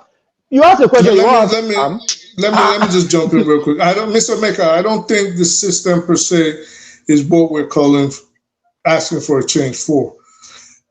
Democracy, I think, well, not me. So I think democracy is the best system for a multi-ethnic, multi-religious society like Nigeria. So everybody can have their own say. Now, what kind of democracy are we going to practice? That is up in the air. But I think what we're practicing right now could work if the politicians in charge implemented the right qualities that are needed. So it's not the system of government or system of choosing the government itself that people are against. It is the fact that, like Miss Hello was trying to allude to, injustice, for example. A situation where the rule of law doesn't count, a situation where there's no ease of doing business, a situation where corruption reigns supreme. So can we have at least a semblance of justice? Can we have at least a semblance of proper governance in Nigeria? It's not like we want to get rid of democracy. We want to get rid of the people in charge right now and the kind of system that they're operating on. That's what I think. Let me give you my answer. Let me give you my answer. Let me. From what you're saying, you say you don't like the people in charge, the political party in charge. You don't like them, right?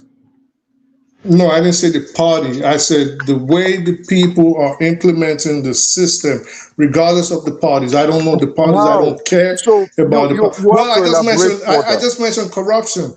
I just mentioned the lack of ease of doing. Everywhere. There's more corruption in the United States than in Nigeria. I agree. There's more corruption in China than in Nigeria. There's more corruption in Ukraine than in Nigeria. Sir, one second. Your term of corruption does not hold water. Can I answer? It does hold water. It doesn't. Ukraine is. Can I please answer? Please. Ukraine has always been known as the bastion of corruption in Europe. Way before the war, it was one of the most corrupt societies in the world. That is not what I'm talking about. What I'm talking about is endemic corruption as we have it in Nigeria, whereby, and this is why I mentioned the rule of law, justice. In the United States, for example, yes, it's all smoke and mirrors, right? But at least from the bottom up, there's a semblance of proper governance. There's a semblance of justice. There's a semblance of, if you commit a crime, you're going to get punished for it. So how come they've not prosecuted? But we don't see this. $4 trillion US dollars is missing from the military. How come they've not prosecuted but like them? I said, well, how come they have not prosecuted them? So when you ask a question, let the other person answer. No, you see, your point is irrelevant. How come we keep putting it's you. Both of you have had your let me answer the question. My point of corruption. Wait. Let me just line with this. I did mention that it is all smoke and mirrors. You cannot totally eliminate corruption anywhere. You can't. It's impossible because these are innately human nature in action. But at least the average American is not going to bed hungry. They can go to social services if they have a problem. I'm not saying Skid Row does not exist. I'm just saying a situation where almost 80% of the population is unemployed while the politicians are living in largesse does not exist in the United States. This is the difference. It does. It happens in the United States. Are you telling me now? I think you don't listen. You just want to. I am listening to you, and I'm telling you. Sorry, I you just don't like the answer. You don't like the answer. Is 83% of Americans unemployed right now? You don't like the answer. No, maybe it's when it gets to my son, I will explain to you, but you don't like the answer. The United States politicians live much better than the average Americans. So you don't, the US politicians, currently Trump is enriching his family and himself. His in-law is going around who does not. Did you hear? The current president of the United States, son-in-law, does not hold an office, but is going around making deals, and nobody is telling him not to make deals. So corruption is everywhere. Do not paint that same brush with Nigeria. Mr. Maker, I mentioned the United States politicians are living much better than the average American. So all right, please. It happens everywhere. So your can point you let does the other not person? All right. of, So, I heard you. So let me ask you. Like I just mentioned, I said. There's no even if there's corruption in the United States, there's still a deterrence factor. And I did allude. I did. And I just gave you an example. Sir, there are more examples. Do you know that the FBI director is using his flight? The FBI. All right. Stop it. Allow me to counter you. Hold on. Except you want somebody to continue to put. You want someone to continue to put Nigeria down, and then start comparing the United States. There are other people here. Now. It doesn't seem to be muted. So Nigeria, I think democracy for me is a function of a definition. To me, any system of government that benefits the majority of that society is democracy. You cannot convince me that China is not a democratic country. I don't care how you see it. If you argue that America is not democratic enough, then it's a function of a definition. Yes, so I want the structure to for Christ's sake, how is China a democratic country? Because they uplift the majority of the people from poverty. That's not what democracy is. Democracy is a system of choosing a government. Not uplifting the people out of poverty. China is not a democratic society. Can you allow me speak, for God's sake? I never disagree with you. When I refuse to interject when you are speaking, it's not that I agree with you. I just want you to land your point for the sake of other people. Let me do the same thing. Tell us how China is a democracy. When you reach your turn, you can use it. That's what I'm asking for. Going back and forth, we are not helping anybody. You guys are freaking funny, bro. I said democracy as far as of the concern. Earlier on, you're talking about your opinion. Why can't you live with my opinion then? If you want me to live with your opinion, but you can't live with mine. Democracy's definition is not your freaking opinion, bro. There's a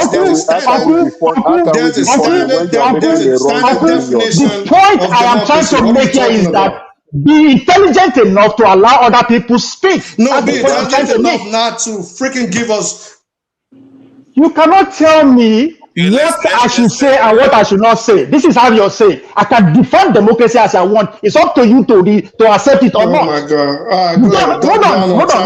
You don't have the right to shut me up. You have the right to accept what I said, or you don't. That's the only right you have. I can't accept this definition like that. I went to school not to learn that China is a democratic country.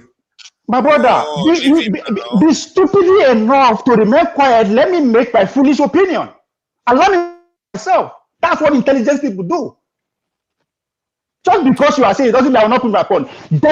Democracy is a construct, is a matter of definition. That's what I'm saying. It's how you define it. Any system of government that benefits the majority, according to OVA, is democracy. You can disagree with it, you can accept it. That is up to you. But I will say it today, I will say it tomorrow, and I will say it anywhere. Any system of government that benefits the majority, bring it on. That is democracy for me. The American that actually mistreat the democracy that we emulate. Do you know what it's about?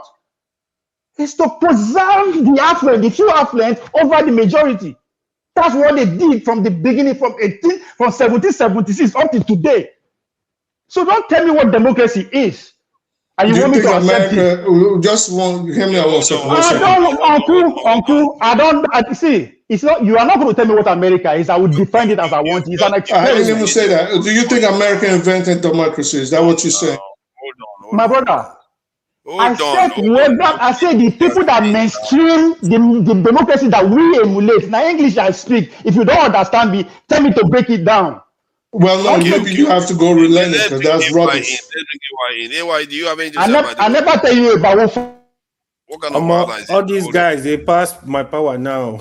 Okay. See, I think we are confusing. Okay, go ahead. If you want to say something, AY, before I speak.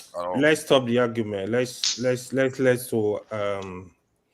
agree to disagree. You know, If let people 40% of Nigeria enjoy as China is the enjoys, that's democracy for me.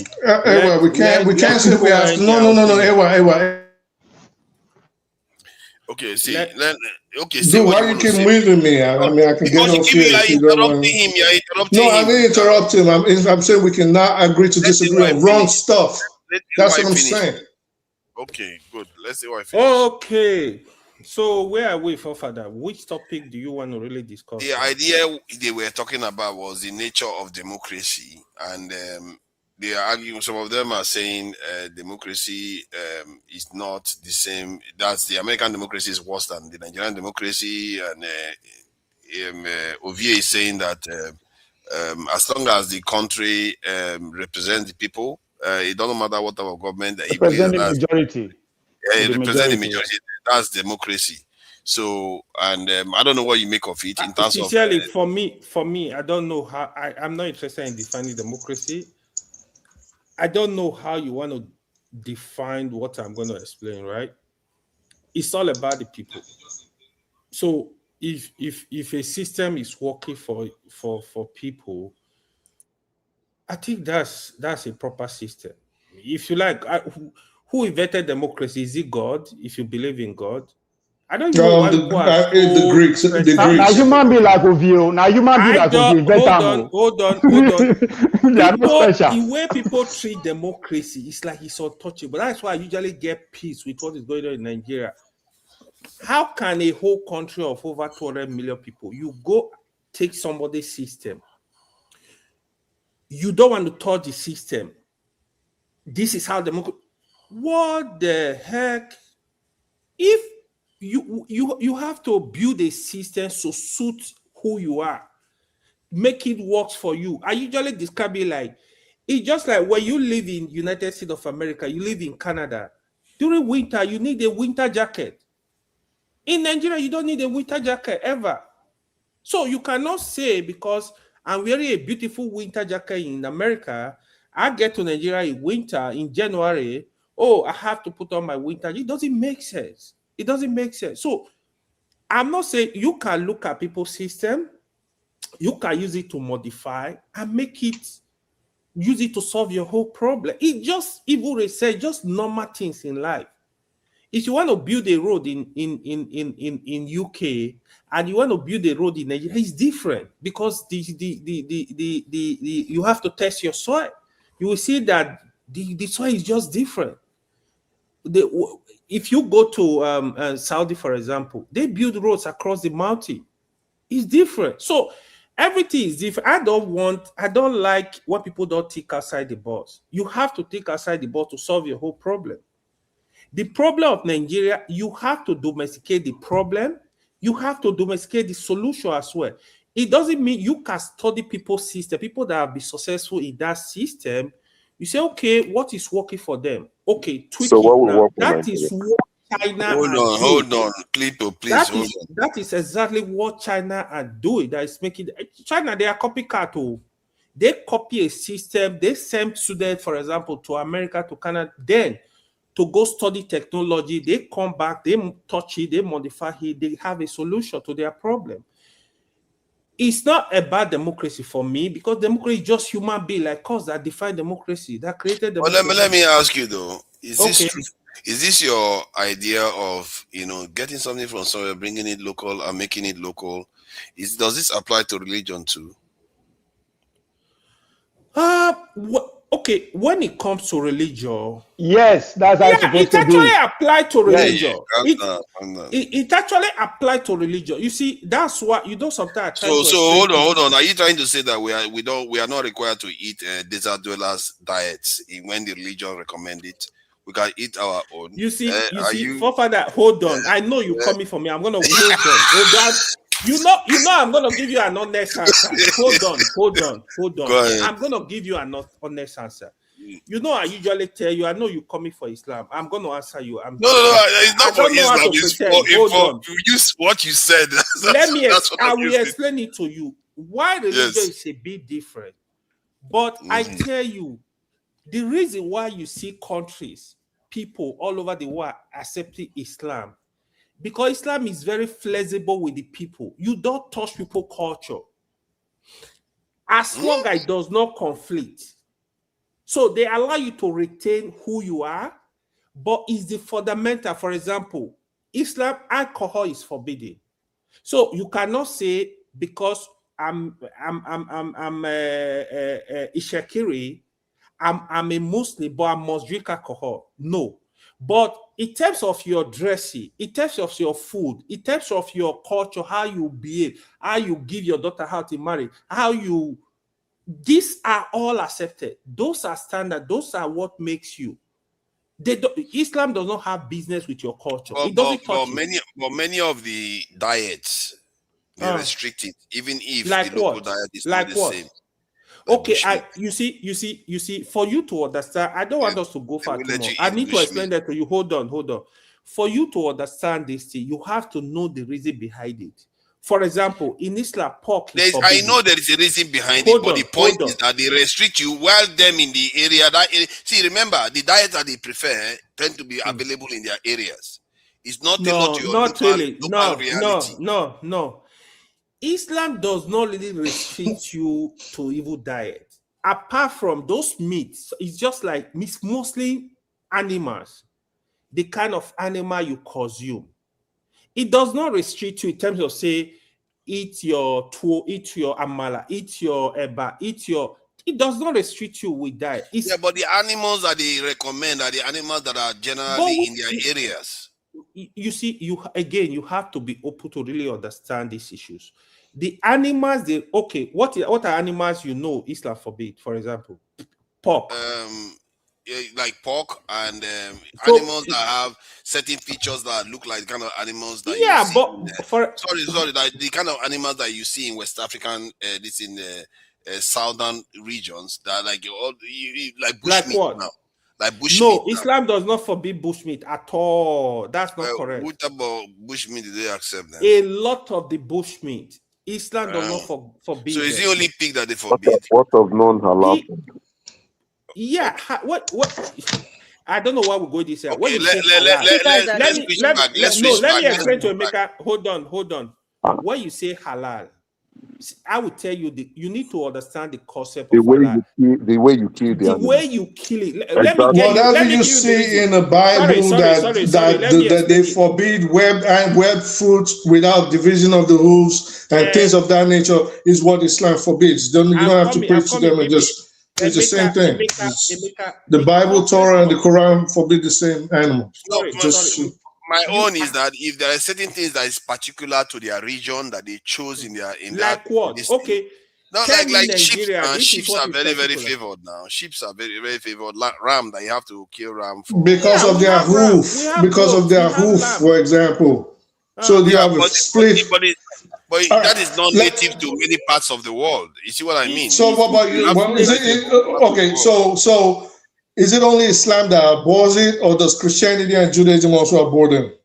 The same. See, the principle is if you want to indigenize stuff. It's a very simple question. Is it only Islam, or is it those? Of course not. So all of them, exactly. So whatever you see that Islam abhors, because Islam came after all of them, in the Torah. In the Old Testament, it's the same. To all of them. I'm not separating only Islam.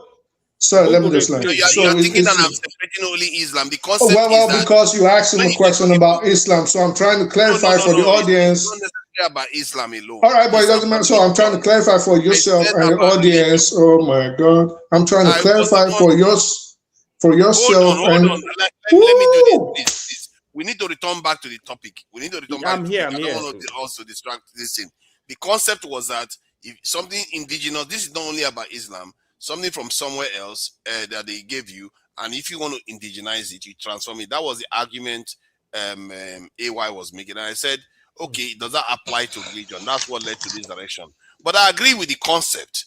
You see, that's the thing. I agree with the concept generally. So it's just that sometimes our people, they go rigid. They don't want to change anything. They keep it the foreign way. That is the problem with our people. Forefather, in religion, a lot of things change. Even a lot of things, I'm telling you. See, our you need to title literally changed to Islamic. chieftaincy title. So Islam does not have business with chieftaincy title. You can give her your chieftaincy title. Emirs, what emir? What is an emir? So this is different, right? The concept when you talk of emir, it's just like how a system come to the people you will not you see black people we tend to kind of we are overzealous. We not accept nobody. Islam is not forcing a king on you. Change your name, your father, your village king name to emir. Anyway, sometimes I don't understand how you don't stop preaching. All you have to ask for, Father, is very simple. Before the emir was applied, the emirship was applied in northern Nigeria, let him tell you what system of government the houses were using. And then he has to explain to you how it was different from the kingship of the emir. Just stop preaching. Just ask him this question back, because obviously he doesn't even know what he's talking about. So you tell us what is different from the system that the houses or the North practice pre-Islam and how it's different now. And if you see that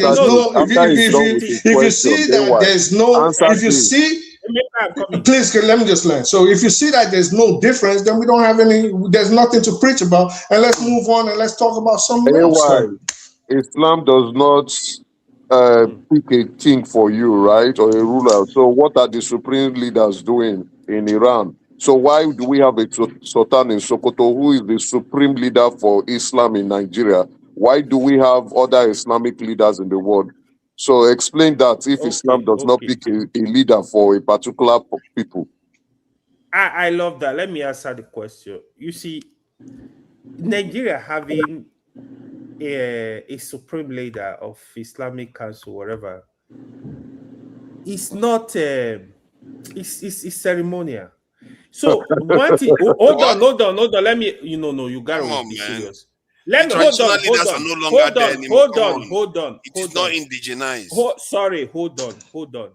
Islam believes strongly about leadership. So the concept of Islam, if leadership brings unity, even when you have three among you, you are traveling, Islam recognizes you should have a leader, somebody that is leading the group. It's very important. So it gives direction. We know that you are literally trying to counter your own argument earlier on. No, I'm not trying to counter it. So hold on. Even when you go to our traditional ruling, the way they rule, go and study even the Africa traditional culture. Even the empire you hear, it's all about leadership. It does not I don't think we should be discussing religion. I agree. But I just want to clarify something. What I would just say, for we black men, we have no business with military. We have no business. We'll come back to that discussion. Me and you, let's have discussion. Black people have no business with mainstream on religion. Islamic topic. Ask me questions. I will be ready. Black people have no business with Islam. Black people have no business with Christianity. Black people have no business with Judaism. It's not our business. To be honest, Emeka, let me be honest. Let me say one thing. I hear people say this. You see, it's just like when people tell you, I told a friend, he said, Iran, they used to be non-Muslim, blah, blah, blah. I'm like, we are your forefathers Christians. Why are you a Christian? Let me tell you this. Yeah, that's what I'm also saying now. We have no business with this mainstream religion. We don't have any business with them. But let me tell you where we are as a nation. I don't really think religion is a problem here. Let me give you. You see, when it comes to Nigeria, both Muslim and Christianity, it's gonna be hard to erase overnight, because the only thing you have to tell people, you have to keep it in the background. Let people practice religion in their religious places and their houses. This is where we're getting it wrong. We allow this thing to, for example, in America, you work with somebody for 5 years.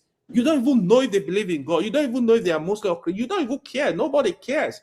That is how we should treat religion in Nigeria. You can't, you see, you have adherents of these people that, of these religions, that at least 100 million people in Nigeria. So it's not easy to erase. You can use that religion to actually make it better. AY, you are a liberal Muslim. And I will add to that, you're a liberal Muslim, right? But unfortunately, why do we have predominant Christians in the South? Was because Lord Lugard sponsored the rise of Christianity to counter the jihadist movement coming from the north. If Lord Lugard has not done that, I will tell you the geographical boundaries of Nigeria would have been an Islamic state. Which is wrong. No, hear me out, sir. I said Lord Lugard, hear me out. Lord Lugard sponsored the rise of Christianity from the south. We were not Christians. Dude, I heard you already. Because the North was coming with a jihadist movement. And I say that is wrong. No, you don't know the history. I'm telling you now. I don't know the history. It's wrong. I don't want to argue. It's wrong. It's wrong. I don't know the history. You don't know the history. Are you serious? You don't even know what you're talking about. That's why AY would. It's wrong. If we check it right now, it was not Lord Lugard that sponsored any start to any jihadist movement. The North had already moved on to the Nupe territories before they ran into all the wars with the Yorubas and with the Nupes. There always be wars. We are talking about the wars. I'm obviously talking about something I know. So the jihadists conquered Kwara. The jihadists conquered Kwara, and the jihadists would have conquered the Igbo people too. No, they wouldn't have. Yes, they would have. No, well, I don't. Yes, you know, I'm not even getting into that. So I'm going based on your statement that it was Lord Lugard was sponsoring them based on count. I'm not talking about religion. I'm talking about the history of Nigeria. I beg you guys for us to move on earlier. Listen, this is the thing with me. When I hear wrong information, I'm always going to counter it. That's the thing with me. Yeah. So it's not about that. It's about saying, no, it was because Lord Lugard stopped you coming to the South. Okay, so let me last, sir. Can you let people land? Tell us, so outside of the outside of southeastern Nigeria, Islam already had a standing in Nigeria for close to 1,000 years. The Yorubas already had a standing based on their travels to Mali, the Songhai Empire, and making pilgrimage to Mecca. In fact, there's a Yoruba tradition that actually says, based on Lamrudu, they came from Mecca, from Saudi Arabia. The Lamrudu got chased out of Mecca. This is a Yoruba oral tradition. So it had nothing to do with Lord Lugard. It had nothing to do with, Islam was already established through trade, not conquest, not jihadists, like you guys were falsely attributed to, through trade and through assimilation. And they adopted Islam in the Yoruba areas up onto where we have, can I please finish? Up onto where, can I please finish? I'm not telling you anything. Let me just finish. Don't ask me a question. Let me finish. Why do you like to hear your voice? So you are telling Yorubas now that Yorubas accepted Islam because of trade, because of money. You are telling Nigerians here. I'm not telling Yorubas. That's what history told us. When you put date to it, it will make sense. What day? Something that is not of their own. They left their God. This is, but it doesn't matter. Because of money and trade. Oga, be quiet. At what point do you mute this guy so people can talk? Like, I think he just... You are insulting Yoruba people. Do you know that? I'm not insulting any Yoruba person. Well, I'm insulting... They sold their identity. Can I please finish? They sold... Yoruba people sold their identity can you for mute money this guy? and took up another identity because of trade. No, listen. No matter how much it pisses you off, the point is, the Yorubas, no, you're being very ignorant right now. So this is the thing. The one that is ignorant, spinning nonsense here. Can you mute this guy, please? Put date to your narrative so that it will make sense. Please, Put date to it. 1 year, everything happened. You have to mute this One guy. year it Return happened. this back to the normal discussion So now. Nigeria, somebody is telling lies here. You are not muting him. You are muting me. Well, you can always check. I've checked what Fofana, Emeka please said. redirect this discussion, please. You can argument, not finish. Can we fact check this? Because we can't just come here and Yeah, say exactly. But they have to put date. That's why they need to put date. One You don't put date to it. Yoruba people sold their identity for money. Let's protect him. How can you come here and telling us This lies? guy is extremely ignorant. I already put it.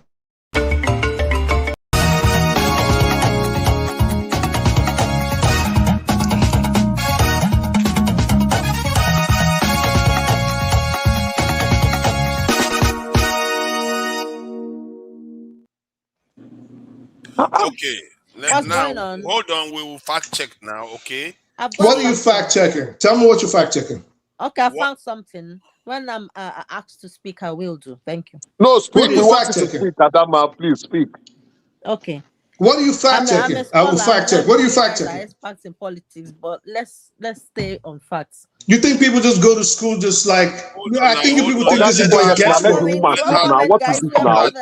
We have to, this is how we're going to. If you are so confident in what you are saying, allow her talk. Let's be one place. We are not going to be divided here. It says, I asked what Lord Lugard did regarding religion and the North and the South. And it's saying, not really. The claim is too simple and mostly wrong. Christianity in southern Nigeria was not created or sponsored by Lord Lugard as a weapon against northern jihadists. Christian missions were already active in southern Nigeria from the 1840s, long before Lugard became central to Nigerian administration.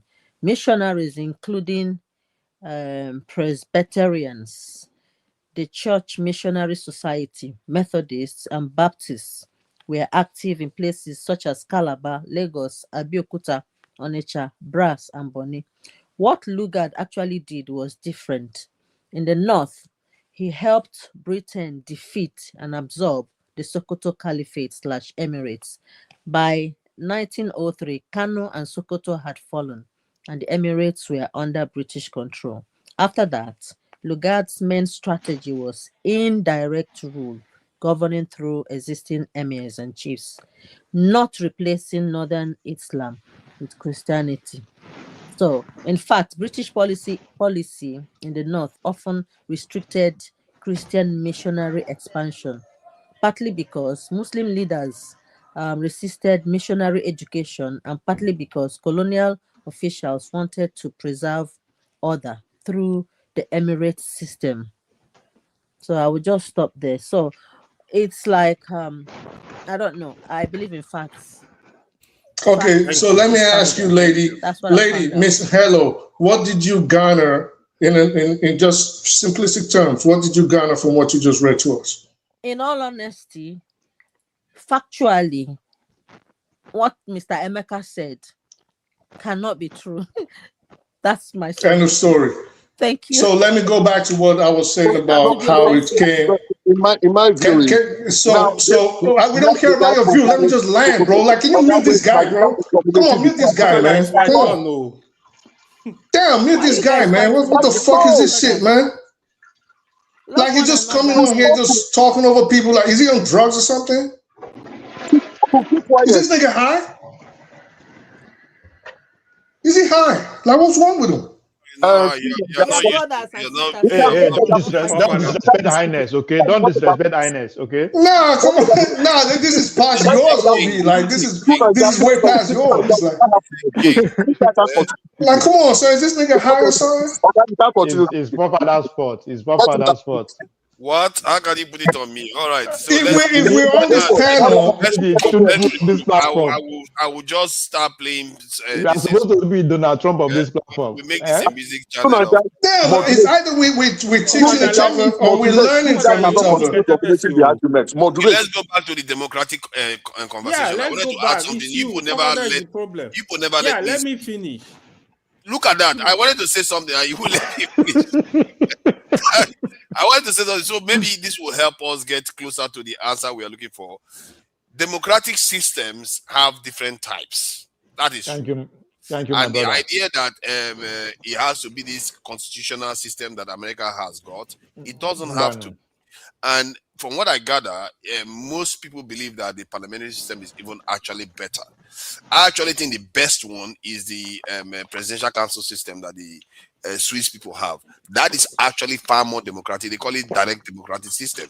So there are different types of democracies out there. The American one is very adversarial, and because it's adversarial, it's very unsuitable for Nigeria, because it means that all the tribes are going to be fighting each other.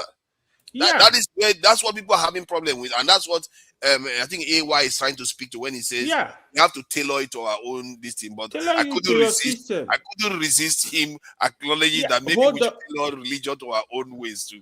That's why I brought the religion. You that is causing this problem anyway. Yeah, what did I do? I was just trying to ask questions. That's what the British did. That's what the Romans did. That's what the Greeks did. They tailor it to them as tailor it to your system. So Ovie will change the Nigerian democracy to his own definition in the next 20 years. And everybody will follow. So this evil is even simple, to be honest, because you have to understand. If you look at Nigeria, you have 3 tribes that are in power struggle for years since independence.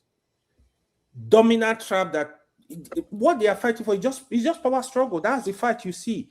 Then you have all the minority tribe, even where they are non-minority. You can't really call it your minority. There are tribes that are really big. They are big out there. So you have to study the system. You study the Nigerian environment. Like what Professor said is very important. Which country have the kind of configuration we have? Okay, we can take their system. Is it working for them? Okay, how can we touch it to suit our system so that everybody will feel important, everybody will feel involved? Because what you see today, announcer might be cried today because their person is not in power. It's Yoruba that are in power. But if they have power, what do? They do the same thing. And Igbo man might be cried today because he's not in power. When he get power, what do you think he's going to do? He's going to do the same thing. Are you going to blame him? So that is this. We need to change the system to work for everybody so that everybody will feel important. Everybody will. It's just as simple. It's not go hijack a system. People think like they can't think outside the box. They just think them. What are you talking about? How do you even do that? I don't even understand it. So this thing is very simple. If we really want to solve the problem, we have to get people that know what they are doing, study the system. Okay, what will work for us? Our character are different from the whites, everybody is different. So you study the people you are dealing with. So you get a system that will work for them. That is why when you check countries today, even the superpower we are calling, Russia, they have their system. It's unique. They speak their language too.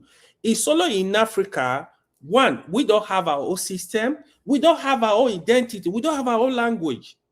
It's only in Africa, if you cannot speak correct English, you are ashamed of yourself, but you can speak your local language. It's only in Africa. Which world power, which superpower do you know today? Even Iran here.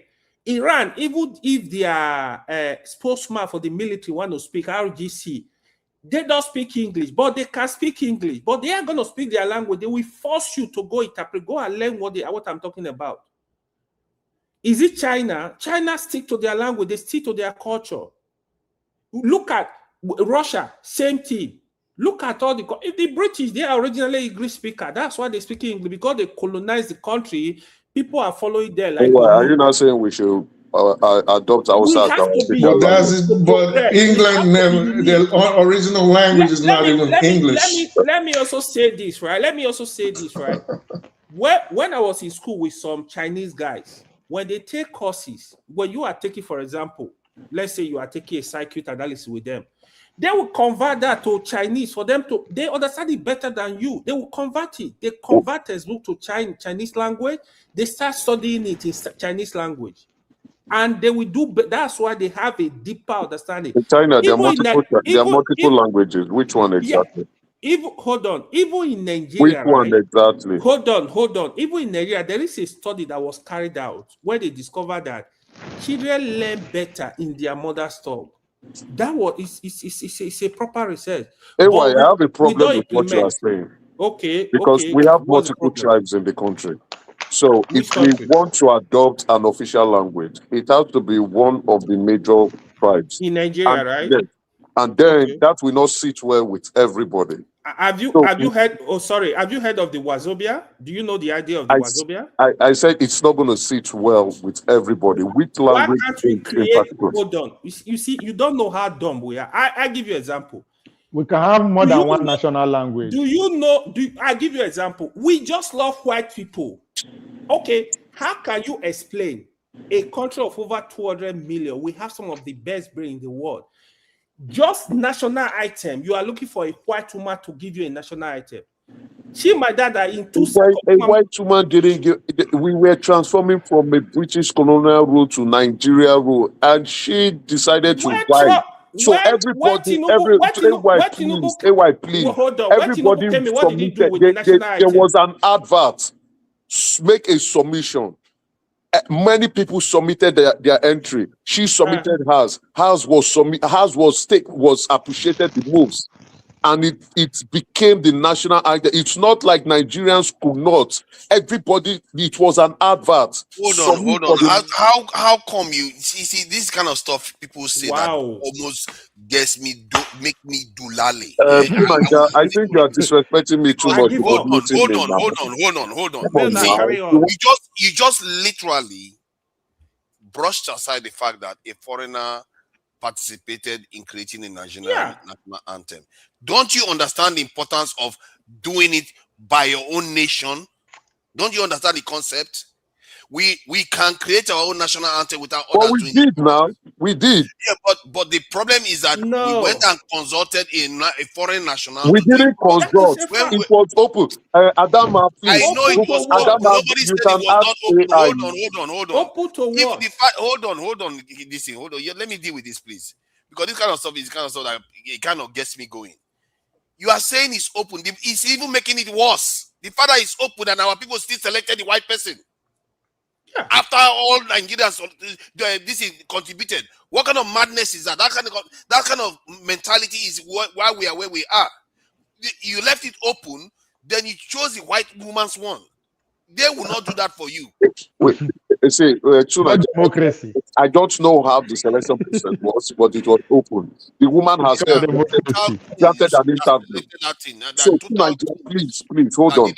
So, can you hold on? I know you want this conversation to be between you and AY. That woman granted an interview. You are the one that is saying that he submitted. Then guess what? We changed it. We indigenized the anthem. Then this current one put it back again. Exactly. Let your fight be with the Tinubu administration, who decided to go back to that anthem. But we changed it. If a new government call, we can still go back to what we changed, or take time to do a much better anthem.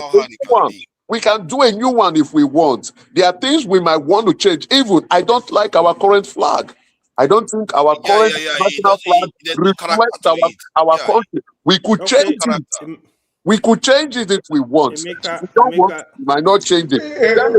To even answer what AY is saying, we have actually adopted a way of system for us, and we have said democracy is what we want. And in this democracy, the way we want to do it is that the North will rule for 8 years. After the North, it will come to the South. Where was it written? Where was it written?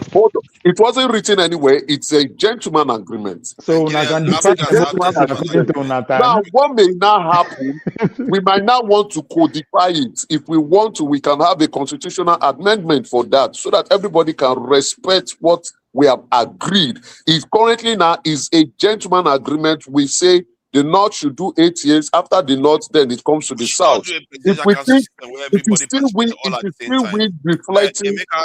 Emeka, see, let's look at it from this other point of view. let's say your argument about Nigeria being able to do some of all this thing by ourselves. I want to ask you guys all questions. Let's see whether this one is going to be hard, and I can assure you, I don't think anybody is going to be able to answer it here. Hey, easy question, but it's going to be very hard because it is Nigeria after all. Now, can anybody give me a name you want Nigeria to be called that is indigenous to us? First, Okwegolo, go ahead. Give us a name. Do you have any name for us? Or you want us to go around? Ovie. Ovie. Yeah. You want to call it Ovie? Yeah, means king. Ovie, okay, that's your time. Okay, that's okay. They will have to accept Benin language as the the name of the country. Good. AY, do you have anyone for us? Anyone, just in case somebody comes up with something brilliant that I've never heard of before? AY is not brilliant. Honestly, something that everybody is most likely to accept. That's my point. It's not that it's not brilliant. You see, now somebody just wrote Wazobia, right?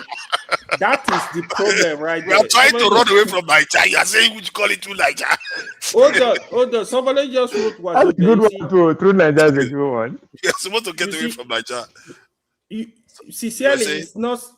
He said Nook Republic. Nook Republic. Nook Republic is quite neutral, though. They are not around anymore. So it's neutral. And they are ancient, too. We have to look for a name that, just like you said, everybody will be happy. I can't really think of one right now. But Wazobia is BS. Wazobia is BS because the idea of Wazobia is this idea where the Hausa, the I like Knock though. I like that Knock one. They actually, think they hold Knock, right? Knock, not culture. Knock is ancient, and he always whenever you say it, it reminds you of that ancient ties you have to this land. What's wrong with Nigeria? Nigeria. Maybe you call it Afri Republic. Let me give you one. You guys just jump from topic to topic. You hadn't even finished about the language issue you were talking about. You guys are now talking about the name. Leave it for now. What's wrong with the name Nigeria? What is wrong with the name Nigeria? For one, it was given to us by a foreigner, and it's also because it's an adopted name. Legal area. People say it's legal area, all kinds of. So it's not our own. We have to rename ourselves. You see what I mean? We are. I can agree. We had multiple opportunities, and to date, we still have the opportunity. We've not been able to rename, and that's why we are coming up. We are talking. Let me say one. What about Diamond?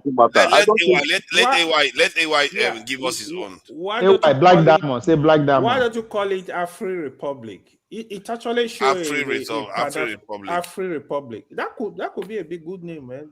It's a good name, but I don't know. What of Black Diamond? We are the biggest country. What of Black Diamond? Afri Republic. Hey, and that's one. It has Pan-Africa feel. It has Pan-Africa feel. Black Diamond. We are more like the leader of we don't have diamond in Nigeria. Where did you get that? The black. We are the most blackest people on the planet. It could be the blackest diamond. Nation. Yeah. We are supposed to be the light of the black. Exactly. We are supposed to be the light of the black race. It sounds a little bit like a pimp named the country. That's why. Hey, my Black Diamond. You have to be careful. Black Diamond. We don't even have diamond inside Nigeria. That we sell properly. We are not even much. Why your mind go there? Why your mind go pink? I don't know now. When you keep saying Black Diamond, blink. You are talking about blink. Hello, have you got something for us? I have nothing, but I just I fact checked something about the national anthem for Nigeria. Okay, give us your fact check. You are Mr. Fact Check. No, leave her alone. She's doing an amazing job. Make sure no one thank you. Foul. If I can do that, I will do. It says Nigeria's first anthem was chosen through a competition, which Mr. Emeka said, which is right. Chose by its words written by a British woman, Lillian Jean Williams. Yep. And its music by Francis Bender. It was not exactly designed by a white woman, really, but a British woman did write the lyrics that were selected. Where your mate was so now, My point is that I'm now swinging towards forefathers' idea that why should that lyric competition be thrown open to foreigners in the first place? Because that land belongs to us and Okay. Because we are must be governed by because we are us. pimp. We For are us. pimp now. Two Nigerians will be pimp. Competition. We pimp it out. Said Nigerians We were trying permanent to get resident of independent from Nigeria. them. And why So would they hold still on, compete in the Adama, lyrics? please hold on. That woman was a permanent resident of Nigeria. Actually, if you look at it, she was actually even born in Nigeria. I think so. I might be wrong. So she's typically a Not Nigerian even sure. citizen. She's not likely to be born in Nigeria, actually. That's why I say I might be wrong. So Then why did you say something the like competition. that? Nigerian are pimp. We pimp the national item out. So that competition was open to Nigerian citizens, Nigerian nationals, permanent residents of Nigeria. So it was open, not visitors of Nigeria. So that's why I said she might have been born or she's a permanent, but she was a permanent resident of Nigeria. So if she was born in Nigeria and a permanent resident of Nigeria, she qualified to compete. Was she a citizen? No, she was born before Nigeria was put together. In the sense that the competition was open to permanent, it's just like now the competition is open. If there's a competition for Canadian citizen, permanent resident of Canadians, Canadian nationals. Emeka, when she was born, hold on. She was a British expatriate. She wasn't born. She was not. There was no Nigeria when she was a British expatriate, then she would have been. She would have been. The woman granted If that she was, I don't care whether she let was a people permanent speak. resident. She's not a citizen. And she wasn't born Wait, in Nigeria. She was a no, permanent hold up. Let me give you. Hold on. It doesn't matter whether she was a permanent resident. She's not a citizen. Stop being a racist. Stop being biased. She would. Oh my God. She would have qualified. Oh my God. She would have qualified because Nigeria was under the British Empire. It was part of the Commonwealth, which would have made her eligible. You guys can go on squawking now. It's overqualified. It's been 60 years. It's been 60 years. Stop muting me because you don't like what You're not letting me talk. You're just talking and you just want to talk over. I am talking, but you interject me. If you interject, I will keep quiet now. Stop muting me now. It's not okay now. Why are you picking on me? Because you have the mute. I'm not picking on you. I'm not picking on you. You are picking on me now. If you interject, I will keep quiet you're saying now. she's qualified, and I'm saying, by my standard, if I'm the one that is about to run a country, why would you open it up to people that are not going to be part of the citizen of the country? We should have been nationalists. Well, she was living in Nigeria. She lived in Nigeria. Oh my God, she's an expatriate. That doesn't make her citizen. She's not an expatriate as at that time. Again. Oh my God! Let me land, sir. Let me land. You've made your point. Let other people's points come on. Nigeria was under the British Empire. Nigeria was part of the Commonwealth. Now, I do not know this woman's held nationality, but I would assume this is common sense, especially since if Britain had conflict overseas, Nigerian soldiers would actually represent England, for example. So being that it was under the Commonwealth, Nigerians were British citizens at that time. Yes, maybe that made her qualified. It's been 66 years. Yeah, but didn't make her qualify. I guess you could have made her qualify, but if you'd have said no British expatriate or British national should be part of this, you can do that. I found a fact as well. I've checked it, and it says that actually she was a British expatriate who lived in Nigeria around independence, not Nigerian born. So I know that we were under British rule that time, but couldn't it have been better that we were given independence to govern ourselves? That every other person should remove their hands and let us do our own thing. And other countries didn't do that. Other countries had their own citizens write it.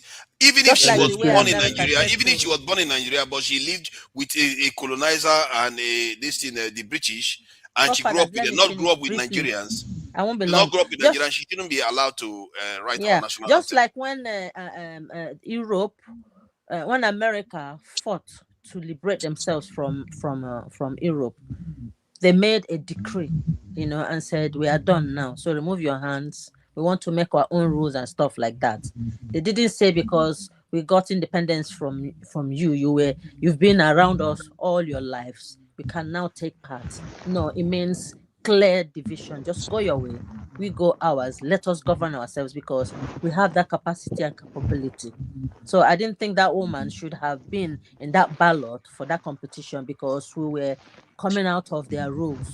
And that rule wasn't palatable to begin with. Thank you. Exactly. Thank you for that. And so we don't have a name. We have NOC. We have Afri Republic. And let's go to Saxonia. Ovie came with the Black Diamond. No. Ovie as the name of the country. That was my first choice. Ovie is there too. Ovie is there. Ovie the king, isn't it? Is it not the king? Yeah. That's the meaning, king. Yeah. Ovie, okay, that's not bad. But then the king that will rule the world. Africans will be like, look at them. They are full of themselves, calling themselves king. That's all we need. Calling Nigeria king. Giant of Africa is you have to just Papa, sorry, hello. Papa, that big guy, the Nigerian guy that is I don't know if you are following the WWE recently. This last week, the big guy. His name is the stage name is the Ruler. Yeah, WWE. No, I'm not following. Google the guy.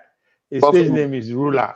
The Ruler. The guy now, my training partner, I was there when they can start training under my coach. So yeah, okay. Just go with the guy. He reached all of us as in one piece. Huge. Good. Thank you. The guy named Ruler. That's why I bring him up. Ruler. This in choice. Hello, please. Thank you. Let's hear what you've got to, suggest for Nigeria. Okay, I think people that are poets or specialists that knows about branding should come together from all ethnicities that represent the country and then try to formulate a name whichever way they deem fit, rather than one person doing it, so that this person won't say, oh, you didn't include us. They should just come together and choose and say, bring out someone that would represent you, just one person. We don't want 20 people from your whatever. And then when they come together, they can put their, do things together alphabetically and try to make it have a good, sensible sound. And then now, when it makes a sound, just like the way dictionary is written, if it's a Lakasa, we can decide to say that Lakasa means this, that represents everyone in one word, all agreed and stamped. And that is how the way we portray it, what you say you are, that's what people will take you for. That's imagine when you gather all those people together, they come out and say the name is Forefathers, I've never been mad with you before, but this time, if you were here, I shall deal with you in the language you will understand. That's a solid name. I like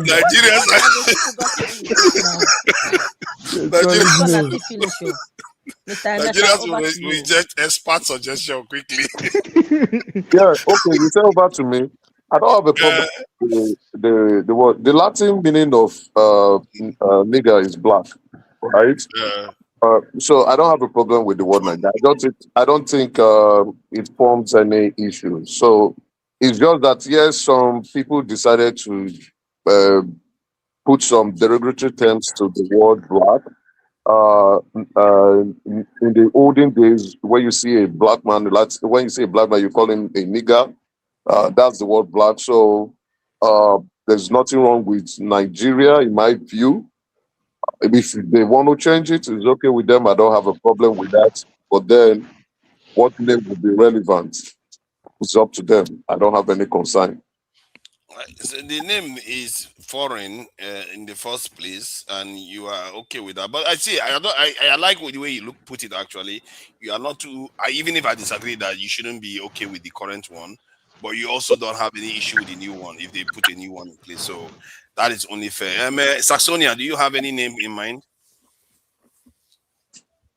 No, I'm just trying to see what your point is, and you said it is something you think nobody will be able to answer.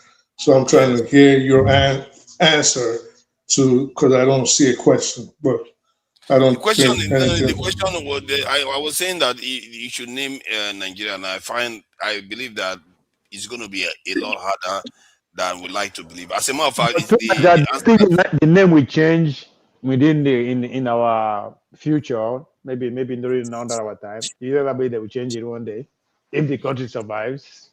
If you get the right leader, you can change it overnight. This stuff should have been done 1,000 years ago. This is ridiculous. How can we not be able to change our name? It's really, we should have done it a long time. I like that suggestion of the knock this thing actually, the knock republic. I like that because it has connotation to ancient and if people that are not technically here, so you cannot say, oh, there is these people that are the knock. Although there are some people that claim to be the knock, but nobody They are cares. still here, People no, know they that are they are still here. ancient. For Yeah, they are still Kaduna, here, but Southern people know that Kaduna they are people. ancient. Yeah, Southern Kaduna and Plateau and all the rest. So people know they are ancient. So that is good. And they are not even a majority group again. Also, that also gives it a little bit of a credibility. So I think that I personally I will be fine with that. At And this the point, right, to Niger, at yeah. this point, the country, we have lots of tribe. There's no name you would give Nigeria, whether you are looking for a roots meaning or you are looking for a specific deep or ancient meaning that will not create any problem. So let's leave it the But way it is. majority will accept knock. If you knock, then you are saying Nigeria belongs to a specific people, Yeah. and that's not No. true. See, So you hold are on. now alienating the Ishekiris, the Igbos, the No, no. Yorubas, the Hausas, and you are answering knock. There was never a time that the entire boundary of that country. So we formed a boundary amongst ourselves. Well, we didn't decide. The British Hold did on. for us. There So are a we lot of didn't decide. So let's leave it that way and no. progress. You're not going Let's to. leave it that way. How can It you is progress like for that? me. I I mean, think the people like world. I people that think the think like name. you, people that think like I you are the one that say, oh, I don't bother think renaming your country, in don't my change your view, languages, don't change anything. I think the name reflects who we are. It is the name for black people, and we are the most populous black people in the world. So Nigeria, an area of black people, fits in my view. That's why I say So black It, diamond. You it, know it, black it, diamond. it, you it that to Even is you. it black is you diamond. that is looking at Nigeria as a bad name. I think that name reflects truly who we are. An Actually, it area doesn't. for black I think he people. has problem with who give it to If you us, think your Emeka. name is bad, then it will go with you. I feel Nigeria is the appropriate name for us. I am proud of the name Nigeria. I'm a black man. I'm from a country of the most populous black country in the world, and Nigeria fits. It Ovia, doesn't. did you say it's a Emeka, I black think diamond? he hates who give us the name, not necessarily the name. I think No, so Nigeria It don't like doesn't. first, who You give us don't. the name. the language is not black language. Secondly, the people that gave it to you is not yours. It's like saying I'm proud of being called King Charles because it fits you. That is ridiculous. You can't use that kind of that kind of mentality. And this the way you are thinking, you might think that you have modern mentality. No, you don't. You No, have I'm the not old saying about mentality that modern. believes that. Hold I'm on, not talking of you actually modernism. believe your way of thinking is thinking like everything they did before. It doesn't need to be changed. They just carry on like that, like it's gonna work. No people do that. Any people that went on to do well, they didn't do that. They changed. You can't. History suggests that you have to change, take ownership of whatever you want to How? use Our for your name own does people. not You can't reflect. See, leave it the we've same. accepted the name already. We have been We using the have name not. for over 60 years now. You We've are still accepted accepting. it. No, You are the one that. we have not accepted it. Don't you get it? What do you If we mean have you have not accepted it, accepted? did we not accept the last national anthem? Why did the British? Why did the Tinubu went So, and put the old one back? That's a Did you good not accept point. the current That's a national good anthem? point. Because he is brainwashed. And just like you are brainwashed, you don't see the no, I need. am not. You don't see, no, hold on. You don't see the need to change your name to your your own identity that has your own language in it. You don't even see the need to change to have the national this in language So, because your whole mentality is that it has to be only one. Where did he get that you have to have only one national official language? South Africa has about 8 or 12 or so. Yeah, we can, Other yeah, countries we have can multiple. I don't know what your mentality is. Why most Nigerians are locked in one place That right was now. what I was saying. That's why I said, Because see, you don't all want what to you are change. You don't want to putting, change. You want to you keep. know, You we want do to not what the have, colonizers. we do not Okay, have tell me, is there unity in anything? our Is there tribe. anything? Hold on. You are Is there pushing anything? for the Let me ask disintegration you. of Let me ask Nigeria, you and that that I is know wrong. what he's not. Let me rule out what you are not. Is there anything the colonizers left in place that you will change? For me, Yes. what do I want to change? We've already moved on. What do you think the colonizers left that we want to change? There's really nothing they've left. We even chased them away in the 70s. We chased almost all the white people. That was nothing. There was You don't really see anything. nothing. That's the There point. was Of really course, you didn't nothing. see anything. You don't see anything. There are many things that you can Even the change. flag, even our current flag was changed. There used to be a horse in our flag. It was removed. So we've actually gotten rid of most of the things that the colonizers left for us. Not We've most, moved on. We We need to forged get the nation. Tell me You have to agree that to Nigeria, you have to agree that we have forged the nation. But you are in this mindset and in the minority that we need to change things, and you are pushing for the disintegration of Nigeria, which is wrong. Which tribe?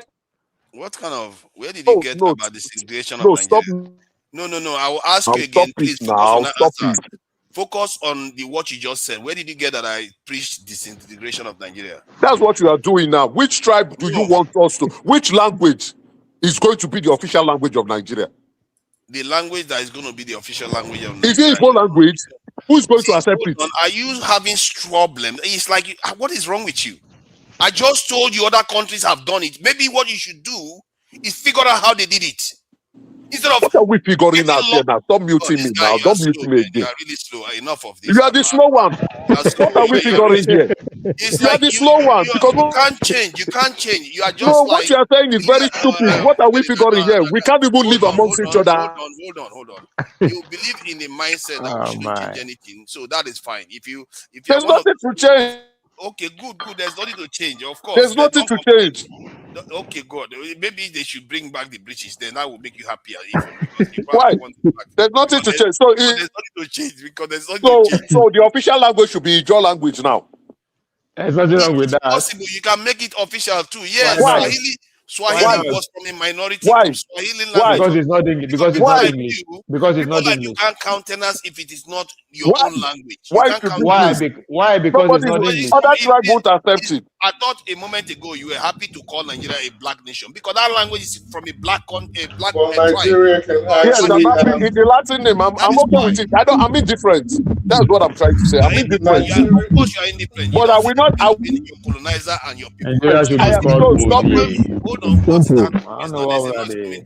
That you don't like what I'm saying does not mean that what you are saying is true. I don't like what you are saying. And what you are saying is not true now. What you are saying does not make sense. You don't see any difference between your colonizer and your people. You don't see any difference. No, what do you mean by that? What do you mean by that? Because you literally said, why would I accept that a German's language versus a language that is not even none of ours? You are happy to accept that one. Can you let me speak without muting me? I'm not going to like I explained. Okay, good. Currently, we've had tribal wars. We've had the Igbos fighting the Hausas fighting the Igbos. We've had religious wars. We are still trying to want to live with each other. Now, here you are now saying that we should change the English language, which I'm indifferent with, to one of the Nigerian language. Which Nigerian tribe will accept it when we are still trying to want to live with each other? If you make it Hausa, if you make it an Hausa language, the other Yoruba people will not agree. If you make it the Yoruba language, the Hausas and the Fulanis will not agree. If you make it an Igbo language, I don't think there will be an uprising. So, see, we have not agreed amongst ourselves to live with each other. Let's just keep doing what we think has been working. Hausa is the second largest language in Africa. We can use. Saxonia, there's feedback coming from your sorry. There's feedback coming from you. You need to Tunanja, Hausa is the second largest language in Africa. It can be adopted. Exactly. There's feedback coming. The moment you unmute, he starts giving feedback. What? Emeka, Emeka, what you are struggling with, he doesn't seem to understand how nations that have multiple official languages work. It doesn't mean they get rid of English. It's still there. Yoruba will still be part of the official language. Igbo. So the mother's tongue will still be taught to the children, but they still have on overarching English language. Even the Chinese learn English because that is language of business. Yo, you guys always so to Nigeria, let's not dream dreams that are not true. Let's not be in a homophobia state. Which language will be the official language? For you to come out to say I you want all to of use them an are going to be. official language. Okay, he doesn't understand. He doesn't understand it. Go ahead now. God damn it. Different countries have multiple languages. Bolivia, for example, this guy is on drugs, bro. Bolivia, for example, because we are swearing on the public forum. Because people like if you cannot argue, go home. Is argue? It's like talking to a freaking wall. Is this dude insane? In any event, yeah, like it just comes into crazy. What the fuck is wrong with him? That's what he got there. Why are you saying who is this person? You guys are just complicating issues. Different countries have multiple national languages. India has more than 22. Zimbabwe has about 16. You already mentioned South Africa. I think they have like 12. Bolivia has like 37. Canada has 2. Wow. Yeah, so it's you guys are just. I'm waiting for you guys to get there. You are 100% on this one. Emeka is still a knuckle dragger on this. He doesn't have any. Based on the fact that outside the second largest speaking language in Africa, we can make that the national language. No, I like Hausa language. I don't have any problem with that. I don't know why we are always. We cover other language. With that. Can I speak, please? Yes. He knows that people are going to speak against it.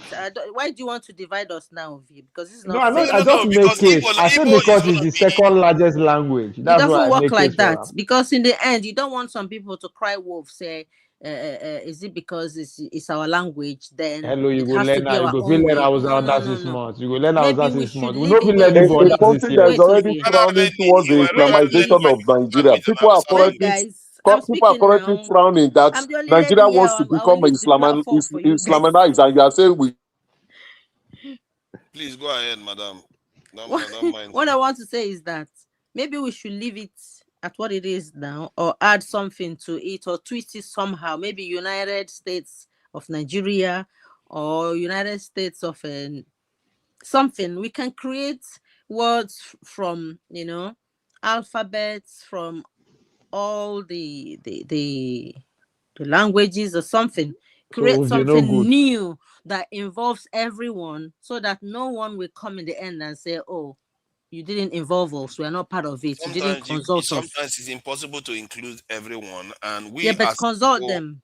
See, I know. If he has everybody's name in it, you see how the Ghanaians did it. You see how the Ghanaians did it. There's Ghana Empire. They knew that there's something good about using something ancient. Even if some people in the country were from that Ghana Empire, they went with the Ghana one because there is Ghana. I think there are a few countries around the world that did that because they knew that if they did, that ancient kingdom seems to percolate through all of them. Because I think in Nok culture, so we should go with Benin Kingdom. We should go with Edo, Benin Kingdom. Edo is not old enough. Nok culture goes back 4,000 years. Why are you disrespect them like this? Nok culture, they are one of the earliest to smelt iron, because if you use such a name, it denotes that excellence, and it reminds every time you say it that we were one of the first. Okay, if we want to go back to ancient days, the map of 1528 actually shows that there was a Judea kingdom. We can say Judea. Hey God. Exactly. You just like to argue for argument's sake. You just like to argue for argument's sake. You want to go back to Judea. We are not. Judea was not here. Where are we going back? Adama, fact check me. Go to the map of 1528 and check. There was a Judea kingdom. I've never been happier to see diaspora voting. No, Adama should fact check me now. We have a fact checker here. Adama, please go to AI and tell AI, give me the map of 1528. Look at that. Bogu adopt Edo, everybody with the tie we need that. It's a sign. After our so you want to confirm that the Spanish will call us a negro, Is that it? That's what you're trying to confirm. What does that change, Mr. King Emeka? That doesn't change anything. No, see, for me, I don't see why we need to change something that we have accepted for over 60 years. It's not a foreign name. You don't name yourself. Your parents named you. Then you can now adopt a name if you feel like. So we have adopted that name, Nigeria. The colonials named us. They were our parents, yes. They named us Nigeria. And they looked at the place and said, this area is filled with black people.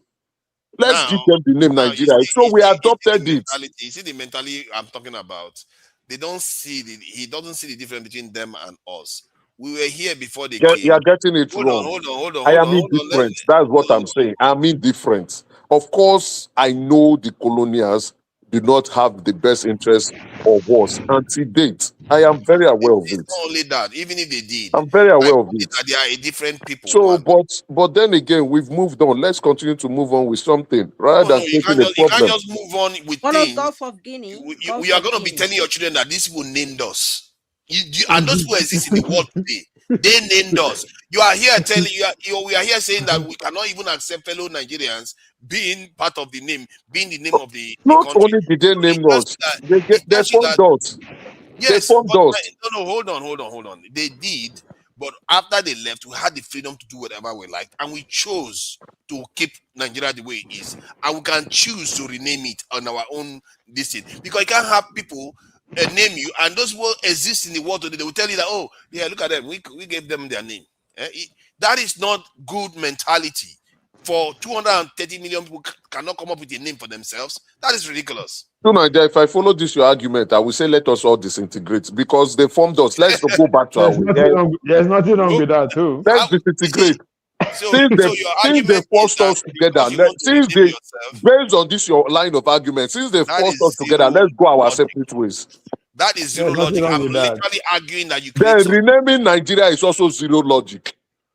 Because you don't think rationally. That's your problem. You are not also thinking rationally. I've told you. You are not thinking rationally. For more than 60 years, we have been arguing the name. Let's move on. What you are saying is irrational. We don't want a new name. Nigeria is telling you where has our... Don't keep shouting. You don't want shouting. Our political... See, hold on. I'm saying that I want a name that is Nigerian. But you are not the elite, so your opinion does not matter. I've given you one. It may not matter, but I'm saying what I want, what I prefer. What you want does not hold water to Nigeria. That's what I'm telling you. What you want does not hold water. It will not hold water. Because in the affairs of Nigeria. Oh, this guy, your mic is really messed up. Don't just unmute it and keep disturbing the stream. See. Your own logic is saying that let's keep the colonizer name because that is what you like. You rather will keep the headgear that the judges wear in their head. Because to you, it's indifferent. You would rather we keep the foreign language as our national language because to you that it shows the mentality you have. I am just indifferent because what you are saying will only create more problems. So that's why I said if I follow your logic, then let us split. Because we are not even working. This guy, we are not even working. I'm literally saying we should create something new. This is a pathetical question. What kind of mentality is that? We are saying you should create something new. Just like based on your own mentality, we are not working. Let's go our separate ways. In your head now, and that is why you want us to be like that because you want us not to work. You don't have any interest in us working. That's why you want us to freeze us in the colonial mindset. No, we are not working. True or false? To Nigeria, are we working? Our relationship is not working. We are not working right now.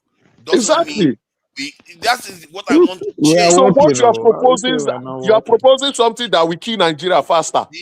No. What is the point of this conversation? Thank you. The point of the conversation is that it's an interesting argument. See. Because he is challenging certain simple principles that everybody. What he's doing is that he's challenging a simple idea where people say change the name. It's a logical thing. Everybody will agree with that. But he's saying, why should you change it? keep the British, keep the Portuguese name, keep the British language, keep everything British. I don't even have any issue with a British woman singing our national anthem. You don't get the point. Is that If- hold on? Why Hold on, should hold you? on. What is the point Hold of on, change? hold on, please, just stop. This is Saxonia, because this is important. The reason why it is important is because what he's saying right now, they are the ones running the country. They are the ones running the country. That But mindset whether he you has, change your name or they are not, the they are ones still running going to run the country. Whether you change your name or not, they will still run that country. okay, fine. You can say they are running the country. Let's play a quick game. If they ask you what are the 10 things that Nigeria needs right now, where would you, top 10, where would you place a change of country name from number 1 to 10? The That's a things good one. That's a good that question. bothering the country right now, top 10, where would change of name fall? Probably not be in top 10 because it's not a deciding So there's no point discussing this shit. Of course, there's no point to discuss it now. Come on, what is the matter with you? Just because it's not top 10, you don't discuss it. We've been discussing so many other topics before now. Look at that. You are saying, okay, there are so many topics we discuss. Like we will discuss about maybe one silly politician in Port Harcourt when it's the top 10 problem of Nigeria. Adama, have you fact-checked me? The map of 1747 with the kingdom of Judea there. Have you fact-checked me? What I Bring saw up the was map of Gulf of 1747. Guinea. Fact-check me now. So if we want to go to two Nigerias, Hold on. When you look at this guy believes that it's very, very, very important because it's like naming a child, isn't it? If you have a child, some people will say, okay, if you look at all the problems the child is facing, it's not top 10. But it doesn't mean that the name is not important. Because it's not urgent. You can change the name anytime. That's why it's not urgent. But it doesn't mean it shouldn't be changed. And I really think that it's something that we should change. We should get our own official language, like any self-respecting nation would do. We are the only ones that haven't done it. And this is why even Africans, they look at us, they say we are so coonish. We are the only ones that haven't. I think the Ghanaians still haven't done it, but they've changed their name though. Forefathers. Nigeria right now is too divided for you to bring up sensitive topics like this to the consciousness of Nigeria. If you tell Nigerians right now, let me just let please. So if you tell Nigerians right now that there's going to be 70 official languages, 70. The remaining 160 something that make up the little ethnicities and sub-ethnicities in Nigeria are going to complain. This is the state of the country right now. This is the mentality of the people. Okay. You're not going to satisfy. You're not going to satisfy. Do you know what I've observed with you? Bibi, I don't believe name will bring us together, closer together. Exactly. That's what they don't see. The reason why you see it like that. Not now. Because if you choose a name, let's say you choose a name like Wazo. Come on. See, the only reason why you guys feel the way you are feeling about this, and because you have not been involved in in-depth conversations about these things before. That's why you feel that way. Like it's so divisive. You don't see that there are ways you can do it that is actually going to bring people together. to Nigeria, the time to do it is past. Tell us how. You guys will say there are ways. Tell us how. Let me give you an example of what I'm talking about. If you want to create a national official language, you can put criteria for it that is agreed. You say you have to codify it in a certain manner. A certain number of people have to speak it. You have to be able to translate it in a way that they can be. Give us numbers. Give us numbers. Give us the code. Hold on 1 second. Give us the code. Oh my God. Give us the language. Can I please land? Mr. Maker, you've been talking forever. Let people speak. See, so you can give us the codifications that you're going to put in place. Give us the rules. Give us the numbers. We don't want just blanket, vague statements. Anybody can come here and make blanket, vague statements. Since you say you have this knowledge that you want to impart on the rest of us, tell us how you're going to do it. Okay. If you had the power. First of all, if you decide that, like the way some countries have 30-something, you can decide that, okay, we want to keep it around 20, and you look at the tribes in the country, the ones that the number of the top 20. Let's say the top 20 tribes, the lowest one on that list. sorry, the lowest one on that list has about 500,000 speakers. You can now say, okay, if you meet up to 500,000, that doesn't mean automatically you can become this in official language. You have to do certain things that make it to be official. You have to be able to convert it to something that you can use to teach. There are certain criteria you have to meet before you actually translate it to. Give us the certain criteria, sir. Give us like the I said, criteria. I gave you one example. Give us more. We'll learn to teach. Anybody can use the language to teach. Give us more. Fine. You have to have a kind of alphabetical way of being able to write it down. You have to have a certain number of vocabulary that people can actually use in educational DC system. So there are certain things you can put in place. I can't name all of them. I'm not like Hausa have all that already. No. I was about to say outside of the Hausas with their way of alphabets, right? Outside of the Hausas and maybe the Yoruba and maybe to some extent the Igbo, who else has an alphabetical? Look at me, please. Let me learn, please. Who else has and who else? Oh my God! You're so eager to speak. Go ahead and speak. We need a new voice. We need a new voice. Can we allow the person that was speaking? New voice was already. That's what I thought. Say, let the new person speak. Let diaspora finish it up. No, he's saying that all languages have the same. What you just said, yeah. All languages have it, yeah. Changing Nigerian's name will not make any difference. It will make it worse. Because why? First, hello everybody. Sorry, my bad manners. Hello everybody. I hope you are all doing well. Changing Nigerian's name is going to make it worse. Why? Because everybody's sitting or dwelling on a volatile surface right now. So anything you do to you think you're doing it for the better, you're even making it worse because everybody is toxic to each other. You understand? There's no oneness. Nobody's even saying oneness in each other, let alone let's bring one particular language of somebody. It will seem as if you are now forcing this language on every person. If you want to even bring a new language outside Nigeria's language, that alone is not even possible. You understand? So because we don't see ourselves as one, telling me that I have to speak any other tribe apart from my mother's tongue, for me, you are oppressing me. And that I will never allow that. That is the volatile situation Nigeria is on right now. They just changed the national anthem. How many people are even there to even sing the national anthem? Who is even singing it? You understand? Who is even singing the national anthem? Anytime they are playing it, it's only the instrumental that they are playing. Everybody, even the stupid Bola Metinubu, it will just them. Normally, he can't even put his mouth to say better things. So not to sing the national anthem. Akpabio or whatever, none of them can even sing the national anthem. None of them. They only play instrumental. You understand? So you change the national anthem. Nothing happened. It's just a national anthem that doesn't belong to anybody. Hold on, let me finish. This is just a national anthem that doesn't even belong to anybody. That everybody can easily accept. Not to say no. Why are you forcing this man's national anthem on me? It belongs to nobody. Yet nobody was even bold enough to okay, let's put effort to learn it. Nobody. You understand? Except few primary school children or whatever. Even the footballers, Super Eagles, nobody can sing it. Even the Eaglet or Falcons, nobody. You understand? I don't even you cannot even sing it. Me never. I won't even try. You get my point. Let alone bringing somebody's language that is existing, another mass language to force me to come as because they are what majority or what or what. Do you hear yourself? You are literally speaking another mass language. You are listen literally. To me. Why is it another mass language, my friend? Listen. If I say another mass language, somebody else's tribe that is not mine. Your tribe is not my tribe. You are. So if you ask me to speak your tribe as a main language, it's another mass tribe. Hold on. Are you saying that our people would rather speak a foreign language than in language that originated from Nigeria? We're not speaking a foreign language. I don't know where this argument is going to. Everybody, your tribe, you speak your tribe.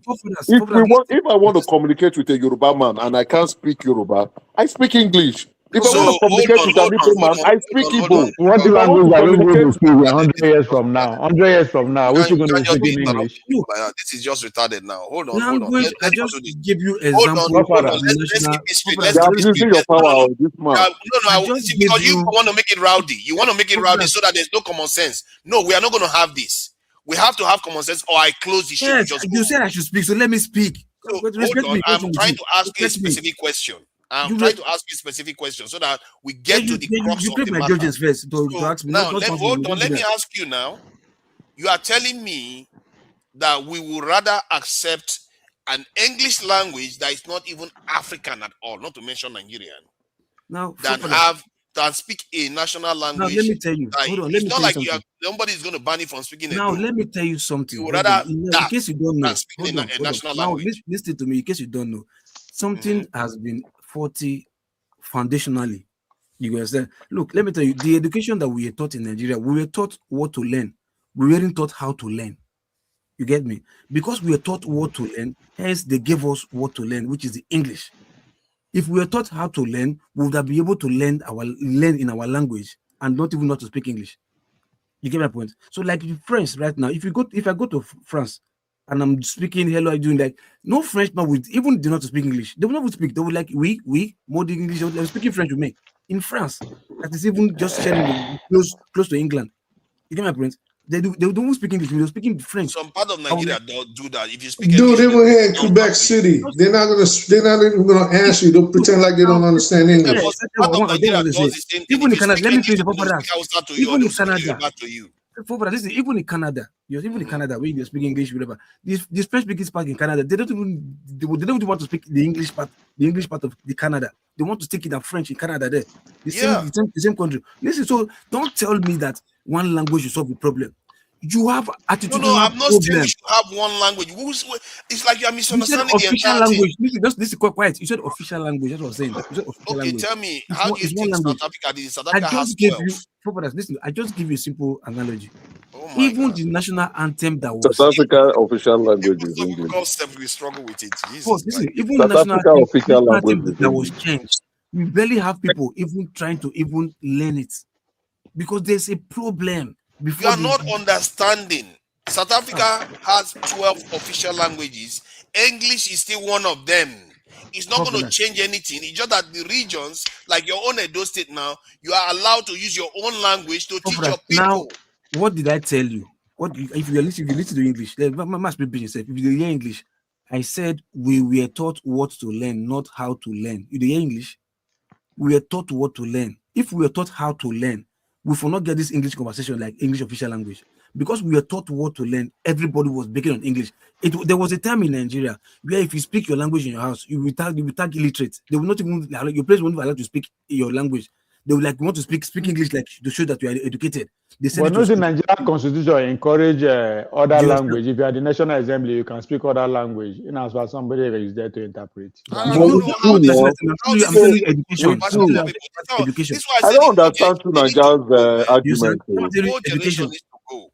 They are just destructive. You guys don't have a clue. You just want to be like British all the time. This is your argument. I don't understand that. Now, let me tell you how. Okay, I think I need to find. Let me tell you how. I don't use the word dementia for you. Hold on, let me tell you. Official language. Listen, when you were growing up, hold on, quiet. When you were growing up from primary school, to secondary school, how many times have they put any domestic language or Nigerian language as a core subject in your primary or secondary school in your exam? How many times have they done? Have you ever seen anyone? No. Instead, after English, they put French as second. Not even any of the language. That's why I'm saying we should change. So keep quiet your mouth. It's not the problem. Change is not the problem. You have a bigger issue. I'm not seeing you as a trusted. I'm not seeing you like myself. You are not seeing me like yourself. We don't see ourselves as one first. Your own language first. Just listen to me. We don't even see each other as one first. So because we have one other problem, we should not solve another problem. Listen. There's called a problem can simultaneously or systematically solve another problem without even touching it. It's called ripple effect. Okay, Tunanja, I think I have a solution for your. I think I have a solution. Why don't we adopt the Pidgin English as our official language? You see, there's nothing bad in that. Exactly. Pidgin English. Because we have over 520 native languages. Let's just use Pidgin. I mean, one of Jamaica's official language is Patois. Exactly. It's English. Let's use Pidgin. It's English. And foreigners should come and learn our Pidgin. The light is true. Let's use pidgin. Okay, can you give me one? Okay, hold on. Let me ask you guys now. Can you guys give me one major civilization in the world right now that speaks any foreign language? Give me one. One word. Give me one. Any major nation. Let's say if you go to Asia, this is the major nation in Asia. I mean the Swiss that you did, the Swiss that you love so much. Let me please land. The Swiss that you love so much speak. Local people, can I please answer the question? How many of those countries are the Swiss that you love so much actually speak Italian, they speak French, they speak German, and they speak French, Swiss. And those are foreign languages. You know that it's their language. No, they didn't colonize them, it's their language. Well, they're not German, they're not French, they're not Italian. Your God, for real. Like, you know how Yoruba people end up in Benin Republic. That's how they ended up in Switzerland too. So there are different countries in that region. Singapore speak English. That's how they join together there. Singapore speak English. It's a foreign language. I mean, Singapore was colonized, bro. They also have other official languages. They speak Malay. They speak Chinese. Official language. It's only us. We are one of the only people. That's why we are not a major power now. Are we major power? Major nation has changed their language. But that's not true. Listen, forefathers. I think you're misconstruing. Hold up. So I just mentioned Swiss. I mentioned three forefathers. Is it okay? Let someone answer, bro. That is not a good example because it is a good example just because you don't like it. Can I please land, bro? God help me. Just because you don't like the answer, this is something can I land, sir? Sir, is it okay if the other is it okay? Let the other person land, bro. Okay. So the Swedes, as we know, speak different languages from major different countries right now. Belgium does the same thing. Canada is a major country in the world. They speak French, but there's a variation of it in Quebec. So there are multiple countries that do this. Your history and the situation at hand plays a lot in how these social aspects are formulated. So you have these countries that I mentioned have a unique history, just like Nigeria has a unique history.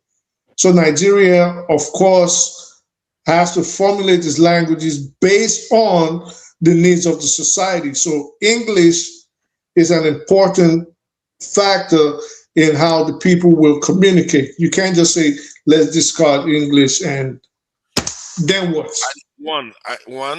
I didn't say we should discard English. I just said I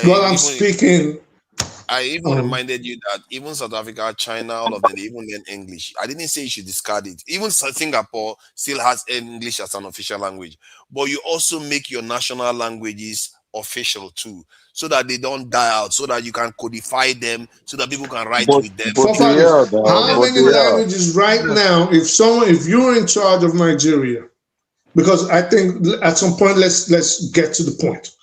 If you're in charge of Nigeria right now, it is dictator forefathers in charge. How many languages and which languages will you make official for the people of Nigeria? Let's stop going in a circle. You know what I would do?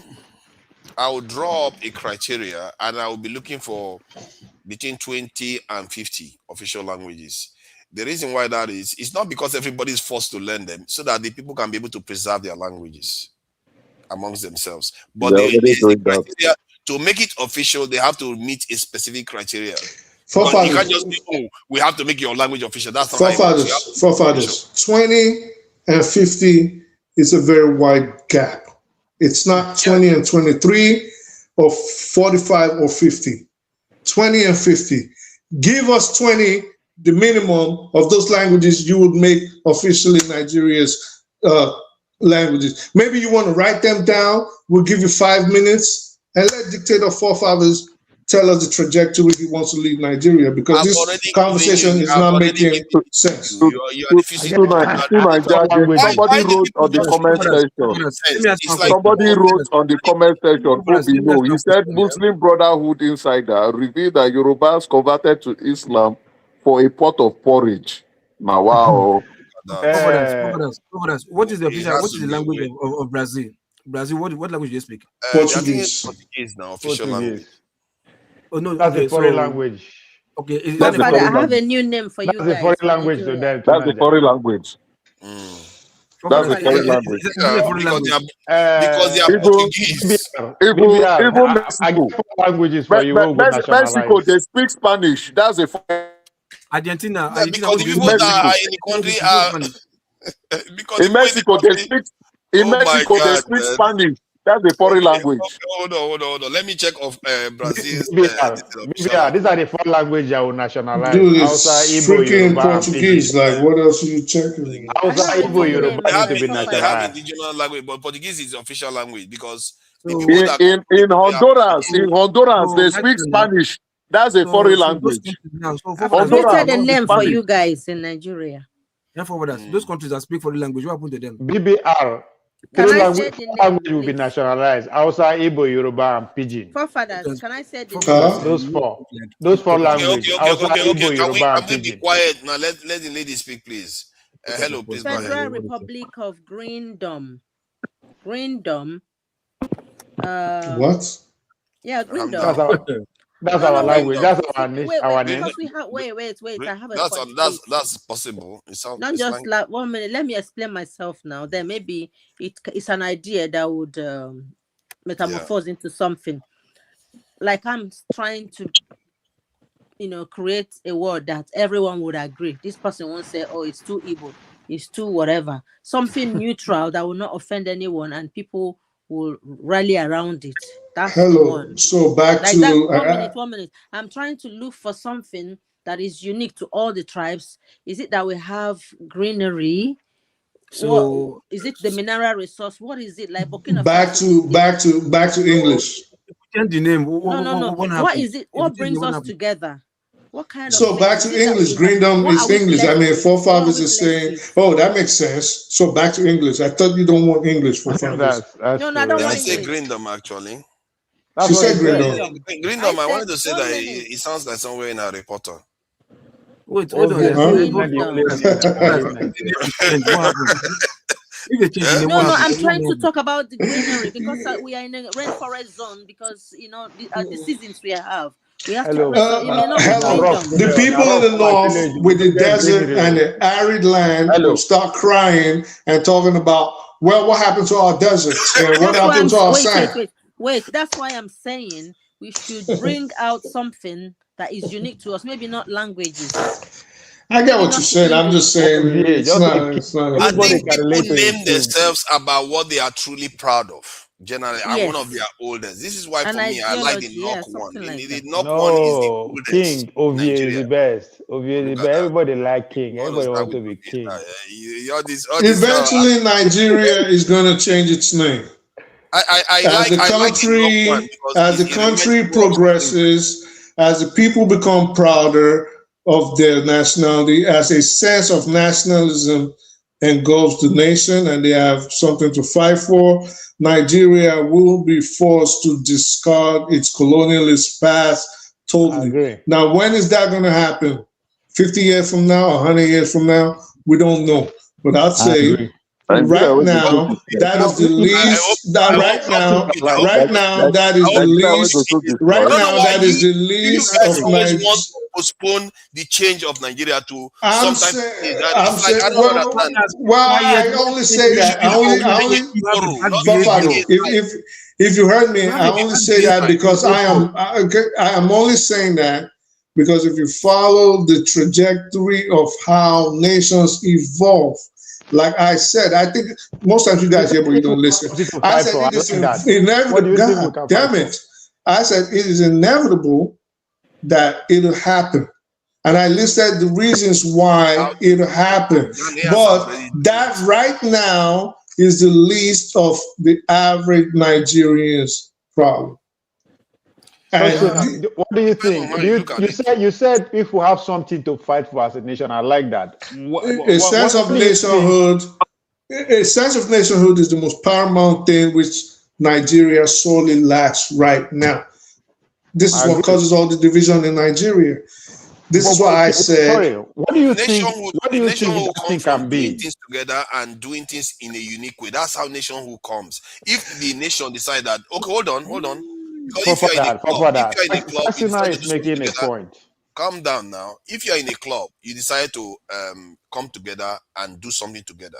Generally, that's part of the bonding process. Like the changing of an national anthem. If Tinubu has said, hey, let's throw this in out, Nigerians come together, put this national anthem together, that would be a unifying factor. But instead, he allocated it to foreigners. Do you realize right now that there are at least two major sections of Nigeria that cannot wait to divide and destroy that country? If there was a war declared today, in America right now.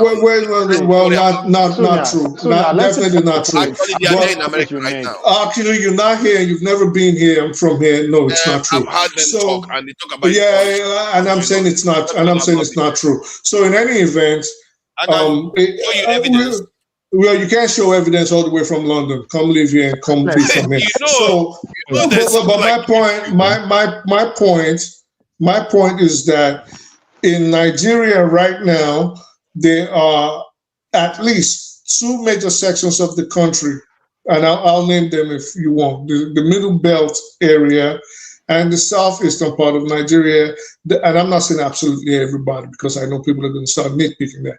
I'm saying those two areas, because of what they term today the genocide. One side says we've been discriminated upon since 1970. They can't wait to tear that country apart. There's no sense of nationhood. That is my point, forefathers. So if you're asking for a unifying factor, there's absolutely none in Nigeria right now. What do you think that unifies us to be that we can fight for? Bumbering. You said something that I like, that we are lacking something. Lack awareness. They totally lack awareness. Like literally, we are here because we are Nigerians and there's nothing uniting us. It's crazy. How many South Africans are here? Where is the Ghanaian? Oh, let's see. We don't know. No. Somehow we are able to talk to each other more than the way any other person. Yeah, there are Nigerians in that country. I don't know what country you went to when you went to Nigeria, but most of them are in there. They are getting along just fine, even if they still have their little bit tiff with each other. In the UK where I live in, if England is playing match with Nigeria, the Scottish people will be cheering for Nigeria. They are in the same country. What makes you think that just because you have problems that divide you doesn't mean that we don't have things that unite us? When we are playing football, are we that divided? Listen to me. Football is sports. Yeah, it's not.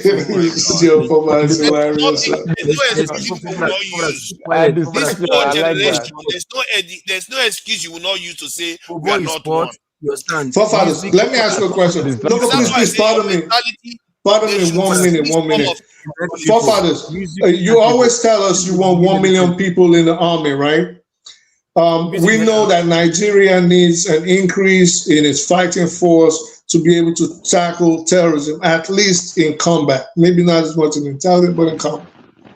If you asked people in Nigeria, as the president has been asking, as the military chiefs have been asking, to come sign up for the army, because you claim there's a unifying factor, we need 1 million men in the next 90 days, 3 months. Do you think you're going to get 1 million men without conscripting people and dragging them out of their houses? You're not even going to get that in the US. No, forget about the US. It's more organized here. Focus on what you know. You don't know about the US. Let's talk about Nigeria. So would you get that in Nigeria? How many people are going to say, I want to fight for my motherland against these goddamn terrorists from Sambisa, these Muslim terrorists. We want to go kill them. We need 1 million men in 90 days. How many people you think you're going to get 1 million men Nigerians to sign up within 90 days? People get 100,000. Why would you get 9 million men? If Ukraine that is at war, they don't get 1 million men in 90 days. No, always focus on Nigeria. You don't know you are trying to set a criteria that they will lose so that you feel happy and make yourself feel better. What are you talking about? Let me tell you. Okay, so let me tell you something. Do you think if a terrorist group from Mexico was attacking the United States right now, right now, because you always want to act like you know what you're talking about. If the terrorist group was bothering the United States, coming in, running, soft hits, blown up stuff, running back and forth across the border, and the United States put it up that we need 1 million men within 90 days. You think we're not going to get 1 million men? They'll get it. We'll get it within 60 days. They'll get it instantly. Wow. What is wrong with me? Am I going crazy or something is wrong with you are delusional. You are delusional. 100%. You're delusional. Now, let me talk now. Be quiet for a second there, please. Be quiet. Yeah, I'm delusional. Be quiet for a second because let me reveal the delusion that is going on right here.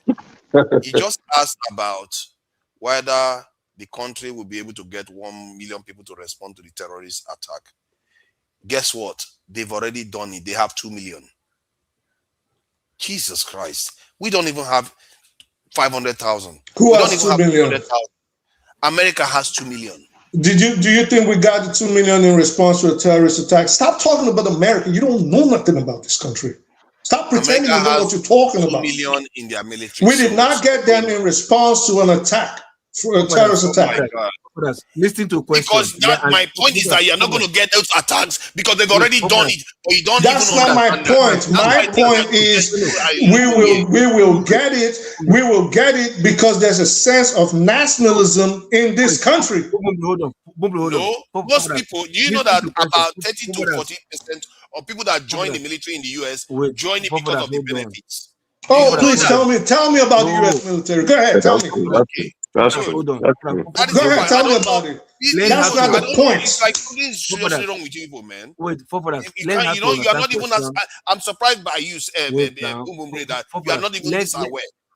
Learn how to understand question before you know how to answer. Yeah, he is not telling you that America has 2 million right now. He is telling you if there's any need. He just used analogy of Mexico bombing right now. But if there's any need, whatever reason, for America to demand for 2 million people right now, additional to people, not even they have 10 million, 1 trillion. He said, ask if they have any need for demanding extra 1 million right now within 90 days, would they get it? That's what he's asking. They may not get it actually, depending on the nature of the attack. They may not get it. It's what? Not We'll get. Listen. If we have enough weapons and uniform, we're going to get 10 million men. What are you talking about? They will get you don't know. See. Let me say this. In your country, Nigeria, if they demand, calm down. The only example we have of this is that they won't get. Dude, let's assume the Russians are on the southern border or the Chinese. Oh my God! America does not even need to put it out there. You are spiking the question. Let's not spike the question.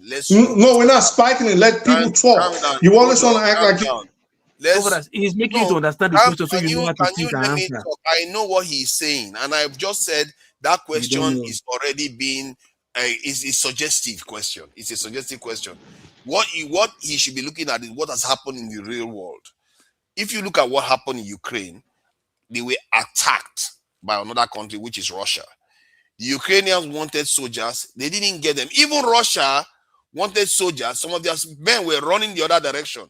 They had to start forcing them to come and join the thing, and they didn't let them cross the border. So, but he's saying that his own country is somehow different, depending on the nature of the attack. Dude, when we got attacked in 2001, all right? Let me explain this because I think you don't understand America. I think you think this is all what you see on TV.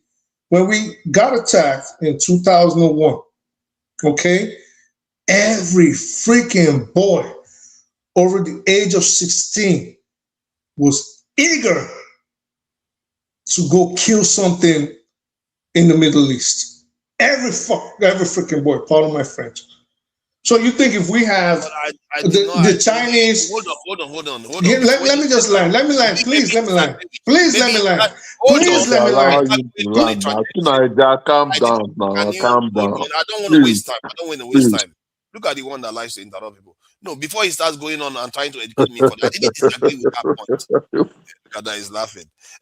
I didn't disagree with that point. So that should tell you that maybe that direction you are going is not the direction you should be going.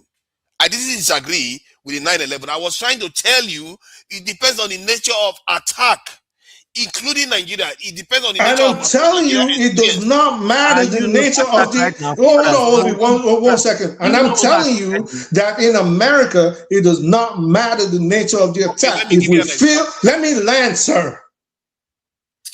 If Americans feel that they are at threat from a foreign body, I promise you, it is even the government that will be begging them. Now, listen, we've had enough people.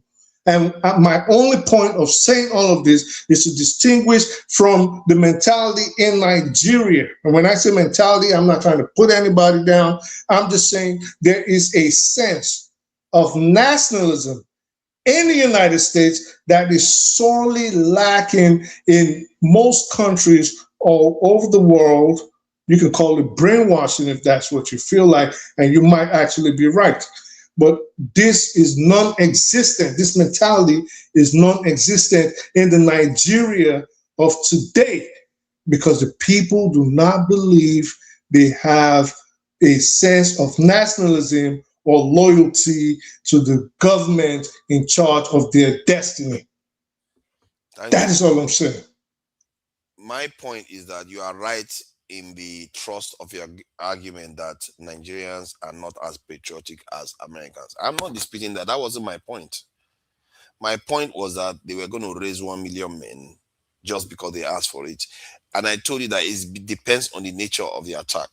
That said, in terms of my earlier position was that America has already done it because they have put themselves in that position already. Nigerians, we're talking from the context that we don't have it. That's why you were the one that said, I'm saying we should recruit 1 million. We are talking from the context that we don't have it. And for that, hold on. Let me cut you short. See, let me tell you something in case you don't know. You talk like who do you use your ear, they think. In Nigeria, if the country gets their head, or commode their brain from their anus, put for their head, on top of their shoulder, and you can see that, what the utterances that is coming out from the mouth of these useless military leaders that we have right now. You understand? And they see that, yes, these people who are taking their life are being insured and they are well taken care of. Not even compensation, not monetary-wise, respected and taken care of. Not one organ for general. He just vest, carry one soldier boy, go through for Gadroom because say he disobey him for just trying to do the right thing. You understand? And they are being respected. Trust me, if Nigeria call for 500, they'll see 10 million. If Nigerian soldier come for 500, they'll see 10 million. Even if before Boko Haram, they will see. There was a time people were proud to become an army, become a soldier. I don't see plenty. Become a soldier. People were dying to enter military to become a soldier. You understand? But now you can't. Let me ask you this. You know why? Hold on. You know why? Because people who are inside are coming out to advise people not to join. You know, before you go to that level. I hear that what you are saying. Why are you saying this? Hold on. The military always Mike, let me just say this. Let me say this to Let me answer his question, then you can come in. But you are the moderator now, allow us to speak. I've been quiet since. Okay. You don't agree? Hold on. Because he was talking to me. He was literally talking to me. But I can answer him now. Then you will answer too now. There's no bad thing there. I'll keep mine 30 seconds long. The issue of recruitment is not necessarily true. What many people forget is that the Nigerian military salary that is so low, I'm not saying it's good enough. They should improve it. But it's actually higher than millions of Nigerians' welfare that millions of Nigerians have. And whenever they put out application, they get more than they ever accept. So let's not pretend as if that Nigerians are not going to join. Like the police, when they advertise, they got more than 400,000 people apply. That one is different. What do you make of that? That one is different. No, that's not different. That's what I want to answer. But two Nigerians do not allow people to answer. What I'm saying is that every year, the Nigerian military always recruits people. Whether No, in the they infantry, hold on now, let me land now. Whether in the infantry or direct service, short service recruitment, is always oversubscribed. Or every people are rushing. They They don't have more believe that. applicants. They think it's not They true. have more No, applicants. listen, Emeka, hold on. Now, let me forward my own knowledge. Some people will call Nigeria the poverty capital, but they will think that people will not apply for that kind of job. It is NDA, short service and NDA. That is different. Oh my God. That's not true. It's different. That's not true. NDA is normal. That one, hold on now, let me explain now. Calm down now. I don't know if Madam Adama is around to fact check on. Wait, now let me explain more now. Calm down. You where they fight to Nigeria, you too said calm down. Direct short service, they will do it. And direct short service is not every time. More applicants. NDA is normal. That one is normal. It's ongoing all the time. Then they always recruit soldiers for infantry. More candidates apply. I'm telling you, hoo-ha. Two Nigeria is right on this one. You know me too, and they always they tackle to Nigeria. Two Nigeria forefather is right. When he's right, I will agree. When he's wrong, I will tell him he's wrong. But you know when you keep saying that he talks like he's talking from his ear. Sometimes it sounds from his ear, but this one is sounding from his ear. When you tell me I'm wrong, you are wrong. Sometimes when you tell me I'm wrong, you are wrong. Emeka, see, this one is like saying that, like say NDA, that one we both agree on that one, like yes, that. But I'm talking about that the short service and those that have been put to go and fight in this Boko Haram. Yeah, all those places, yeah. What I'm saying, like people are deserting the army, like they are tired of my brother, I'm not they tell you like people as they leave, more people they come. Google them now to see. Hold on. If more people they come, you will not see army, they beg Nigerians, say okay, Muna conjo. If they are overwhelmed, who are they putting those adverts for? For more Nigerians to come in, and they are coming. No, hold on. Like you say, if they are overwhelmed, though, according to you allow propaganda to twist things. I'm telling you. They will always they want to recruit more, and they always meet their quota. Every year, the military budget is the highest in our country. So every year they are recruiting people. People are joining. Don't see. You may not like to hear good news about Nigeria, but trust me. That's not my question that I'm asking, you're not answering. The one that they are asking, the Nigerian military is putting advert out there for more recruitment. What is that for? If overwhelmed, it's for more people to come. And they are how can somebody be overwhelmed and yourself? No, you're not getting the partner. So organizations grow, right? Every year, organizations will increase and they will see if they need recruitment capabilities. Same thing with the Nigerian military. And they need, because there's an ongoing war, they are fighting. So they keep on needing more people to come. And they are always getting new people to join. If you say they need more people, the number of people that are even losing in the there are people that they are killing. People they die. Not even that significant. People are dying. So they are replacing and also they are increasing the count. And see, if Nigeria is wrong, I will say Nigeria is right. Bro, with the advert they are putting out there, and according to you, they are overwhelmed. They are not.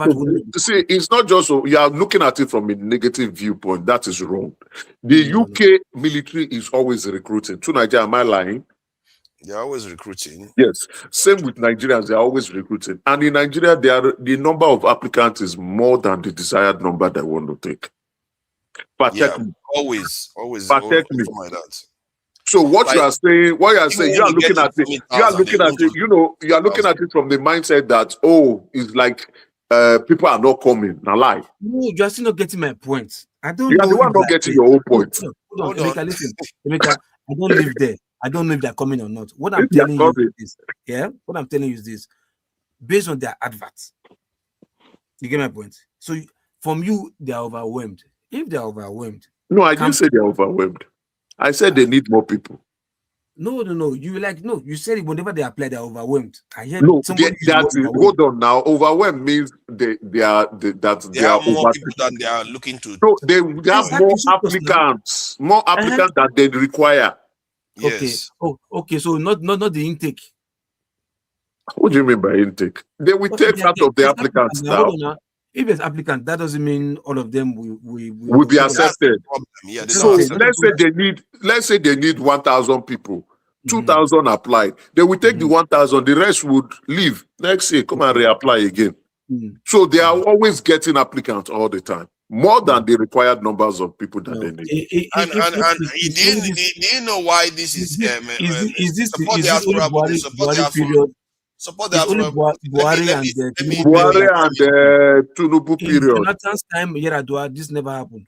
I don't know what you are saying. Jonathan's time, they did not recruit like this. People won't let anybody talk. See, Why? support the diaspora voting. Hear me out. Hear me out. See, just hear me out.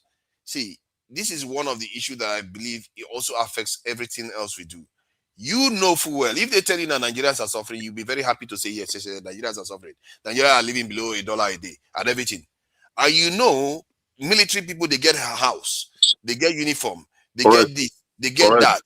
And you think those millions of Nigerians that are poor, hold on, let me finish now. Let me finish my point. I'm going to land. Wait. You say they get house, they get uniform, they get what? Military? Yeah, they have housing allowance. They get pensions, they get all those things. They have insurance too. Is it the uniform that they use their own money to buy? No, hold on. Let's say no uniform, but they get house, they get pensions, they get salary, they get a bit of respect. If you smoke Igbo, person will not give you money, make buy uniform for you. Then I'm going to give you money, make buy house. Bros, no, they live in barracks. What is wrong with you? They live in barracks, that's 3,000. And if you don't want to wait now, calm down, sir. Don't rubbish our military now. It's one of the highest paying institutions in the country. It looks like it's one of the highest paying institutions in the country. The average Nigerian business cannot pay what the Nigerian military is paying. Hold on. I need to get to the bottom of this so that Nigerians will see the problem we have. Is always a big budget in every country. No, hold on. If somebody didn't tell you, you are supposed to make that deduction yourself, but you won't. And when they try to correct you, you won't correct yourself. That Nigerians are poorer than the military is affording. Do you agree with that? No, a lot of millions of Nigerians are poorer than the military is affording to their soldiers. Do you agree with that? Okay, hold on. Like Nigeria pays their military more than many Nigerians. Like many military. Yes. In other words, many Nigerians are poorer. Millions of Nigerians are poorer than what the military is getting. Yes. Yeah. So what does that mean? By that deduction, it should tell you that when you open application for it, people are going to apply for it. Okay. Because a lot of people are desperately poor. See where you get colo problem. Hold on. Yeah. Okay. Let me hear it. Hold on. Now, why if you say if somebody they do like mining or rig offshore work or whatever, yeah, or they do, why we say that they insure their life? Then somebody that is even doing honorary work on onshore or office work, their life not insured. The ones that are in the sea rig, why are their life insured? Or people going to war, why are they insuring their life? Sorry, please. Because of the risks now. I'm listening to then you. Why are you telling me, because they pay army pass person within the other people? Other people they risk the same risk where army the risk. I don't understand. Why they compare the two? Actually, most soldiers don't actually die. Out of the 200,000 soldiers, it's not about die or not die. Risk involved. Fishermen, probably more fishermen go out fishing and dying in fishermen, and they take the risk to go and catch fish. Yeah, fishermen is just it's a personal job. It's just a personal profession. Oh my God! Wait, but Chief, I don't understand this your argument. The fact is, the military, Nigerian military pays more than the average Nigerian business. Emeka, listen to me. First thing first, yeah. You're not supposed to compare those two to be the same.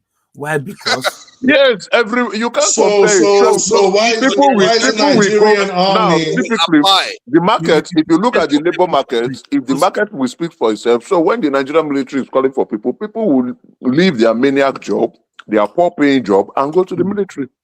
I know. So why is the Nigerian army having problems reaching recruiting numbers, like the numbers they intend to recruit into the army? Why do they have a problem reaching that? The same Nigeria that you see the soldiers at the war front complaining that they were being rationed bullets, that they're not getting paid, that the army chief is stealing all the money. What are you guys talking about, bro? Wait. Are they saying they are not being paid their monthly salary? Yes. Multiple times. That's not true. How are you going to ask a question? That's not true. And then the person tells you... Present your part. Don't say what. Well, go on social media. You can easily find it. I don't want to argue with a brick wall. How are you going to ask a question? If you cannot present the part, it's not true. They don't. Nobody. I just told you. I just. They don't owe any Nigerian army. No. All right, I won't allow you to rub can it. you let people talk? So No, this is the you same cannot say country like. that this is the same country that All right. Now, let me share this is the same. This. Before you talk. Hold on. Let me share this information. Are you seeing that on the screen? The CDFBI, Civil Defense, Immigration, Fire and Correctional Services in Nigeria, in the same period saw an application of 1.873 that's 1,873,522 applicants. That is the security institution and basically the forces institution in Nigeria. Almost 2 million people applied.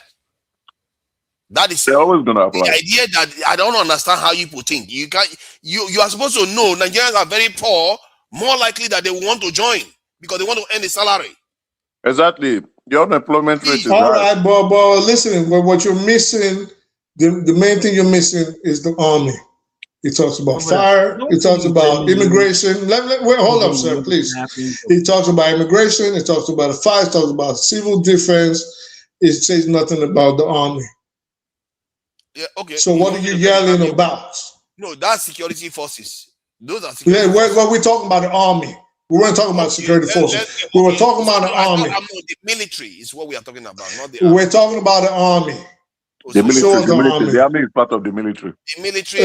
Yes, please explain it to me. Thank you very much, Genius. Just show us what we were discussing.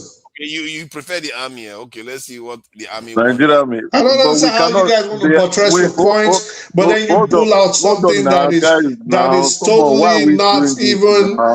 You pull out something that is not even. Has no relation to what we're. Let me finish, sir, please. God. The Nigerian army, the Nigerian navy, the Nigerian air force. Dude, you need to see a freaking therapist, bro. Like, what's wrong with you? The area of recruitment is still Nigerians, right? So when they want to do their recruitment, they have to wait. Whichever services has low numbers of recruitment targets will go first. So I know from that many people prefer the Nigerian army than going to the navy. But if the navy count is lower, the Nigerian military or the Nigerian defense staff will say, okay, let the navy put out the recruitment. Dude, what is your point? The point is we were discussing recruitment. The point was a rhetorical question. Whoa. You interrupted me. Let me finish what I'm saying. All right, go ahead. It was a rhetorical question. Go ahead. Enjoy. Yeah, this dude, you're half parrot. So enjoy. Before you begin to curse, enjoy. The bottom line is what we were discussing has nothing to do with what he pulled up as supposed fact. And he's yelling as if he pulled up something in relationship to what we're talking about. He pulled up something with civil defense, fire departments, immigration, and something else. It has nothing to do with the army. We're talking about the army. Recruitment in the army. Show us recruitment in the army. That's what we're asking for. Okay, now let me give you this in the army one. I don't know whether the number says that Uche Nnabule, a brigadier general, has raised concerns about the enlistment of Southeasterners into the Nigerian army, revealing that Anambra State recorded only 117 applicants out of 38,000 nationwide just this year alone. 38,000 applicants alone. Southeast do not want to join the Nigerian military. They don't like it. I don't know why. And that is what date is this dated for? 18th of this thing. But they said it was recorded on the 7th of April. So we are talking about the first half. So if you translate this is 100-something thousand applications. Okay, 30-something thousand applicants. And how many? How far? 37,000 applicants. How far is that from a million? No, 38,000. Yeah, good. Okay, extra 1,000. Let's even give you an extra 10,000. Even say 40,000. How far? Look at me, please. How far is that from a million? Even if you wanted to recruit 1 million soldiers, first of all, it's not something you do in 1 year. My God, this guy is freaking ridiculous. I've said it before. I don't know why you. Okay, fine. If you don't want to listen, I've said it before. 38,000 compared to a million. You can't recruit them in 1 year. You recruit them over a period of about 4 years. Oh, wow. So realistic. you know that. I thought you used to say, when I would tell you to take multiple years, 5 to 10 years, you will be on here arguing. Now, all of a sudden, you know that it will take more than 4 years. Your question really? was different. That question that you talked about 10 years was different. You said, how long does it take to build an army? That's a different thing. Not recruit. Oh, it's different. Recruiting and building is different. Yeah, what because are you talking about, bro? It's different. You are asking a different question there. Because you don't have any forefathers. 38,000. If you have said, how long does it take to build an army of 1,000? You see what I mean? That is different. You are asking a different question. No, I don't see what you mean. If you have 38,000, if you're getting 38,000 annually, or is it quarterly, or is it twice a year? Okay, biannually. So if you get it, tell me how many. If it's 38,000 annually in your 4 years, you still think you're going to get 1 million fighting men? 38,000 annually. 38,000 for the first 4 months. Quarterly. All right. So the first 4 months. It's 3 months because it's all right. So 38,000 times 3 times 4. You still think you get close to 1 million men? 120,000. Huh? That's about 120,000 easy. Again, my question is very simple. Of course, I know the answer. Like, do you think you're still going to get close to 1 million men in 4 years? If your average every 3 months or 4 months is 38,000 applicants. That is when they are not doing an aggressive drive. Wait, what are you talking about? You said to battle Boko Haram right now, we need 1 million men. Our men, are you gonna get 1 million men based on the numbers right now, based on the 4 years that you just told us? Are you going to get 1 million men in 4 years? You cannot recruit 1 million Nigerian soldiers at a go. It's not possible. You don't have the money for it. Dude, I'm not asking. You've never been here. You don't have the money for it. These are the things you say. Later on, you will not come and say Nigeria is not working. You don't have the money for it. Nothing is wrong with me. I'm telling you the reality. You can't recruit 1 million. Tunaja told you, and you are still not agreeing. Because what is he talking about? I gave you the answer. I told you that we are not looking to recruit in 1 year, and I also told you that the numbers. Listen, dude, go look at past and the audience. It's not based on the government urgently saying, "Oh, come." No, I'm just trying to tell him that. I'm just trying to tell him that. I'm just trying to tell you. Let me go ask him. Has the United States recruited 1 million soldiers at a go? Oh my God! Have they done I'm it? just trying to. Where have you seen it before in this life? Dude, can you listen? It's not about what is wrong with this dude? I'm not a dude. Have the United States recruited 1 million soldiers at a go? Stop saying what is not true. This guy. Anyway, so tell your little friend over there that this is not a conversation we started having today. And the reason I'm calling you out, Local P has been on this discussion multiple times. I am calling you out. So you've claimed on here that we need 1 million men. And I've been telling you forever, what your little friend over there thinks he's revealing to us, that this is the reasons why we can't get those men anytime soon. Now, based on the numbers you've given us, do you still think in your 4 years you can get 1 million men? And the answer is no. You can dodge it. You can duck it. You can dodge it. You can duck it. You can ask me a question. You can evade it. Yeah, because it was a rhetorical question because you don't want to answer. So I said you can duck it. You can dodge it. You can evade it all you want. The bottom line is 100 and something thousand based on the numbers today. In 4 years is still a far cry from the 1 million men you say Nigeria needs. And then now you have to ask yourself, why? I don't know the ongoing argument that both you are having. Nigeria cannot afford to recruit 1 million soldiers at a go. I've said that. Even the United States can't afford it. We know that. Maybe you want to tell your... Let me ask you this simple question. Have I ever said that just like the way Trump threatened significant action against illegal immigrants that are coming through the border, just by threatening that reduces the people that are showing up at the border. If you remember me ever saying that, that is the context that I was making the argument that you don't have to get the 1 million in one day, but you signal that that is the direction you are going, and you start aggressive recruitment. In one day. That, but okay, do you remember me ever mentioning that Trump example? That has nothing to do with what we're talking about. Hold on. So to your little friend over there. No. It has nothing. Acknowledge. Just I'd say whether you remember it or not. But it has nothing to do with what we're talking about. Just acknowledge it first. Acknowledge it for what? Does that even make sense to you? It has nothing to do with what we're talking about. If you acknowledge that I said that, then the context I said that will make sense. No, it won't make sense. It won't make sense because multiple times on here, you didn't acknowledge it because you feel like I'm not going to acknowledge it because Master is one of those people that will come. It makes you can love Master all you want. It makes. It has nothing. It has nothing to do with what we're talking about. When we will discuss on here, I will tell you multiple times that there's no way we can get that, and I'll give you reasons. The nationalism issue, the money issue, the lack of training, proper training issue. But now, all of a sudden, you want to pretend as if this has always been your position.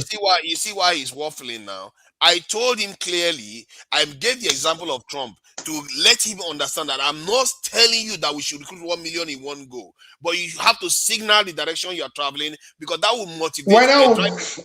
Oh my God, that will drive morale up with the soldiers. That will also deter the bandits, because they will know what will drive morale up? What will drive morale up? If you let them know that you are bringing more reinforcement, it will drive morale up is what I'm asking you. What will drive morale up? When soldiers know that they are going to get reinforcement that are coming to take over from them and support them to defeat the enemy. What are you talking about, bro? Oh my God. Why do you guys just? I think you guys just like to talk. Okay, don't tell me why it won't drive morale up, please. You tell me how to drive morale up. I just gave you the reason that if you are fighting a battle that is very difficult and you fear that. No, I don't want to. You know what? I don't want to have a discussion. You have no idea. All right. Let's close that. I think it's tired. Sometimes you guys can argue. I accept your surrender. It's all right. You know, I like Masca, and I also like AI because if he's corrected, if he corrects me, I will accept it too. Like when he says something that I agree with, I will accept it. But I don't know why some people find it difficult to just accept when they're arguing. Because you don't have an idea what you're talking about. That's why you can't even come up with your. You have no idea what you're talking about. You guys, I think a lot of y'all. It's not even about ideas. It's an obvious concept. We have seen it happen multiple times in life. I don't know why you argue over things that are so simple to understand. How can that confuse you? This is the problem. You guys think it is just you think it's just like people will come on here and say, "Oh, the law is common sense. It's just common sense." Or Ovi today talking about he's an expert in anybody Dr. Damages wants to bring on. In geopolitics and in history and this, Dr. Damages can bring him on because he's studied this for the last 10 years every day. We're on YouTube University. Oh, God. Okay. Let's close out. I think it's time to close out. Thank you very much. You guys are bugging, man. I mean, as always, AI remains the undisputed. Who is AI? Yeah, AI. Eyes up, please come on. Let's have discussion at the background. Yeah, you are AI. So this is support the diaspora voting because of course Saxonia is still the rot of the litter. I'm sorry, I'm not joking. I don't like arguing in this way. I prefer when we share knowledge and move forward, because actually that's where we need to be. Where we are right now, we are still arguing whether it's a good idea to employ, whether they even employ applicants are even applying for a job in a country that is so poor. I don't even know where you start from. We have at least 10 million Nigerians that are poor, like desperately poor. They don't have a job. They don't have anything to do. They will do anything to get any job. And when they see themselves be wearing a military, just in the military uniform alone, where they will intimidate their neighbors, they will want to do it. So for that, now hold on. For that, now you see one of the reasons that they want to join the army, not because they want to go and fight war. not because they want to die for the nation. Or That is what American soldiers do too. No. 30 to 40% of them do it. Now I let me just got a tell poll for it. Let me tell you, people I have a report about it. Let me tell you those that does in America. Those people that went from Nigeria on a visiting visa. Oh my God! Hold on now and declare asylum. Yeah, those are the people. Okay, let me get the statistics. I think so that by the time they are in the army, after one mission, they come and they give them a passport. That's the only Nigerians that does that. Do you know that American soldiers that were deployed were complaining about food recently, that their family members were buying food for them? Show me. Do you know that just this week? Yeah, show me this. Show me. Don't worry, I will show you now. Let's see now. But the truth is, even American military are not well paid now. That's a fact. They have no military is well paid. AY, that's the point. From the dawn of history. Yeah. Because when I hear even Russia is paid above national this in the average. Sure they are. Sure they are. In the history of the military, in the military of a fighting force, the military is not really paid. Those are people that are, I'm sorry to say this, but we know this. These are expendable people in the society, right? They go place their lives on the line. So they're not the most times they want to fight. Over time in history, they've been fighting they've been fighting. Their forefathers let people land. You know, that's cool. You need to land on time now. This one that is circle the this is why you don't learn. And then you just go based on suppositions. Why are you so mean? No, I'm not mean. It's like you people have a problem with listening or letting people talk, or it's just like everybody just believes. You know what? Let me just. I speak the truth. My, here we go. Yeah. I speak the truth was nice, innit? Now I speak the truth was a nice guy, and he said he changed it to boo and became all this nasty. Okay, why are you like this now? Why just go back to I speak the truth? It's cool. But in any event, over time in the history of fighting, the people that usually pick up arms, whether it was from the gauntlet to spears or bow and arrow, whatever weapons they've been using the last 5, 6, 7,000 years of organized fighting, have always been the most expendable people. They haven't always been the most paid people. They get some benefits, whether it was ancient Greece, ancient Rome, Persia, the Arabias, Africa, not Africa, America, I meant to say, Europe, whatever. Mm-hmm. They've always not been the best paid. But usually people join the army either back in the day through slavery, they were captured at war, or because they did it as a sense of nationalism. From that angle, to protect their home, to protect their children, to protect their family, to protect their mother or fatherland. We don't have that in Nigeria. No matter how you want to cut and dice it, however you want to slice, cut, dice it, there's no sense of nationalism in Nigeria. You already see people begging Americans to come blow the shit out of the country. Those are the people you think want to fight for the country? Do you know there are people, African Americans, that will be happy for foreigners to bomb America? They are ready. Stop. They are online. I don't know why you can't see. They are online. We don't have Red Indians. We have Native Americans. Hold on. Let me say my piece. There are videos of African Americans saying, Iran, we don't have any issue with you.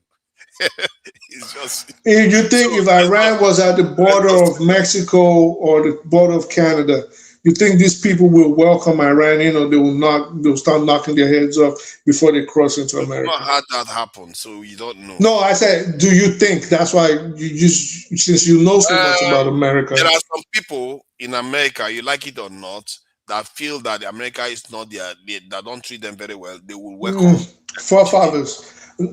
Out of 10 people in America right now, on an average of 10, how many people in your infinite British wisdom do you think, if we had an enemy on the borders of America, of every 10 people, how many do you think will welcome the invader in or try to form a group to go repel them? I don't see that question is so loose. Well, I'll say 9 out of 10 people will fight for America against an invading force. You might be right about that. I'm not going to dispute that. I think it's going to be quite high because America is highly conditioned right now not to experience defeats like that or even territorial conflicts. And they are the superpowers. They are used to destroying other people. So yes, likely you are going to have America. This is a new thing that's never happened to them before. You are likely to have them galvanized, maybe even above. All right. So let's switch the question around. If there was an invading force on at the borders of Nigeria right now, America, the United States was about to invade Nigeria with 100,000 men. Out of 10, every 10 Nigerians, how many do you think will fight? Will sign up to fight and to die against the Americans or the French or the? See, yeah, like I said, this question is loaded in the sense that it depends on the nature. If Americans as it stands, you just show up at the door of Nigeria. Dude, we're talking about right now. I said right now. It's not loaded. That's why I'm trying to put it now. I'm trying to put it contextualize it so that I can answer it. If they show up at the door of Nigeria now and they want to attack Nigeria, most the people that will fight are mostly the Nigerians, and that's the Northerners, and generally maybe some of the Southerners might fight depending on where they are coming from. On average, 10 people. How many Nigerians do you think? Out of every 10 people, how many do you think will fight? How many Nigerians will fight? Oh my God, this dude, you are. The Northerners will fight. On average of 10, it's very simple. Say 10 Nigerians, how many will fight? How many won't fight? Is it all 10 or none or 5 or 3?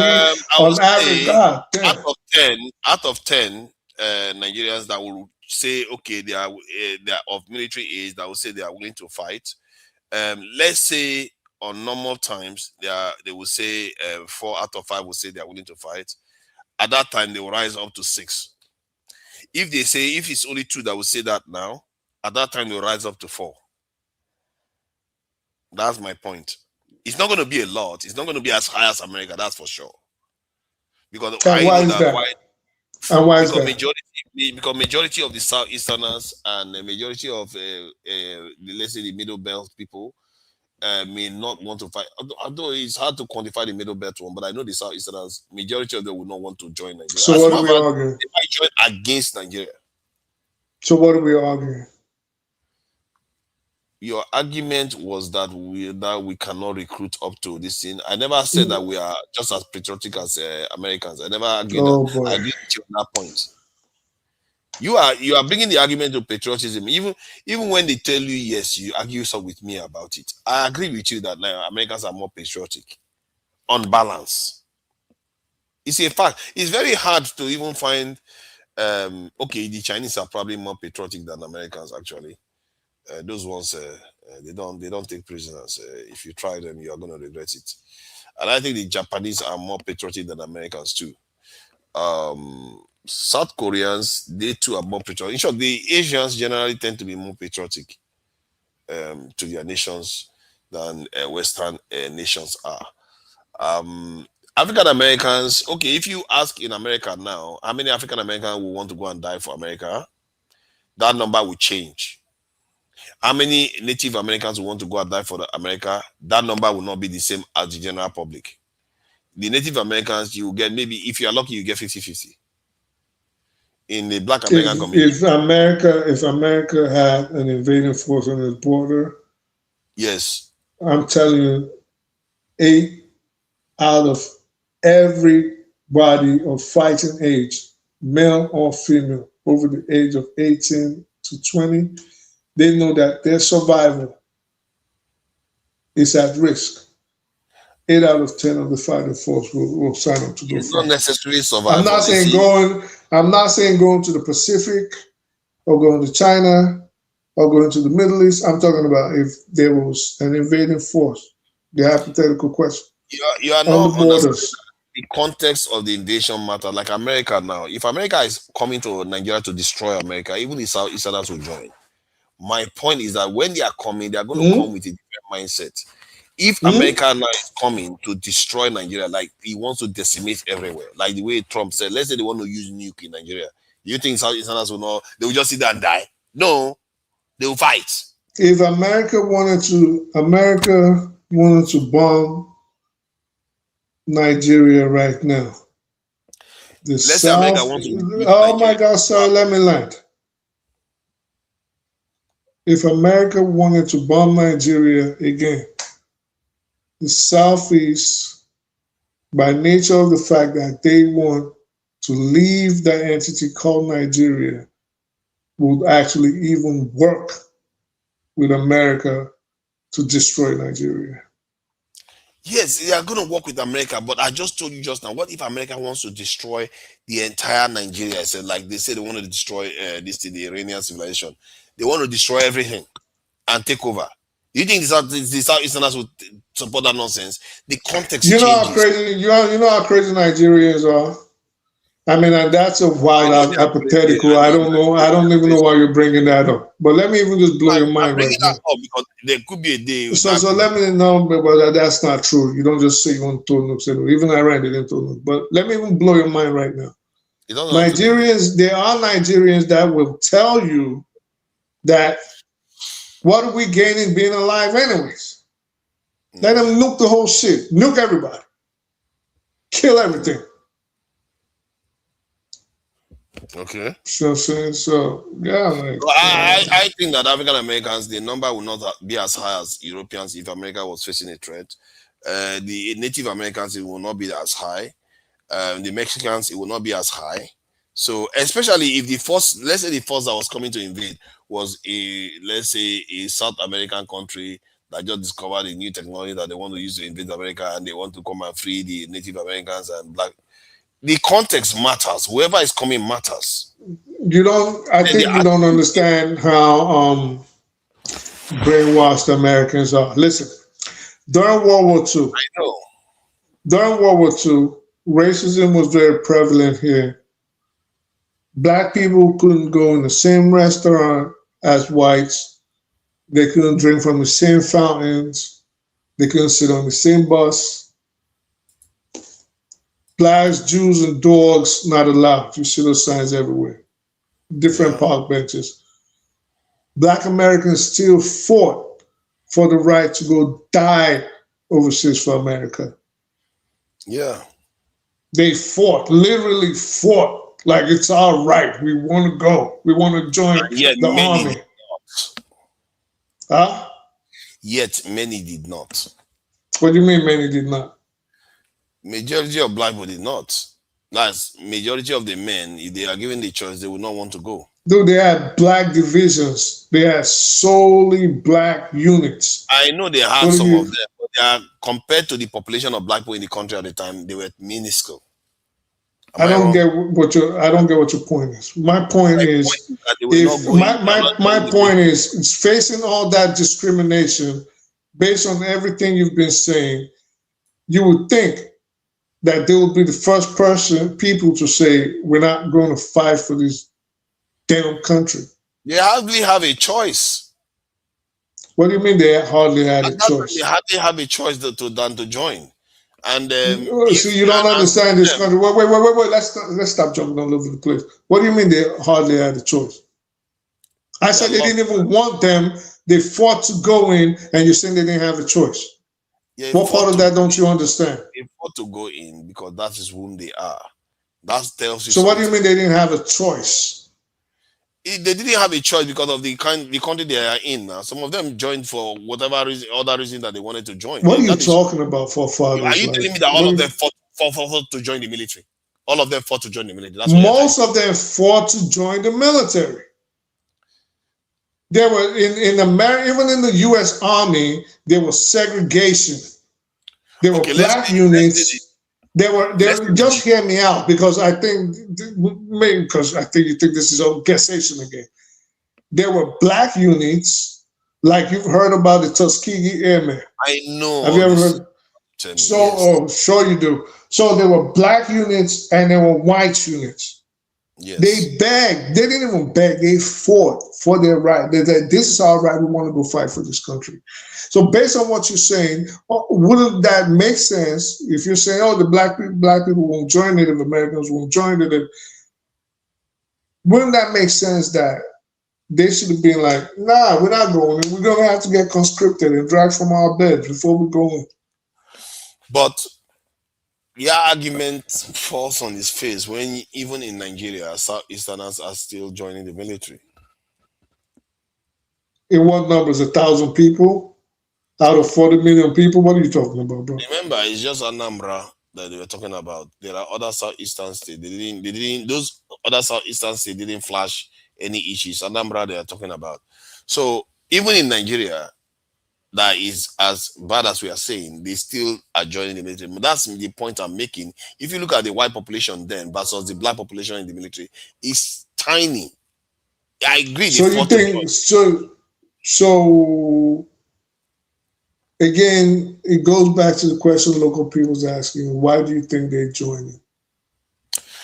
I think some people are born warriors, and some people feel like if they don't, okay, I will not say if they don't. They feel like this is their right. This is their right. So some people are born warriors now. People are not born warriors. Like this, it's motivation, not war warriors, motivation. So you don't understand that. Back hilarious, yo. People join so it's motivation. You can have motivation, but you're not a warrior. What are you gonna? It doesn't matter. Yeah, that's why you go to camp. That's why you go to training. They don't put you and give you gun. Yeah, but even with that, you can't do the training. You can't do the miles and everything. Let me ask you: do you think the Nigerian? I mean, I've never been in the Nigerian army. Right. And I told you when I was younger, I was saying I was going to go back, join it. And my mom and everybody was just laughing at me like, you're insane. So let me ask you, do you think the Nigerian army is being properly run? Because that's the impression I'm getting from you.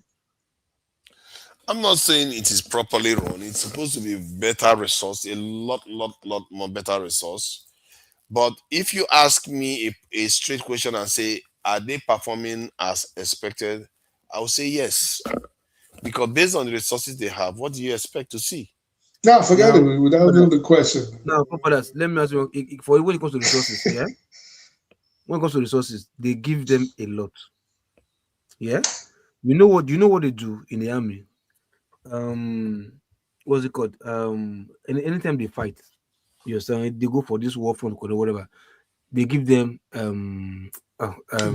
bonus. Bonus, yeah, compensation, something like that. I saw the name just now. Yeah, and allowance, allowance and whatever. What they allowance? Get allowance. You understand? So what they do is, they tell them if they finish the war, if the war ends today, they will not get allowance anymore.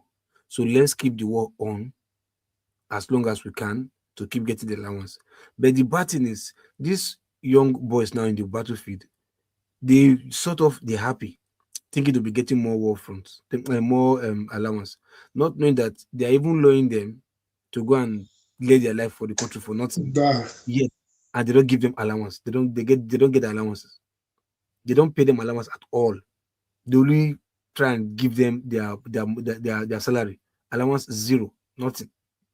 You understand? So that is the issue. So when it comes to motivation, if they're being motivated, good welfare kits, whatever, the barrack that is there is nothing to write them about. You understand? If it's okay, whatever, trust me, those guys will even prefer to be in the army as long as they want to.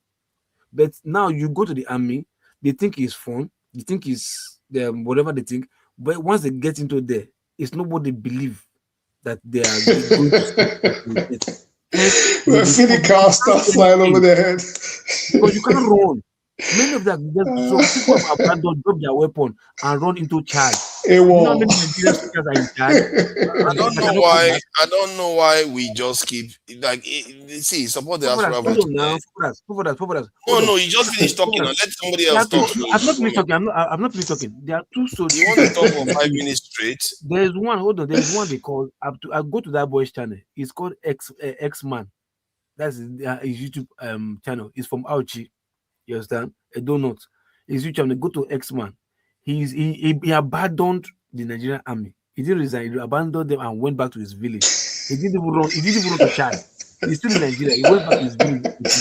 He's exposing all of them, calling their names outright. Everyone probably knows them. And this recent one, know what? I think you probably know the soldier he's talking about. This recent one that happened, this Yoruba boy that said that the Nigerian politicians should come and have their children to come and join the army, that they locked up for many months and later dismissed. That was civil recent. So these are the people you are supposed to be looking up to be getting information from, not just sitting your own going internet, going to AI. Are you hold on. Are you saying that Nigeria is the only country that has a wall? Oh, shocker. Sorry? Maybe you don't understand the concept. Wait, now hold on. Let me tell you. Hold on. Listen to me. What do you think is the meaning of a wall? Okay, those that won. Hold on. Desertion. No, hold on. It's the only Nigeria that has it. Those desertion. Those that deserted. You think the ones that happens in Nigeria is because they want to go, or it's because the condition that they're being treated? That's why they left. They leave for various reasons. Okay, now do me a favor. Go to the YouTube channel. It could be a girlfriend. It could be anything. Oh, no problem. Go to YouTube channel. A living soldier man who just abandoned soldier, as in deserted the army. Yeah, I seen him on Twitter. Went back to his village. Yeah, he's there. He's in Nigeria. Go and you can interact with him since you like military well. I don't know what your issue is. Like just because he left, what is your point? Let me tell my problem with you. My problem his point is that morale is down. I agree with you. That is the whole point of my proposal.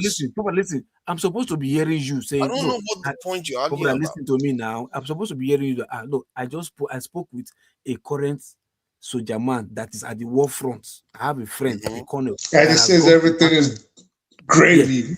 Yeah, this is what he's telling me. This is what he said his experience is or was or are. You get my point? So that's what I'm supposed to be hearing from you. Since you love visual community, did you expect? Not telling me internet data or statistics. That's where you're getting it wrong. Your problem is on that ground. Your problem is that you are not connecting the dots. You are not connecting the dots. I don't know why you don't connect the dots. It's like just like you expected that Nigerians should not apply for the military. You actually think that when you go to battlefield, given the condition Nigerians are facing right now, that is going to be pretty. It's going to be good. No, you will definitely have people that will like, this is not what my trouble. It's not what my life. I'm not going to come here. Even I will not see. If you tell me you, based on the way Nigerian military is right now, you're not going to send your children into the military, I'm not going to blame you. Because the military is not configured to win. No. Okay, they're configured to win. Now, let me tell you. Hold on. No. You're wrong. They are configured to win. The problem you're having is, your problem they can't win. No, listen to Israel me. Israel couldn't win. Why would our soldiers win? Don't you use your common sense? Israel cannot win. Why would our own win? I mean, those are two different. Those are two different instances. Oh my God! Tell me where America has ever won. Then no. Why don't we use common sense? See, let me tell you, the war that they fight in all those places, Israel and America or is different from Nigeria's own. Wait while you are ahead, loco. Come on, you are better than this. It's different. Let me tell you something. It's very different. Someone coming up, you going to invade.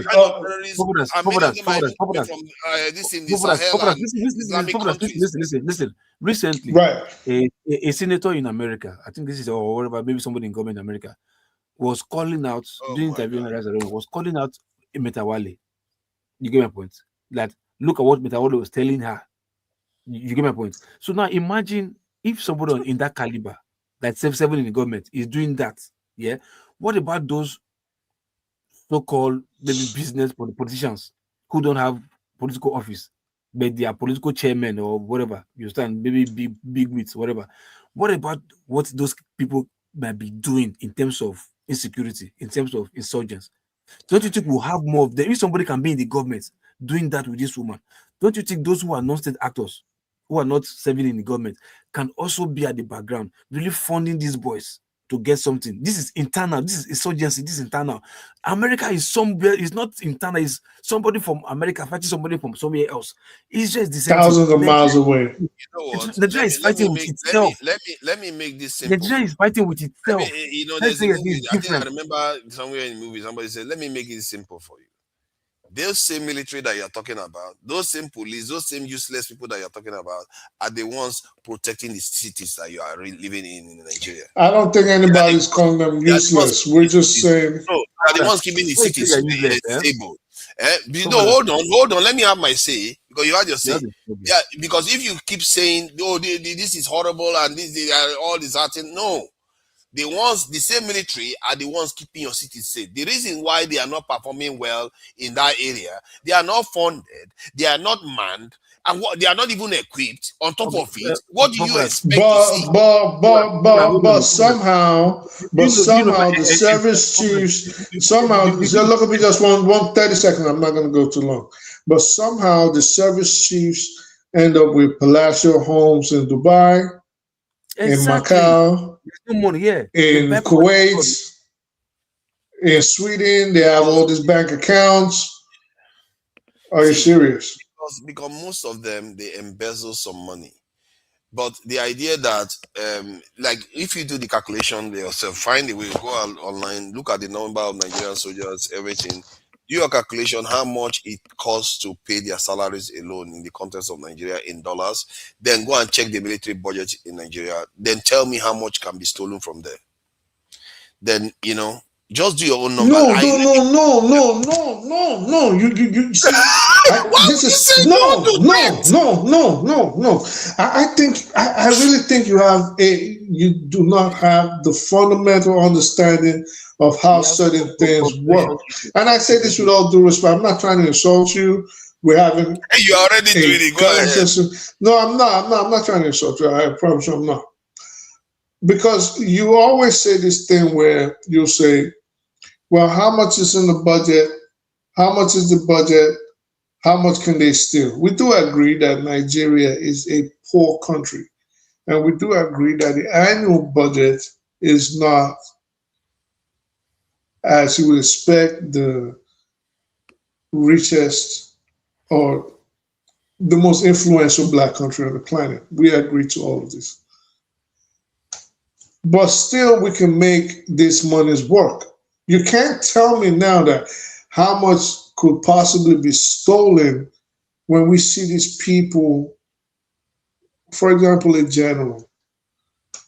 He has a $5 million home in Dubai, or he gets arrested and they find that he embezzled 10, 15, $20 million. But then his forefathers telling us, well, look at the budget for the army. How much could they possibly steal?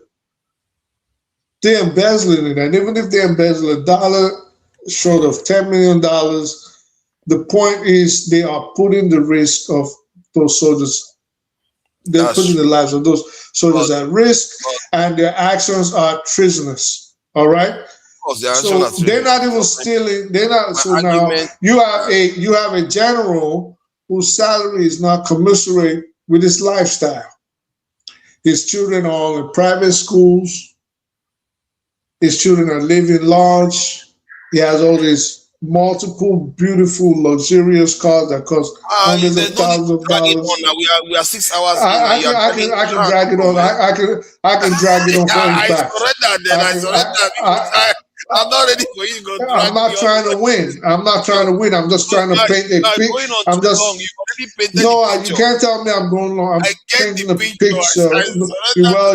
Well, the picture is not for only you. It's for people that probably is people that probably is for people that probably think like you too. So monies are being embezzled. Millions of dollars are being embezzled. Thefts on a astronomical scale are being embezzled by the officials that are supposed to take care of the welfare of the people of Nigeria. So don't tell me how much could they possibly steal. Despicable, corrupt people that should be using every penny on every soldier. That's what you're trying to make me defend. My point still remains. The money is for the soldiers. My point is that even if a penny is not stolen, I'm not sure it's going to change the calculus. The situation will still be what the are you talking about, bro? What's the problem? If money is if the $5 million, for example, that was used to buy a mansion was put to the welfare of the soldiers, you think it will not change the way the army is run? What are you talking about, bro? No, it will not change the outcomes with the militants. Who's talking about militants? They talk about army, talk about militants. Do you realize that the main reason why Boko Haram festered in Nigeria? Let me land. And why it is a problem today, when it could have easily been dealt with, when it started becoming a problem during Jonathan's time, was because the army chiefs were unbelievably corrupt and stealing the money. So much so that Nigeria had to go source to Nigeria. I'm not dragging it. I'm not over explaining. Can you let people talk? This is why you don't know most of what you talk about. 7 hours. Try to be snappy about it. You can say that you don't have time, but to say people are dragging it shows lack of intelligence. Now it might be ADHD, but your ability not to be able to listen or comprehend shows lack of intelligence to be. Right. What's that? There was a song about it. It's my I forgot the name of the song. But point is, even if they don't steal a penny, the outcomes with the militants will remain the same, and that is what matters. This is why I said, if they don't steal a penny and they put this money compensating, giving these boys good welfare, arming them well, why would the army situation or the militant situation not change? Or the terrorist situation? Why would it not change? Because it's an asymmetric warfare that we didn't do the necessary thing to combat. So who do you think is funding? Who do you think is funding these terrorists? You didn't let me answer. You just jump in because you don't want to hear the full answer. Because Israeli soldiers are fully motivated. No, they are not just armed. They are not just well funded and motivated to even go after the terrorists that just killed more than 1,000 of their people. They still couldn't win. Is that not clear for you? Even if they were motivated, hold on. I don't see. I speak the truth. If you talk again, you're going to make me lose every respect for you after I said that. You can lose respect. The Israeli soldiers they're not motivated. Why would you say anything else about just say, okay, I understand where you're coming from? But clearly, Hamas was caged into a territory. They couldn't destroy them. Well, the morale, exactly, and you know why that, and you know why that is. The IDF is not a properly trained fighting force.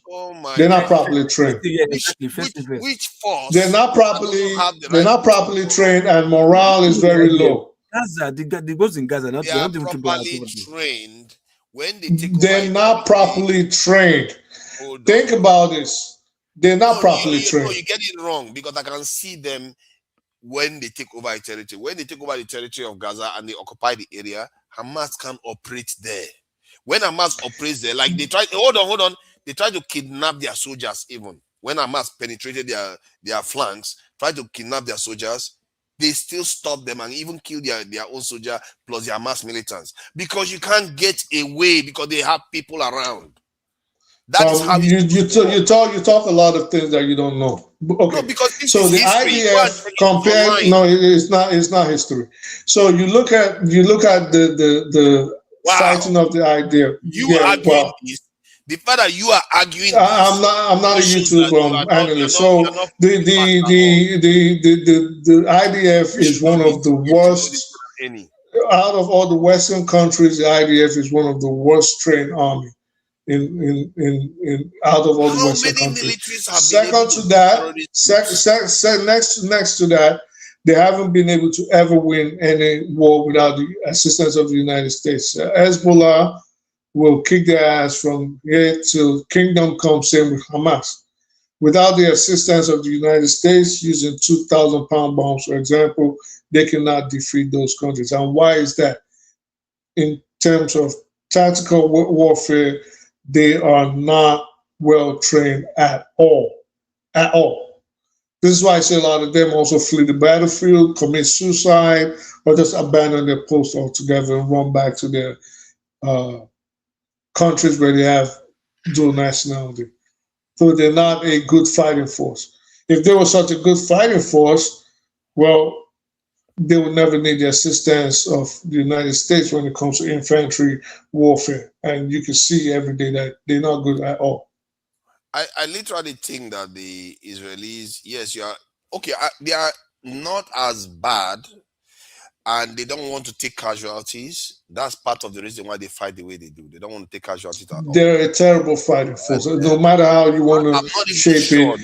I'm not even sure that over 2 years of war, they've even lost up to 1,000 soldiers because they don't want to take casualties. This is out of because they're fighting a ragtag army in Hamas that is not organized with flip-flops. Yeah, but in the end, they still couldn't defeat Hamas. This is my point in the Nigerian context. And you are even siding with somebody that is making an argument that Nigerian military stand a chance. They don't.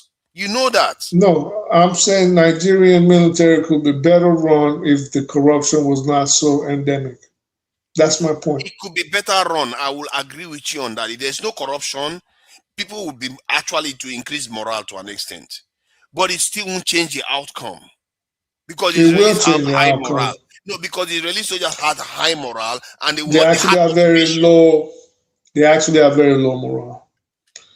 The IDF. At the beginning of the conflict, they had high morale and high motivation. They always had low morale. They are tired of wars. They knew what was coming. Most of them were scared to go into Gaza because they know, for example, it was booby trapped, and they did not want the kind of fighting that would be urban guerrilla style fighting. They just didn't want it. No, they didn't this is why they let. They don't want to take casualties. That's the period. They don't want to take casualties. Yes, so they're not a trained fighting force. For example, the United States didn't mind that. That is where the training is different. You see, when the United States went into Iraq, for example, you saw in Baghdad, you saw in Fallujah, the way we fought building to building, house to house, street to street. America did it. Gaza is next door. Same style of fighting. They ran away. They don't want it. Remained. The terror groups are still there, and ISIS even got stronger after America even backed off. So let's not. After we left. Yeah. After. What does that tell you? You are just making my point. Just went there. No, I'm not making your point. It means that when you are present, it means when you are present, that is how you defeat them. Well, my point is training. That's what we're talking about. How well trained are they? We're comparing the training of the IDF, and I'm juxtaposing with the training of the United States vis-a-vis the kind of war that they fought in, again, Baghdad, Fallujah, Kandahar. It's not about training. The outcome in Nigeria, if every single penny was spent very well, the outcome is not going to be any different. The outcome will be different because you'll receive better training, you receive better armor, you receive better weaponry, and all these things put together will increase morale. So, would you argue that American soldiers had morale when they went to Afghanistan? Yes. Very high morale. Why is the Taliban still there? Well, that has nothing to do with morale. Hold on, let me explain it. The reason I say America has a high morale, I mean, look at the kind of people that were joining the army: football stars, politicians, ordinary businessmen, because morale was high.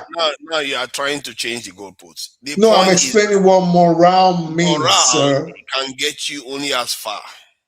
You can't necessarily just You use morale asked to win the me, war completely. nobody said that, but it helps.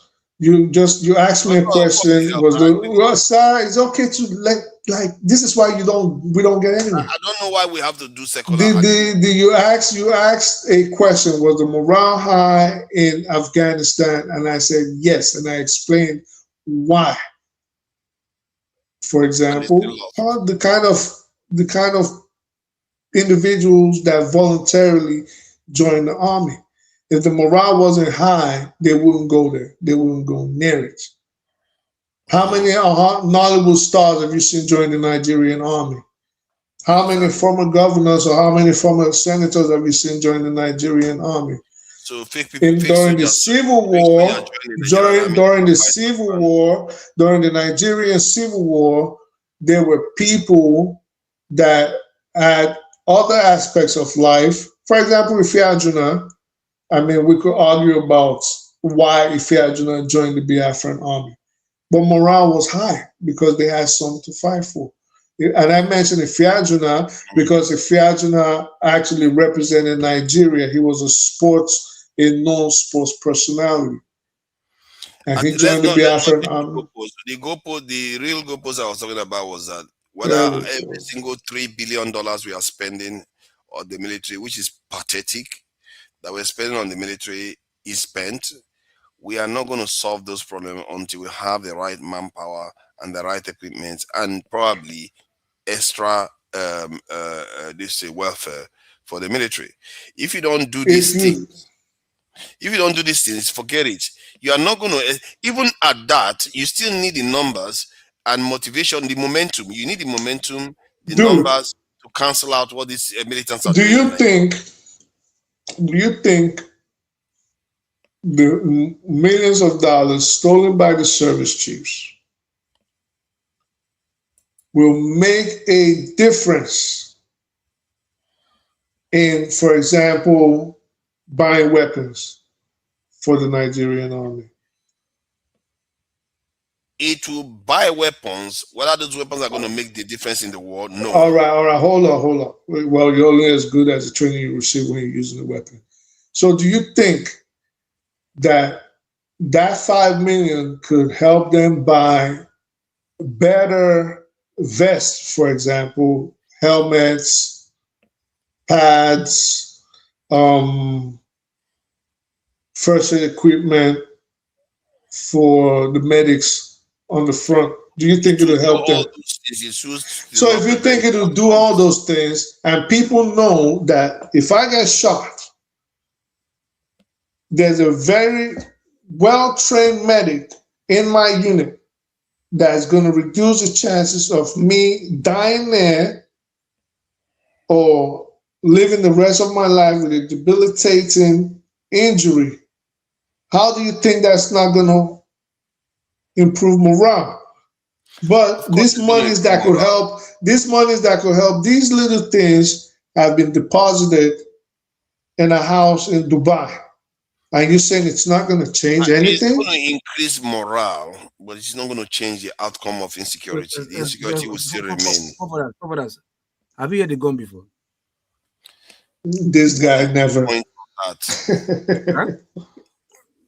Why would I tell you that? No. Why not? Have you handled one like why? Sorry? What is the relevance of that? After handling it, were you having any confidence? Were you having any morale? Were you having any like danger to yeah, man, I gotta go smoke some. I don't know what point you're trying to make, but I think we have I'm to just asking you, your experience. This is 7 hours on the dot. We have to wrap it up. Sorry. Question, your experience or your feeling handling one. What did you feel as in when handling the for the first time, what was your feeling like?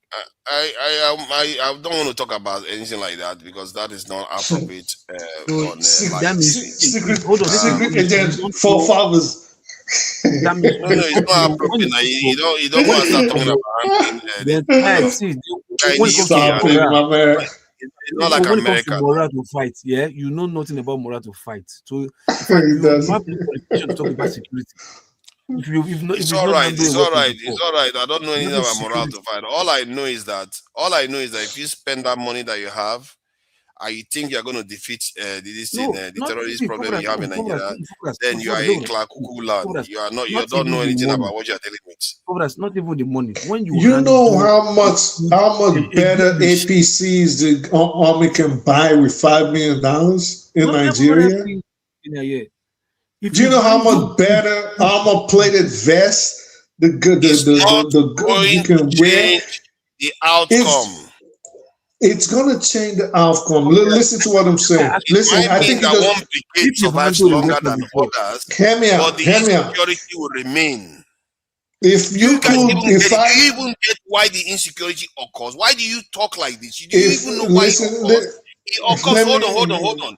It's not occurring because the terrorist is standing and shooting with the Nigerian police like this. It's occurring because most of the time when they are operating, the security forces are not there. No, keep quiet. Quiet your mouth. Dude, you have no idea what you're talking about, bro.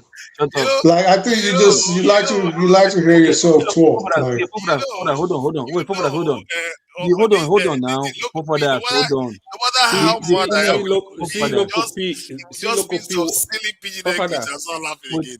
Local was asking you if you value a gun before. Just imagine.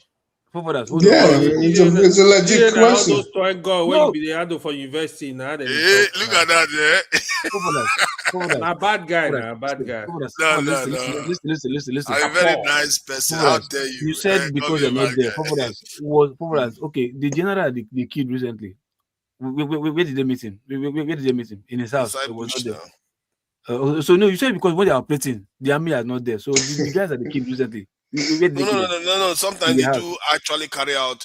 Most of the insecurity is not directly with the soldiers. You know that they are busy burning villages and destroying things. That's what. Hold on now. A simple question now. Why should that one even happen at all? The one that they engage with the armies. Why should it happen at all? First thing first. The reason why it can happen because they know they can get away. Okay, no, because now you have somebody who is trained, backed legally with weapon to fight against somebody who is not trained to even handle weapon, and yet they are still defeating the untrained are defeating the trained. So you think it's just because you know that sometimes they come with about 20 vehicles. 20 vehicles. No, if they have numbers and they're all armed, they swarm you. You be moved to go. So not vessel. Hold on, I'm just asking. I'm just trying to let you see. Look at one second. What I'm just trying to let you see is that you're saying the embezzlement doesn't matter, it won't change a thing, and I'm saying no. There's so many improvements you can make to the soldiers that it'll number one increase their chances of not dying on the battlefield. That alone is. I agree with you on that. Why are you arguing with me over something that I already argued with you with? I told you. Hold on. I told you that all this you are saying may be true, but it's not going to change the insecurity. I don't know what is confusing about that. Okay, for us. Are you telling me so? Even if Nigeria army has been given the best weapons to fight insecurity, that insecurity will not end. That they can't defeat people. That's what you're saying. Yes, because the way what is causing the insecurity is not because they are going head to head with Nigerian military. Maybe 70-80% of the incidents are when the military is not present. Okay, wait. Why are we not seeing a situation whereby these people are being given the weapon? We'll never ever hear the loss of any soldier at all. Well, at least we'll know. Okay, at least if for your rhetoric to be correct, you mean the American soldiers with the best weapon in the world, like they do get killed. So I don't know what you mean. I know. In Afghanistan, in Iraq, you went to a territory that you don't know. You went to somebody's territory. You're doing funny. Even your territory. So you're asking for them to invade America to prove that they can kill American soldiers in America. They'll die. They won't last 24 hours. We're gonna kill all of them. Because Americans have done what we've not done. They have 2 million soldiers. No, we don't even need 2 million. We're gonna kill everybody within 48. Number of American soldiers to 230,000, like Nigerian. Let's see how safe America is going to be. As a matter of fact, they will kill themselves. Let me tell you. Okay, so let me break it down to you. Let me break it down to you. All right, let's even reduce it to one. Let's even reduce it to one U.S. soldier. Let's reduce it to one. If we have those Boko Haram coming into the police departments, are going to slay all of them. We're going to slay every single one of them. We're going to kill every single one of them. Within 72 hours, they will cease to exist. We're going to kill everybody. Because you have numbers. You have numbers. No. You just said the army. I said reduce the army to one. And forget the army. I'm telling you, forget the army. I'm saying forget the army. Calm down. Then reduce the police to ordinary tactical. Now you say reduce the police. Why don't you just tell us to go fight them with kindergarten? What you saying? Disadvantage as Nigerian ordinary tactical units. Tactical units in America will level all these stupid Boko Haram with tactical units in America. Not even that is why they cannot do it overseas. But it's all right. That's your excuse. How about Israelis? Oh, they can't do it. Oh, shocker. Move on. Let's see. The best argument against all the arguments people make is just to look at the Israeli military. They are merciless. They are ruthless. No. Hold on. They are merciless and ruthless, and they cannot get rid of these terrorists. If they cannot, no hope. Don't even bother. You are not going to win. Listen. They are fighting it right now. They will never win. It's okay. I don't know. We have to close that. Let the IDF be politically divided. Let me thank the people that made payment, please. Let me thank them. This they say this is an FBA. That's why US negotiates economic benefit when they go to help countries. We spent taxpayers for peacekeeping to get disrespected. That's Nigeria doing that. That's what we are getting for it. And I have to thank him, Deco8. Thank you for the donation. You are the only person that donated today. OBO, I see you there. Kemri Bar is also there. And let me see, Mekanelli is there. And there's also Boom Boom Ray, and it's also on the chat. It's Loco P. Izon, I see you there. Thank you for joining us. Equity, fairness, and justice. That's one of the easiest names to say. Thank you for joining us.